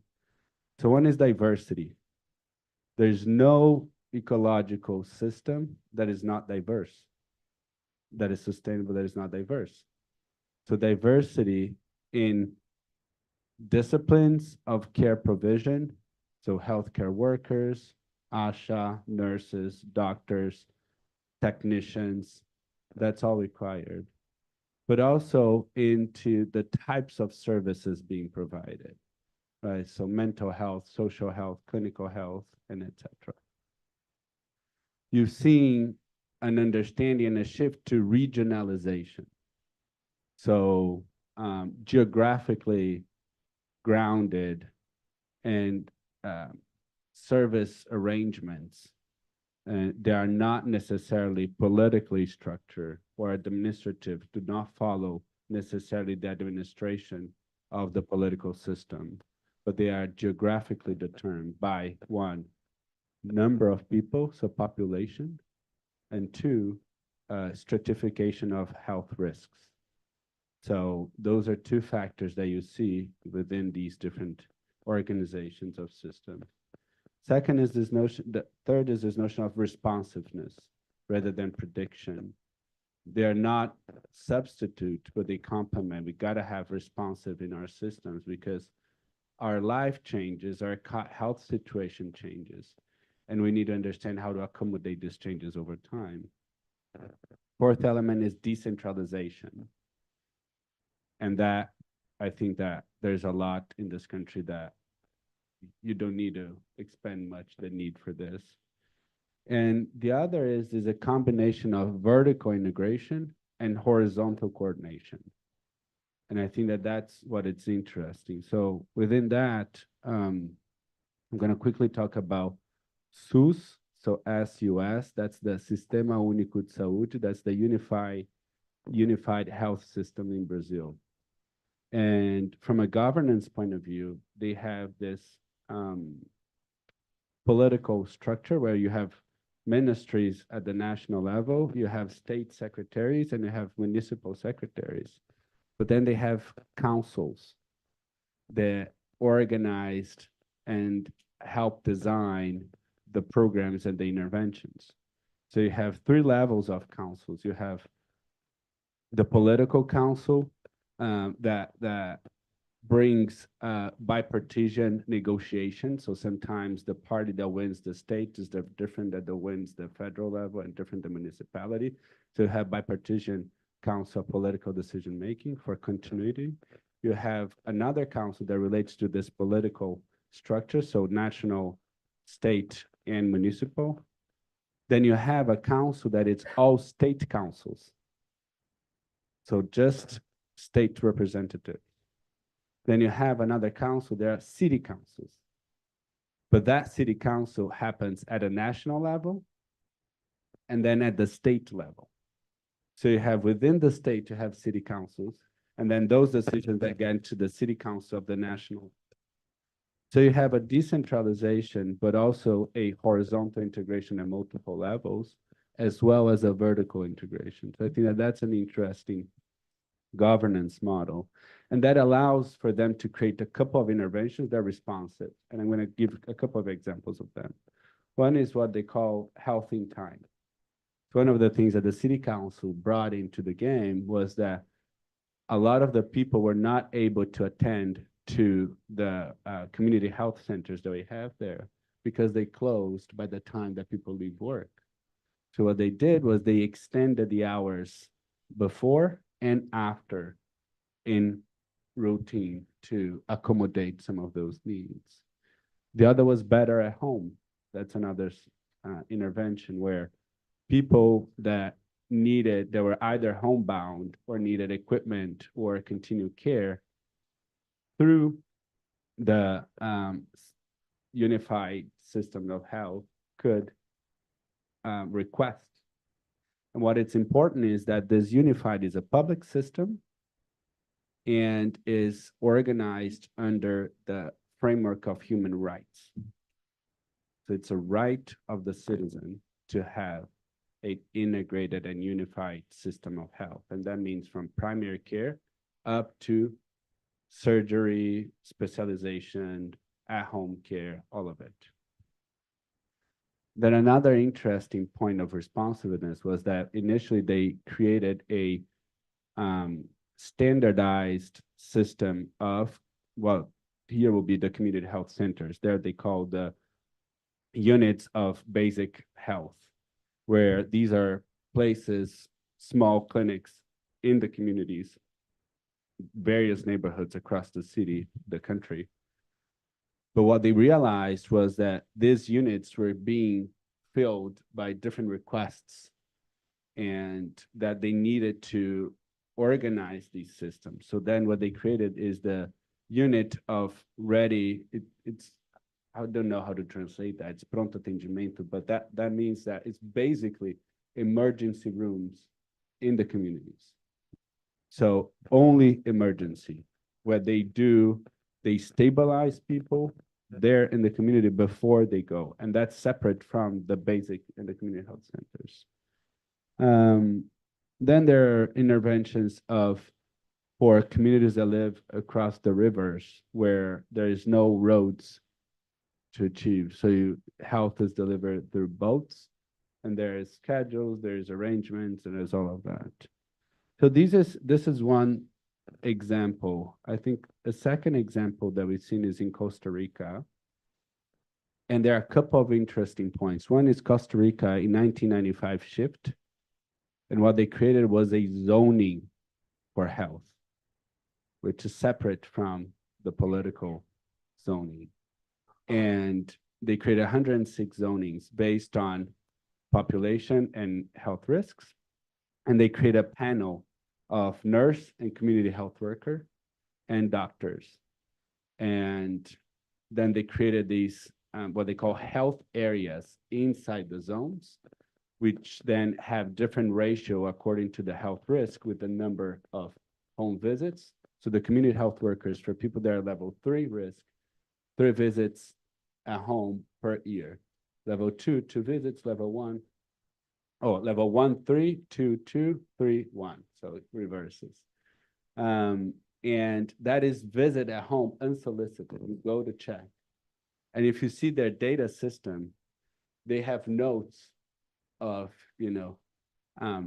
Miss Maria, the lady that lives there, she owns a very mad dog.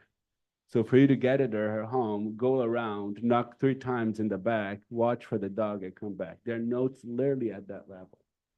So if they tend to have place-to-base services, so there's a relationship being built over time between the population and the health system. But if that changes, that situation is described in there, and then the health provider can.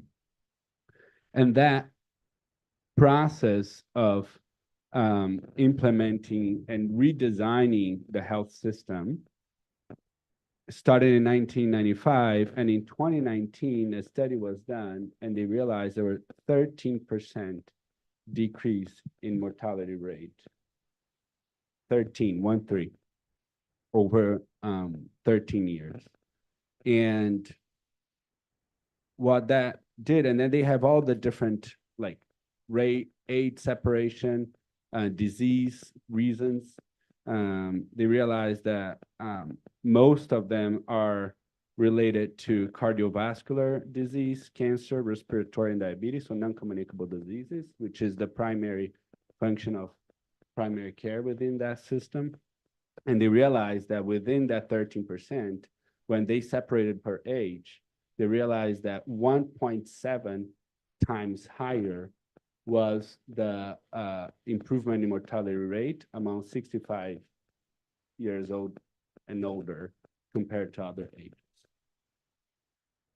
A key interesting point in that system is that its implementation does not lie within the Ministry of Health. It exists within the Social Security Agency. So the Ministry of Health provides the guidelines, but the implementation is within the Social Security because it's directly connected with food, housing, transportation, and all the other services. They are Social Security service. It's not separated. Lastly, I think that just an example of this, these are examples of the manifestation of how we are expanding our understanding of health, and they all involve social health, they all involve mental health, and etc. But also how we are rethinking the systems and the structure of the systems. In the United States, I recently joined the Johns Hopkins School of Nursing, and they are under the vision of Sarah Zetton, the dean, and a fantastic team of people, not only within the Johns Hopkins School, but it's a partnership between 4 universities within the state of Maryland, four schools of nursing. And they are experimenting this with bringing a dyad of a registered nurse and a community health worker to every zip code in the United States. And that is while this combination has been implemented in many countries in the United States, this is flipping the entire system on its head, especially because there's very little public health systems there. And we are trying this in Baltimore, and we are already seeing decline in 911 calls, decline in emergency rooms. And it goes all, not only health indicators, but for example, there are people there that were not seeing doctors for years because they had lost their wallet and they had no identification card and they couldn't be enrolled in any of those. And then the community health worker goes, connects them, facilitates that, and all of a sudden that person quality of life improves, significantly. So these are a couple of examples and reflections. And I know that here in India, this is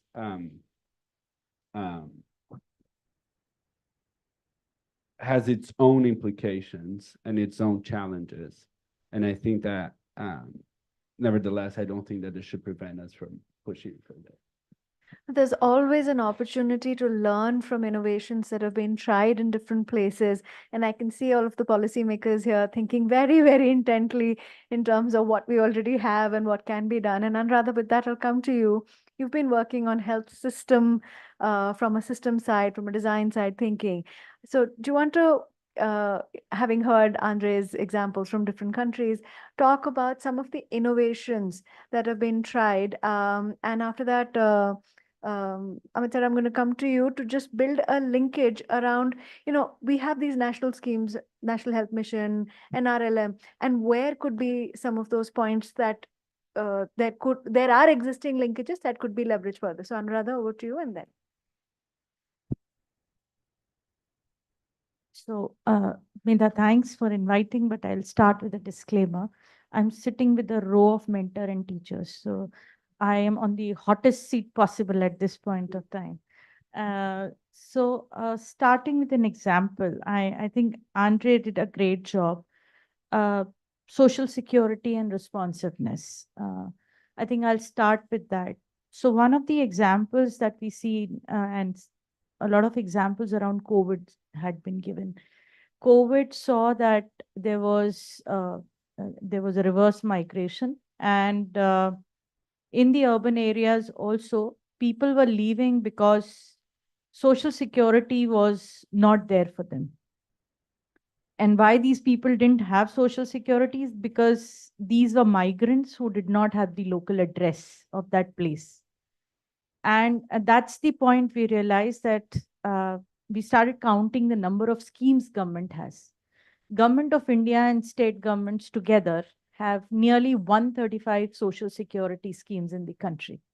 And the percentage of people who are availing this social security schemes in various parts of the country was as low and as abysmal as 10 to 15% in some places. Especially, I'm quoting urban areas. I'm not talking about rural.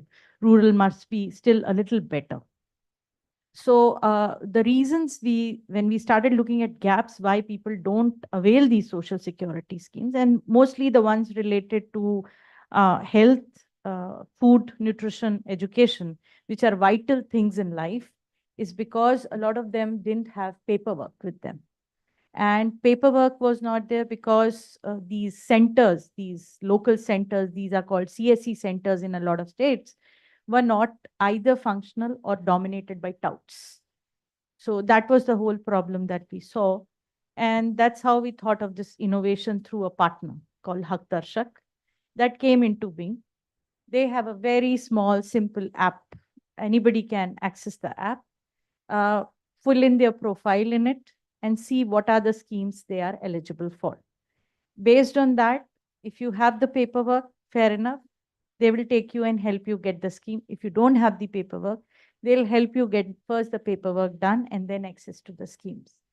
And what we realized, this was tried out in Delhi, Indore, and few other places, that the number of social security scheme availed by especially women, girls, and disabled went very high up on the ladder. So, this was an indication to us that there should be something that we need to do within the systems to help people get the social security scheme.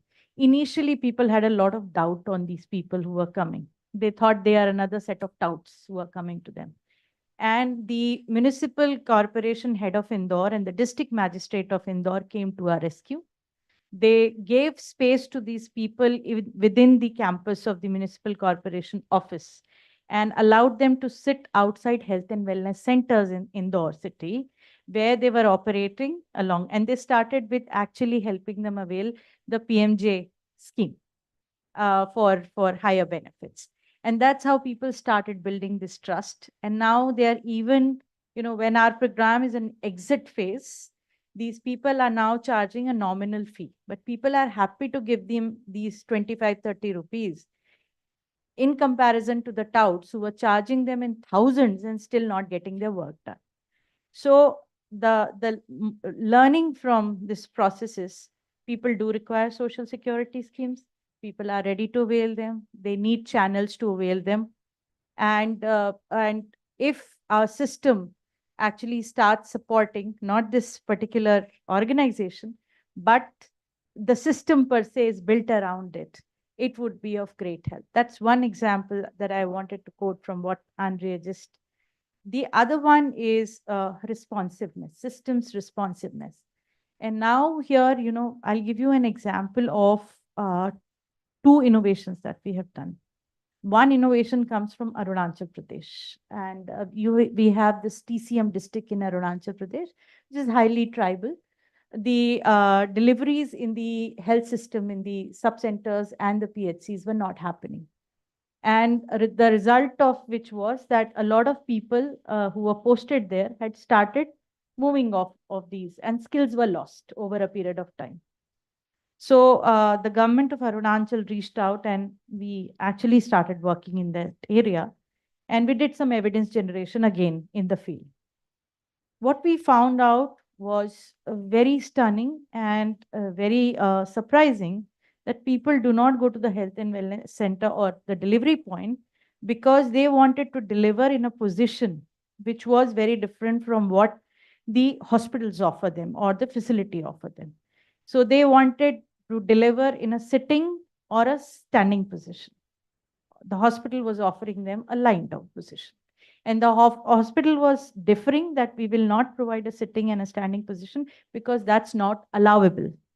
So we had to do very little. There's a midwifery course that exists in the country, and the midwifery course actually approves of such delivery mechanisms. They say it's possible to do it.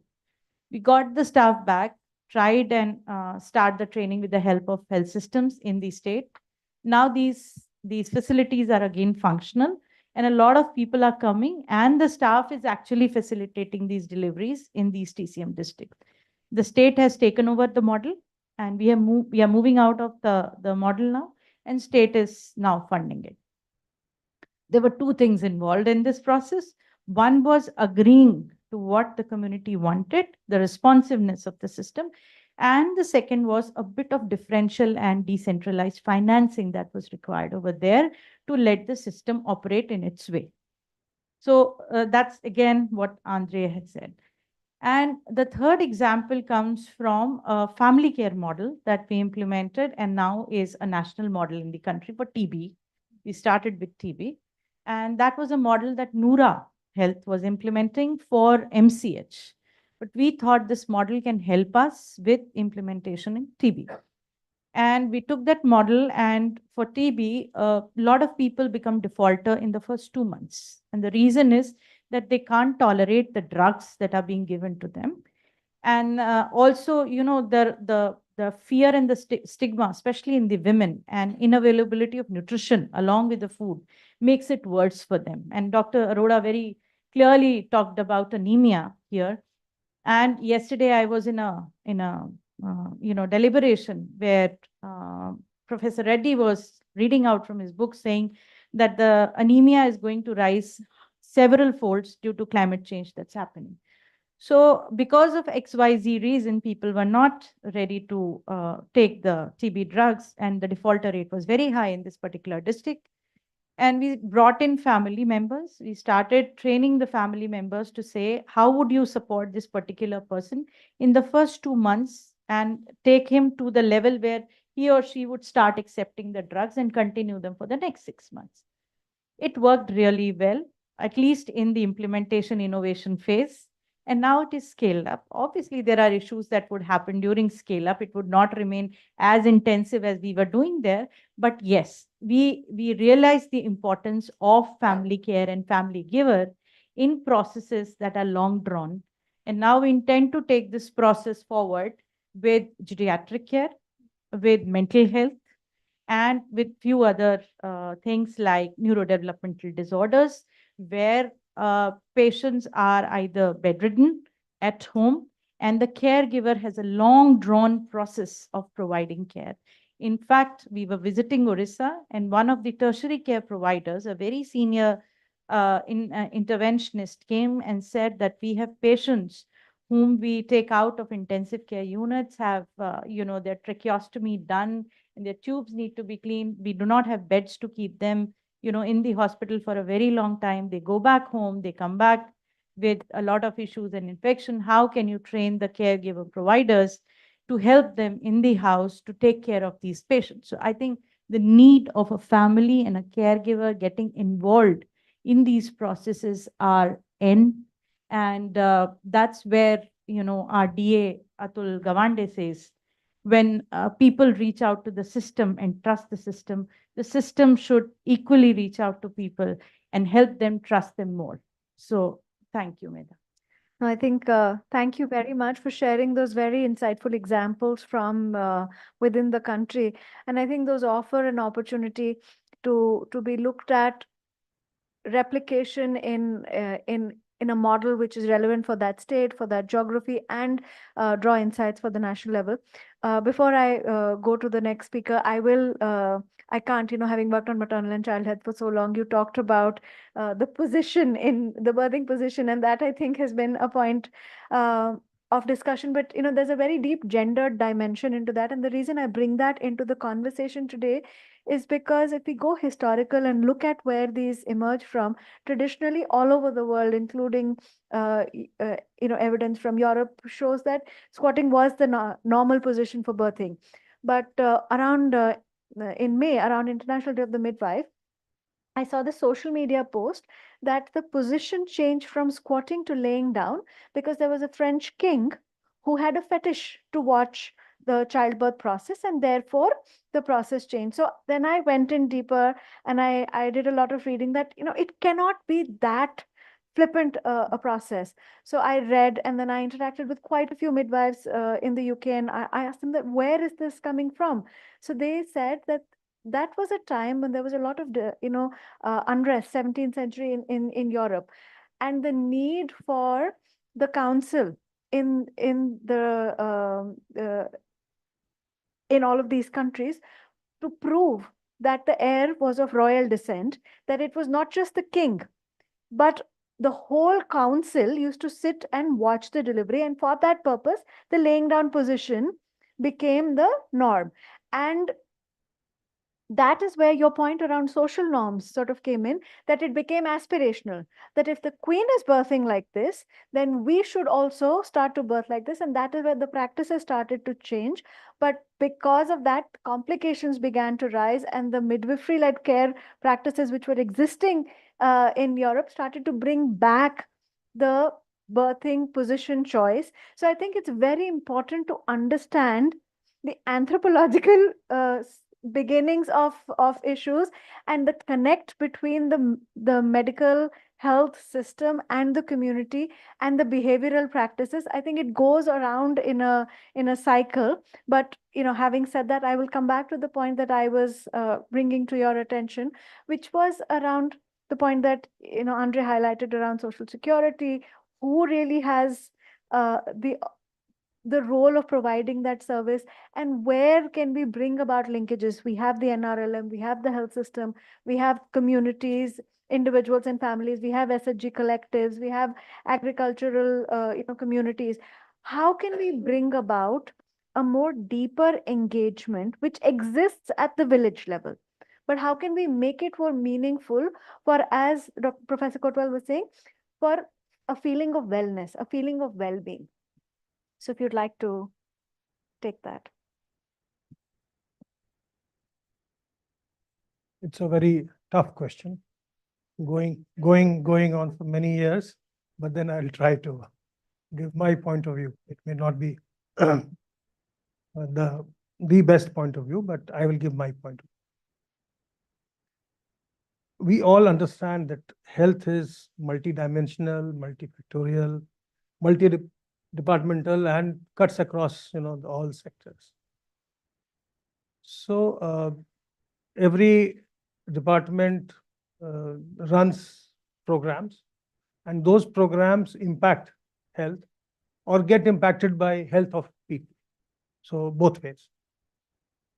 So one thing, because Dr. Kotwal is also here and he helps Government of India in framing of policies. So like we have this system of whenever you are making a policy of doing an environmental impact assessment, how will it impact the environment? If you are building a dam or building a large infrastructure project, then you have to get a clearance from the environmental perspective whether it will affect it positively or negatively. Similarly, the schemes which are formulated or the schemes which are running, they must have a health aspect to it, health impact assessment to it. Because as we discussed in the beginning itself, that health is not about just medical care. It is a product of a combination of many other aspects. And we talked about the concentric circles also, and then we are talking about the multi-sectoral health being a multi-sectoral thing. So suppose, in the population policy of Uttar Pradesh, which we released in, I guess, 2022. So it was somewhere before the elections, it was 2021, we released that. So in that, we made a recommendation that every school should have a health club. Like, every school, every college has a debating club or a drama society or something like that. Because it is very, very essential that children know about, the very, very, at least the very elementary things about health, particularly since the focus is shifting towards the NCDs, and which is dependent on your lifestyle. So it is very essential that we have something in the curriculum about what is a good behavior. When if you read stories, because this is my personal theory. It is not an established theory, but because there was a time when things were not available in abundance. So if you recall your childhood stories, you will find that it always says that jam ke khana khaya. 56 तरह के व्यंजन थे और दम जी भर के खाया. So, that gets ingrained in your mind. So whenever you see some good food, you tend to overeat, jam ke khaya. Whereas if you are told from the childhood that no, thoda choda, पेट थोड़ा खाली रखा, you did not overeat, you ate less than what you could have eaten. So if that gets into your habit, then probably you are healthier. If you're not overeating, then you don't suffer from obesity. If you're not taking too much of soda, then probably your intake of sugar goes down. So it has to be integrated with education. It has to be integrated with, your communication, your behavior communication.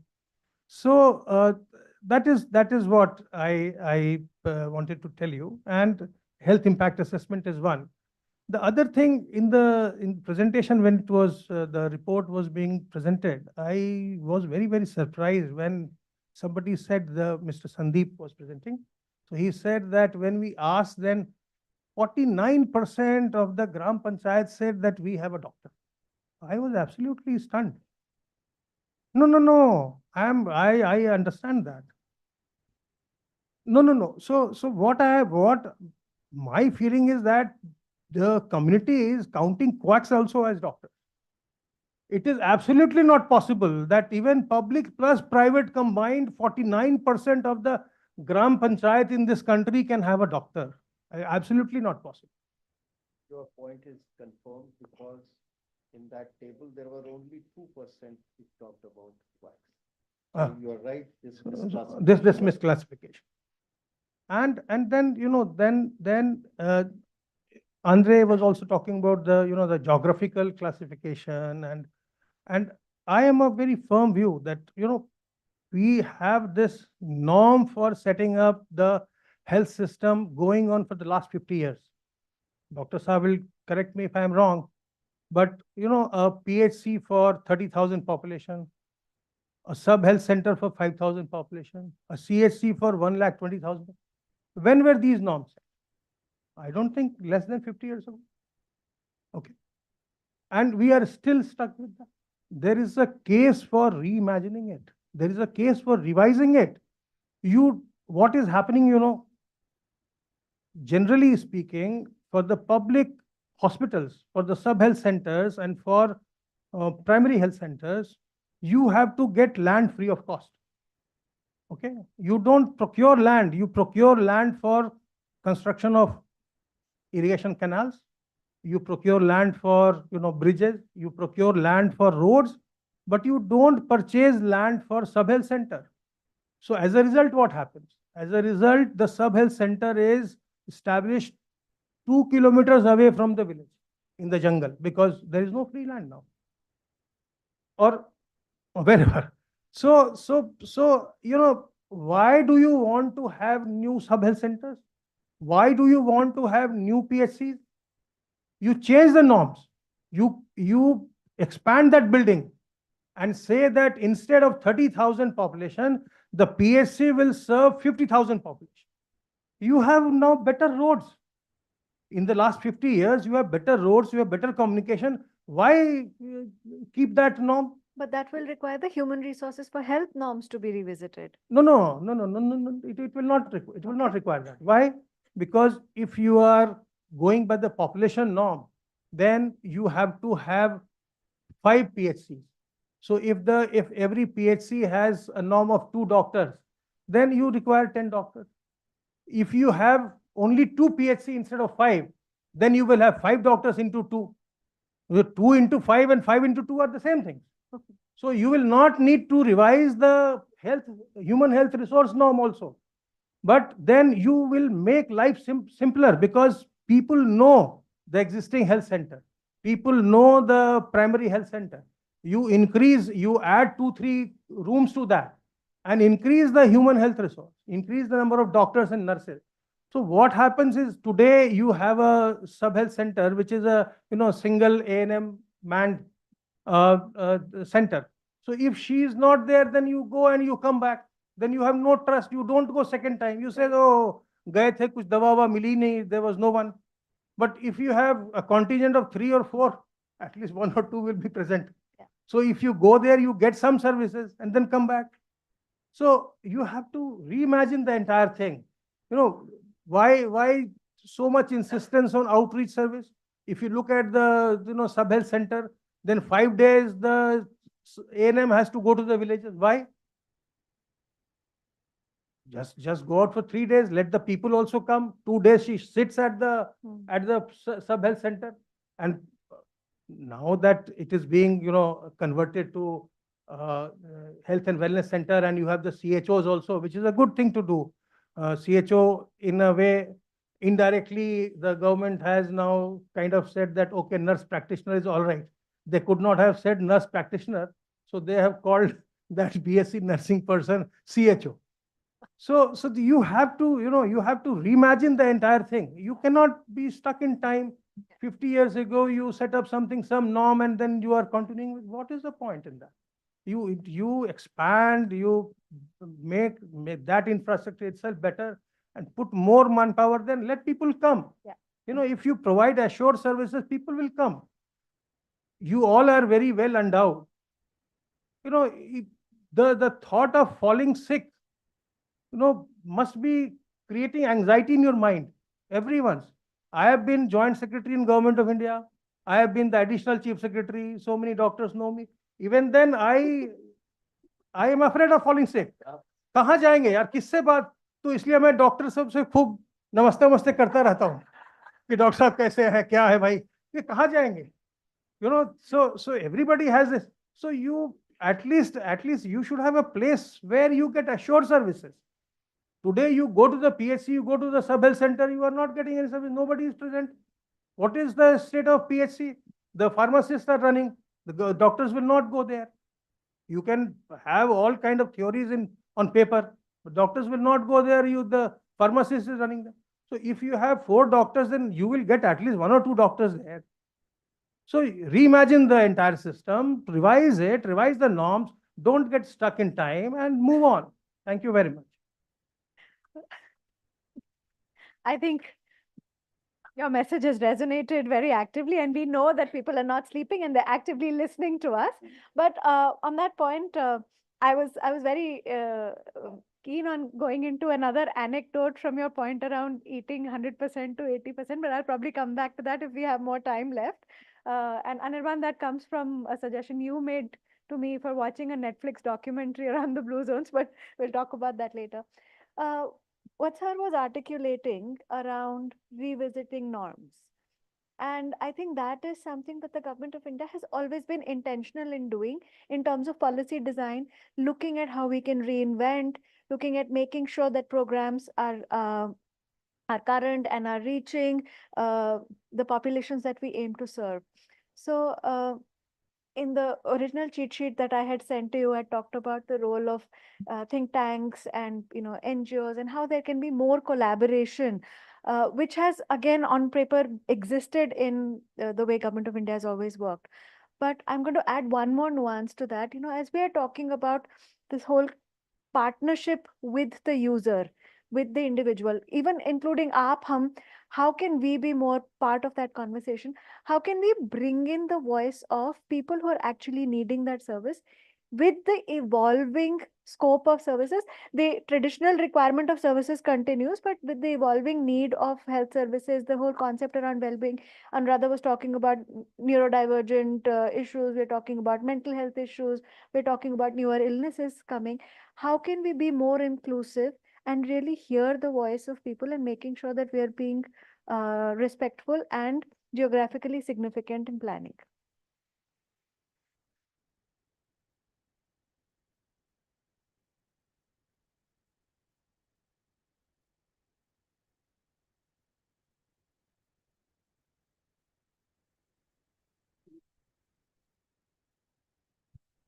So while we were discussing this, these days we are doing some implementation research. And one of the principles we are trying to look at it is to map chain of events. So I thought if we have to re-engineer the whole health system and have to bring in this whole concept of neighborhoods of care, integration with health system and linkages with health system, I thought we might think on 2 things. One is this concept of chain of care providers. So when I'm sick, somebody is providing me care at home. Somebody is giving me medicine. Somebody is providing me food, water. So if we map out chain of care providers, going right up to the policymaker, because policymaker is also a provider. It may look remote, but actually it is a provider. And the second parallel, we have to look at chain of health and wellness events. And then we try to look at this whole dimension. Where are the weak links which require either community side strengthening or health system side strengthening? And where the linkages or contact between health system, community, family, and individual can come in, and the other side, the policy making and program making. So I'm taking this concept primarily with from the business. So when seeds are put in, so they called value chains are built in. Similarly, I think if health is also looked like a product which is developed over time, so from health to illness to wellness again, and so a product is to be delivered. So if I look at this whole dimension in a business form and map out chain of events, either for care providers or the other is of health events, and then try to look at issues, I think we will be able to get a better sense of neighborhood of cares and neighborhoods of care on one side, and then this seamlessly amalgamating or getting mixed or getting kind of interacting with the health system, which provides care, formal so-called medical care, दवाई देता है जो उस तरीके से. But this kind of mapping the chain of events will also help us where we need non-health sectors to come in, because we sometimes don't understand where should I put in this dimension. So it is just, I think we have to think beyond circles of influence to chain of events, because they occur at various time, places, and persons are involved in that. And then a business model can also be built in. How we can see efficiency to be brought in, where investments to be made, and that might help us to look at this whole system and not looking in isolation, neighborhoods of care as a separate issue, health system as a separate issue, and policy making and programming as a third dimension, and the overall ecosystem. So when we look at this, then issues of social dimensions, cultural beliefs, economics, securities of various kinds can also be put in there. And I use the word of social capital. The importance of social capital will come. Amit bhai just now said कि doctor साहब से phone करके बीच में बात करते हैं कि वो होता है, that is social capital. We do, all of us have that. Some of us think कि पैसे से मेरा काम हो जाएगा, but we do understand America में भी जब मेरे को साइकेट्रिस्ट से बात करनी है, then I ask my friend कि भाई कौन से वाले को जाओ.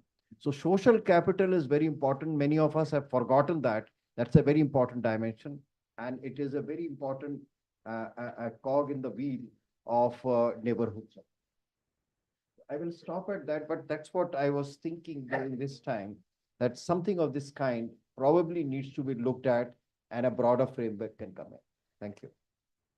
So that's a very, very helpful framing.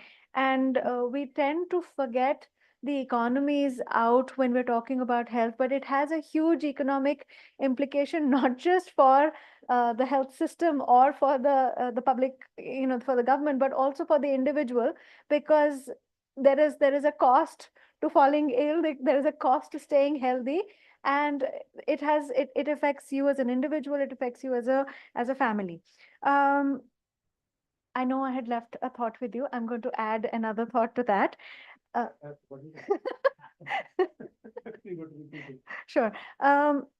We were talking around behavior change and the investments in that. And one of the points that day before yesterday, the MD NHM UP was making was that towards a sustainable health system and ensuring saturation of health system, it's important to look at also the behavioral practices. So, sir was mentioning that, the social construct that we come from and the ecosystem within which we grow has a huge implication on the kind of work we do, the services we offer.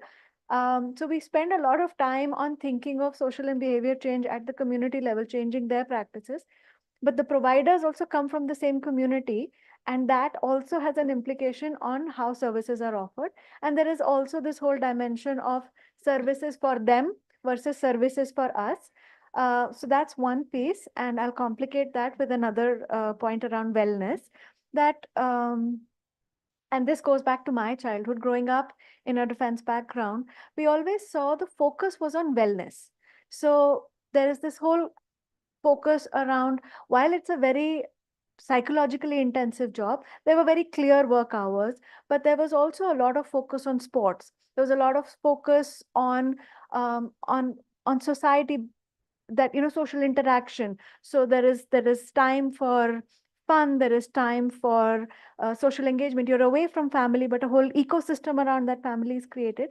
So it was a whole community that was created, that was not just looking at keeping people healthy so that they could fight in a war, but keeping people mentally and physically agile, which came from that wellness paradigm. How can we bring such an approach in a larger system? So one question around norms and one question around wellness. Very simple.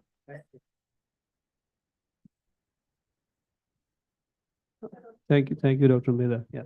So in fact, by listening to all the other panelists, great, a lot of new learning. And I thought probably I'm in a place where after a long time, I'm sitting in a panel which is not, managed or doctored, because the questions, you seemed like you reminded me of Karan Thapa's interviews and all. So I thought probably these are genuine, and we never that. But then you mentioned the cheat sheet. So I realized that I'm the only one without that cheat sheet here. so you okay. So to give the keynote address, okay, which we yeah. changed. So I'm to blame. Yeah. Okay. Good. But then I couldn't have done that. But anyway, now coming back to this. So but thanks a lot for this, because what I've been thinking is, last couple of years in the health and where I am, we have been, looking at strengthening the entire health system.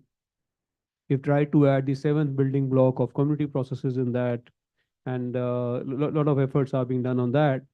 But sitting here took me back to several years during my MD days and also during my postdoctoral days, in which I spent 1.5+ years with Dr. N. Kuroda sir and 1.5 years in JNU. And I started, recollecting all those and subsequently the other discussions and all. That's what the behavioral part, started coming to my mind. That there have been various theories also. We started Bandura's theory and all, subsequently went into the trans-theoretical model and all. That what are the healthcare seeking behaviors and what are the health seeking behaviors? I think that's what when you talk of the neighborhoods of care, you need to first go back to those roots. And no one is talking about those, the health seeking behavior and healthcare seeking behavior, the decision making processes within the family, within the community, and within society as such. And who is prioritized and who decides that who will be prioritized and where do they go? Your study, we must comment that there is a study as such, but then again, the telephonic interviews, a lot of biases, inherent biases in that. And that one has been really actually brought out very clearly about the misclassification of the providers as such. But then again, to look at what are the providers right now. So if you look at the current scenario as such, with the ASHAs since NRHM, and now with more than 10 lakh as such over there, their involvement with the community to understand the people as people in totality, and the CHO-led sub-health center Ayushman Arogya Mandir with CHO and 2 ANMs or 1 ANM plus one male multiple worker, where someone is available all the time. So that's the kind of, the ecosystem which is being made. And I really liked Andres mentioning about that. And that's what reminded me of eco-socio-epidemiological approach. So that's what I think neighborhoods of care should look at, that eco-socio-epidemiological approach, And that will probably also force the government and the planners to move away from technocratic solutions in each and every for each and every illness or each and every condition as such, or even state. Like health, we don't talk about in epidemiology, we don't talk of disease as such, it's states. So that's what probably will force everyone to try to understand the community needs and also the behavioral parts, and also the dynamics as such over there. And to strengthen this dynamic further, the neighborhoods of care, the linkages with Dr. Arora sir mentioned, I think linkages has to be with the Jan Arogya Samitis and Mahila Arogya Samitis. Jan Arogya Samitis we have in rural areas at sub-center and PHC level. And even Rogi Kalyan Samitis at CHC and DH level, wherever they are, they need to link together with that instead of working in silos or creating a new kind of, the care continuum of some new part of body as such over there. And of course, we also have the self-help groups. That's another linkage which we are asking JAS and all to link with those self-help groups. The rural livelihood mission era and all, again, which you mentioned very rightly, with linkages. But then again, last 3.5 years, I'll tell you the number of times we had meetings with the ministry concerned of NRLM and Ministry of Health. I think we planned for 4 or 5, but we have only 2 interactions. So that's the intersectoral coordination when we think of how to make that. Under NHM, we have the mission steering group where all the concerned ministries, including social determinants of health and other ministries, are part of that. So we have a mechanism at the national level. At state level, we have State Health Society, at district level, Health Society, and also at the DMDC is supposed to review and call all the other ministry representative at district level also. So there is something is happening, but needs to be done more. And so that needs to be strengthened while we are talking of the neighborhoods of care and involving the community as such over there. The other thing was, the wellness, yeah. So there, whatever we say from the modern medicine, the Ayush and all traditions, there have been oral traditions also. There have been a lot of other traditions where पेट दर्द होता तो कहते हैं अजवाइन वाला पानी पियो, and such kind of traditions are there as such in every household, and they vary from tribal areas to rural areas to other urban areas, even north, south, central, everywhere. So I think those also need to, we need to, probably strengthen more or probably try to understand those at those level, and integrate even Ayush also as far as the wellness component is concerned. Yoga, we tried, the government has tried as wellness and yoga and all, but people are more fond of cyclothons or walkathons or some other things and all instead of yoga. And yoga is currently taken up as an exercise kind of thing, not as yoga as such. But even if it's taken as an exercise, at least some wellness is there. And at the same time, in wellness, school health program is being revised. So Niti sent us some draft and all, and we gave her comments and all. So that's what another thing which we added from NHSRC was that in schools where there's a, PT or games period only for half an hour a day or half an hour twice a week. So what kind of wellness are we talking right now? So there, I think we need to probably look at our curriculums and also start from inculcate from very beginning the wellness and other activities.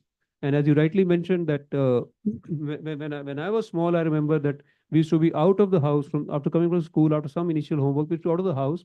The only stipulation was ki reach home before the sunset or before it gets dark. Otherwise, it used to be locked out also, and it happened many times. It's a different thing altogether.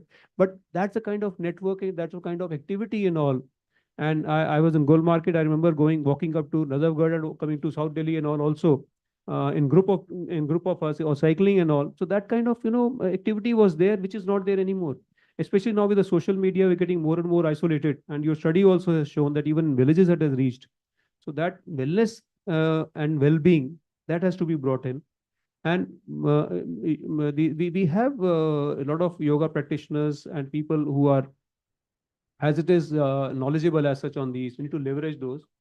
In Ayushman Arogya Mandir, we said, okay, you'll have 10 wellness sessions in a month, and you hire a yoga teacher as such. You gave certain money, but the amount is too small for people to travel, for a yoga practitioner or teacher to travel up to sub-center Ayushman Arogya Mandir. We have some at PHC level, but very few at the sub-center level.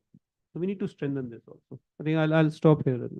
I hope I've been able to answer but I think another thing which you forced me to think was that probably in my first question, That's actually a very philosophical question which you asked, and I answered in a very medical manner as such.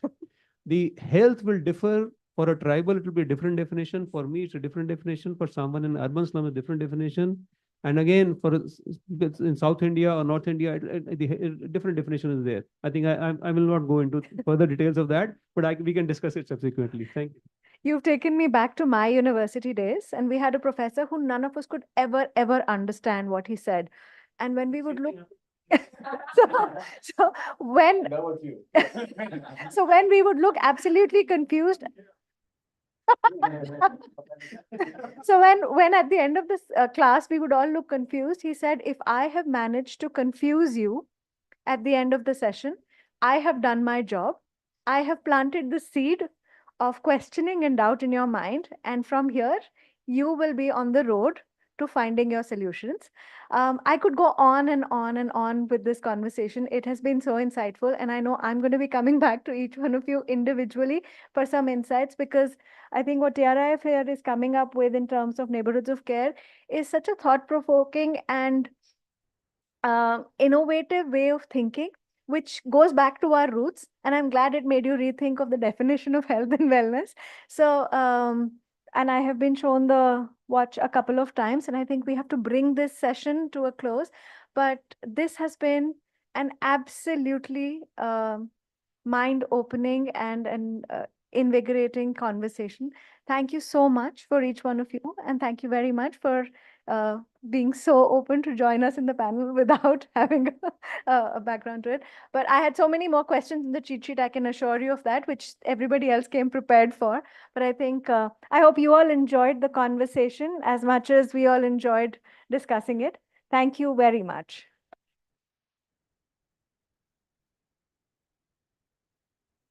Wow, thank you so much. That was really, really an enlightening and fun way to end what has been an action-packed day, taking health beyond the hospital and into the community and showing those linkages. And also some really insightful and interesting examples from Andhra Pradesh to Baltimore. Never mind the royal birthing norms of our patriarchal European monarchs. So very interesting, a fitting way to end a very packed finale today that had gender safety, youth opportunities, also digging into the importance of data and development. But what about the rest of the week? Did you guys log on? Or maybe you were in Bhopal or Ranchi or Raipur or Jharkhand, Lucknow. Maybe you were in Delhi across the way on Saturday at Alliance Française for the Rural India Film Festival by Village Square. Or even just the other day around the corner, we had in the annex the chief economic advisor addressing the Rural Colloquy too, which we're going to put up on our website because it's a really 45 minutes of rich brain food that was really interesting to hear. Or in Khan Market having chart. With the consensus, yes. If you missed any of that, I highly recommend that you log on to TRI's YouTube channel, to our website, to our microsite for the India Rural Colloquy. But even though I know they want this building and they want this room soon, we are going to play for you if the technical gods are shining on us, which they haven't been at all points in this colloquy, but hopefully they will be now for the finale. We're going to bring you the first 7 days, August 1st through 7th, and a summary video giving you the highlights of the colloquy as till now.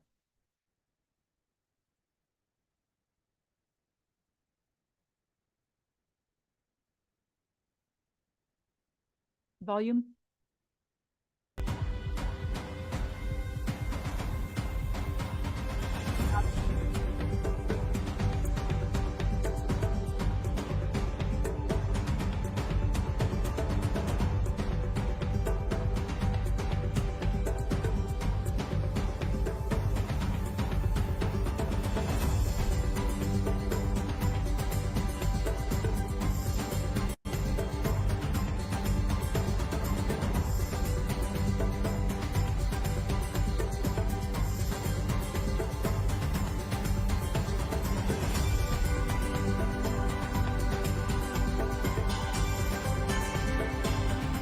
हमारा प्राकृतिक संसाधन किसी भी बड़ी कीमत की इमारत से बड़ा है, उसके साथ खिलवाड़ करने की जरूरत नहीं। जनसंख्या हमेशा बोझ होती है, ये दुनिया का संदेश है कि समृद्धशाली ग्रामीण मध्य प्रदेश को हम किस तरह से एक दिशा दे सकते हैं। अभी भी भारत में lot of seed of hope, अभी भी भारत में बहुत बड़ी बड़ी आशाएं हैं, आशाओं के बीज हैं, उनको थोड़ा जर्मिनेट करना, थोड़ा अंकुरित करना। किसी भी स्थिति में जब तक हम महिला के स्वास्थ्य, उसके स्वावलंबन, उसकी आर्थिक इंडिपेंडेंस पर काम नहीं करेंगे, तो सही मायने में हम महिलाओं को बराबरी का हक नहीं दिला पाएंगे। Good governance, whole of government, rural development, involvement of people, जन भागीदारी, ये सब कुछ एक चार्ज करने का सोर्स जो है वो हमारा economics. Women can come forward and they can really assess what their real needs are. There is a direct symbiotic relationship is there between the people and the forest. You cannot divide the forest in Chhattisgarh or in the third world countries, the people. We are deeply associated with the people. Somebody said the mother planet can survive without us, but we cannot survive with a destroyed climate on this mother earth.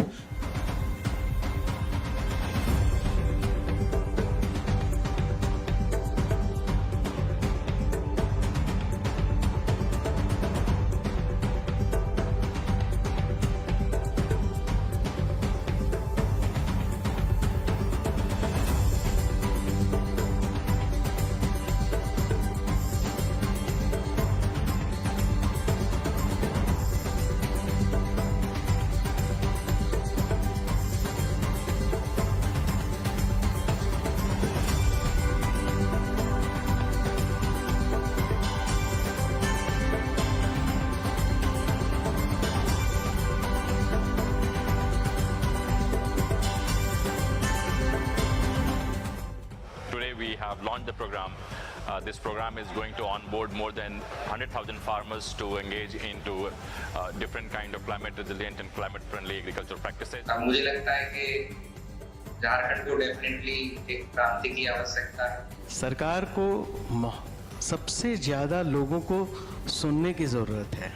We are setting up a carbon program with a specific focus on smallholder farmers because we have the objective to make also the carbon markets inclusive to farmers.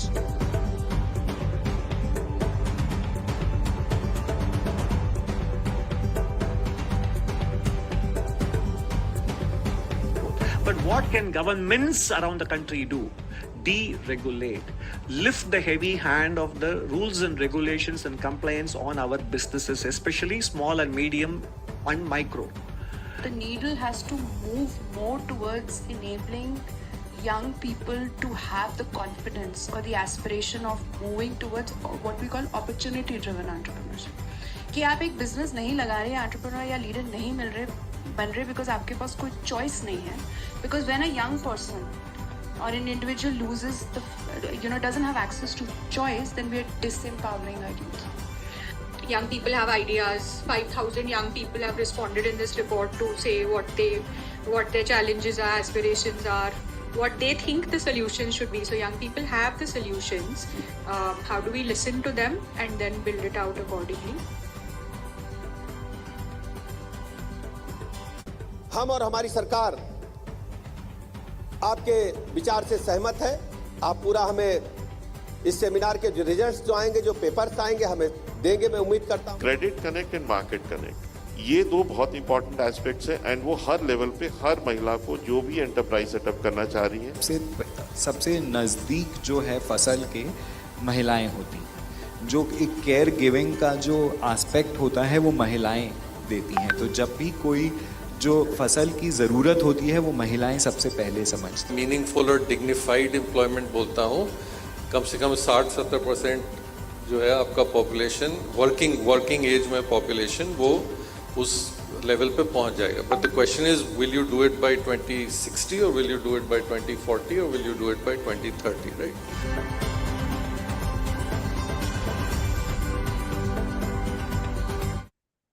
little audio video mismatch there for the last minute, but we'll just put that down to some buffering.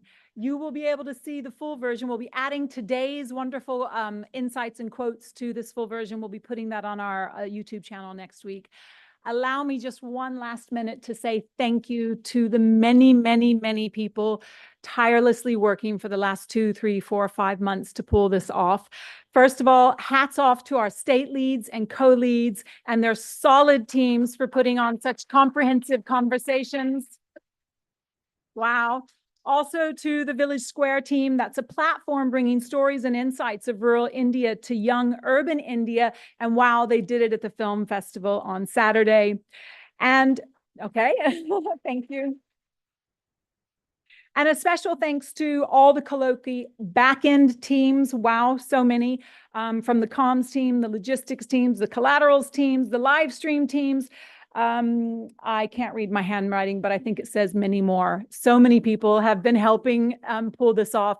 The Colloquy committee as well. And of course, to Anish and Anubam, whose, ideas these are, they keep coming up with more ideas and we run quickly to try and follow them and pull them off. So thank you for giving us the opportunity to sweat and shine. So thank you also,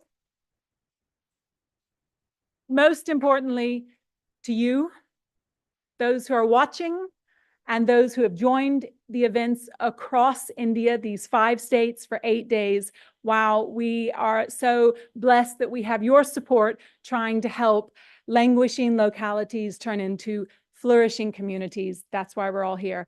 Please keep watching us on our social media channels and on YouTube and keep supporting us. And let's all keep the good fight and seeing the progress in rural India. Thank you so much and have a great weekend.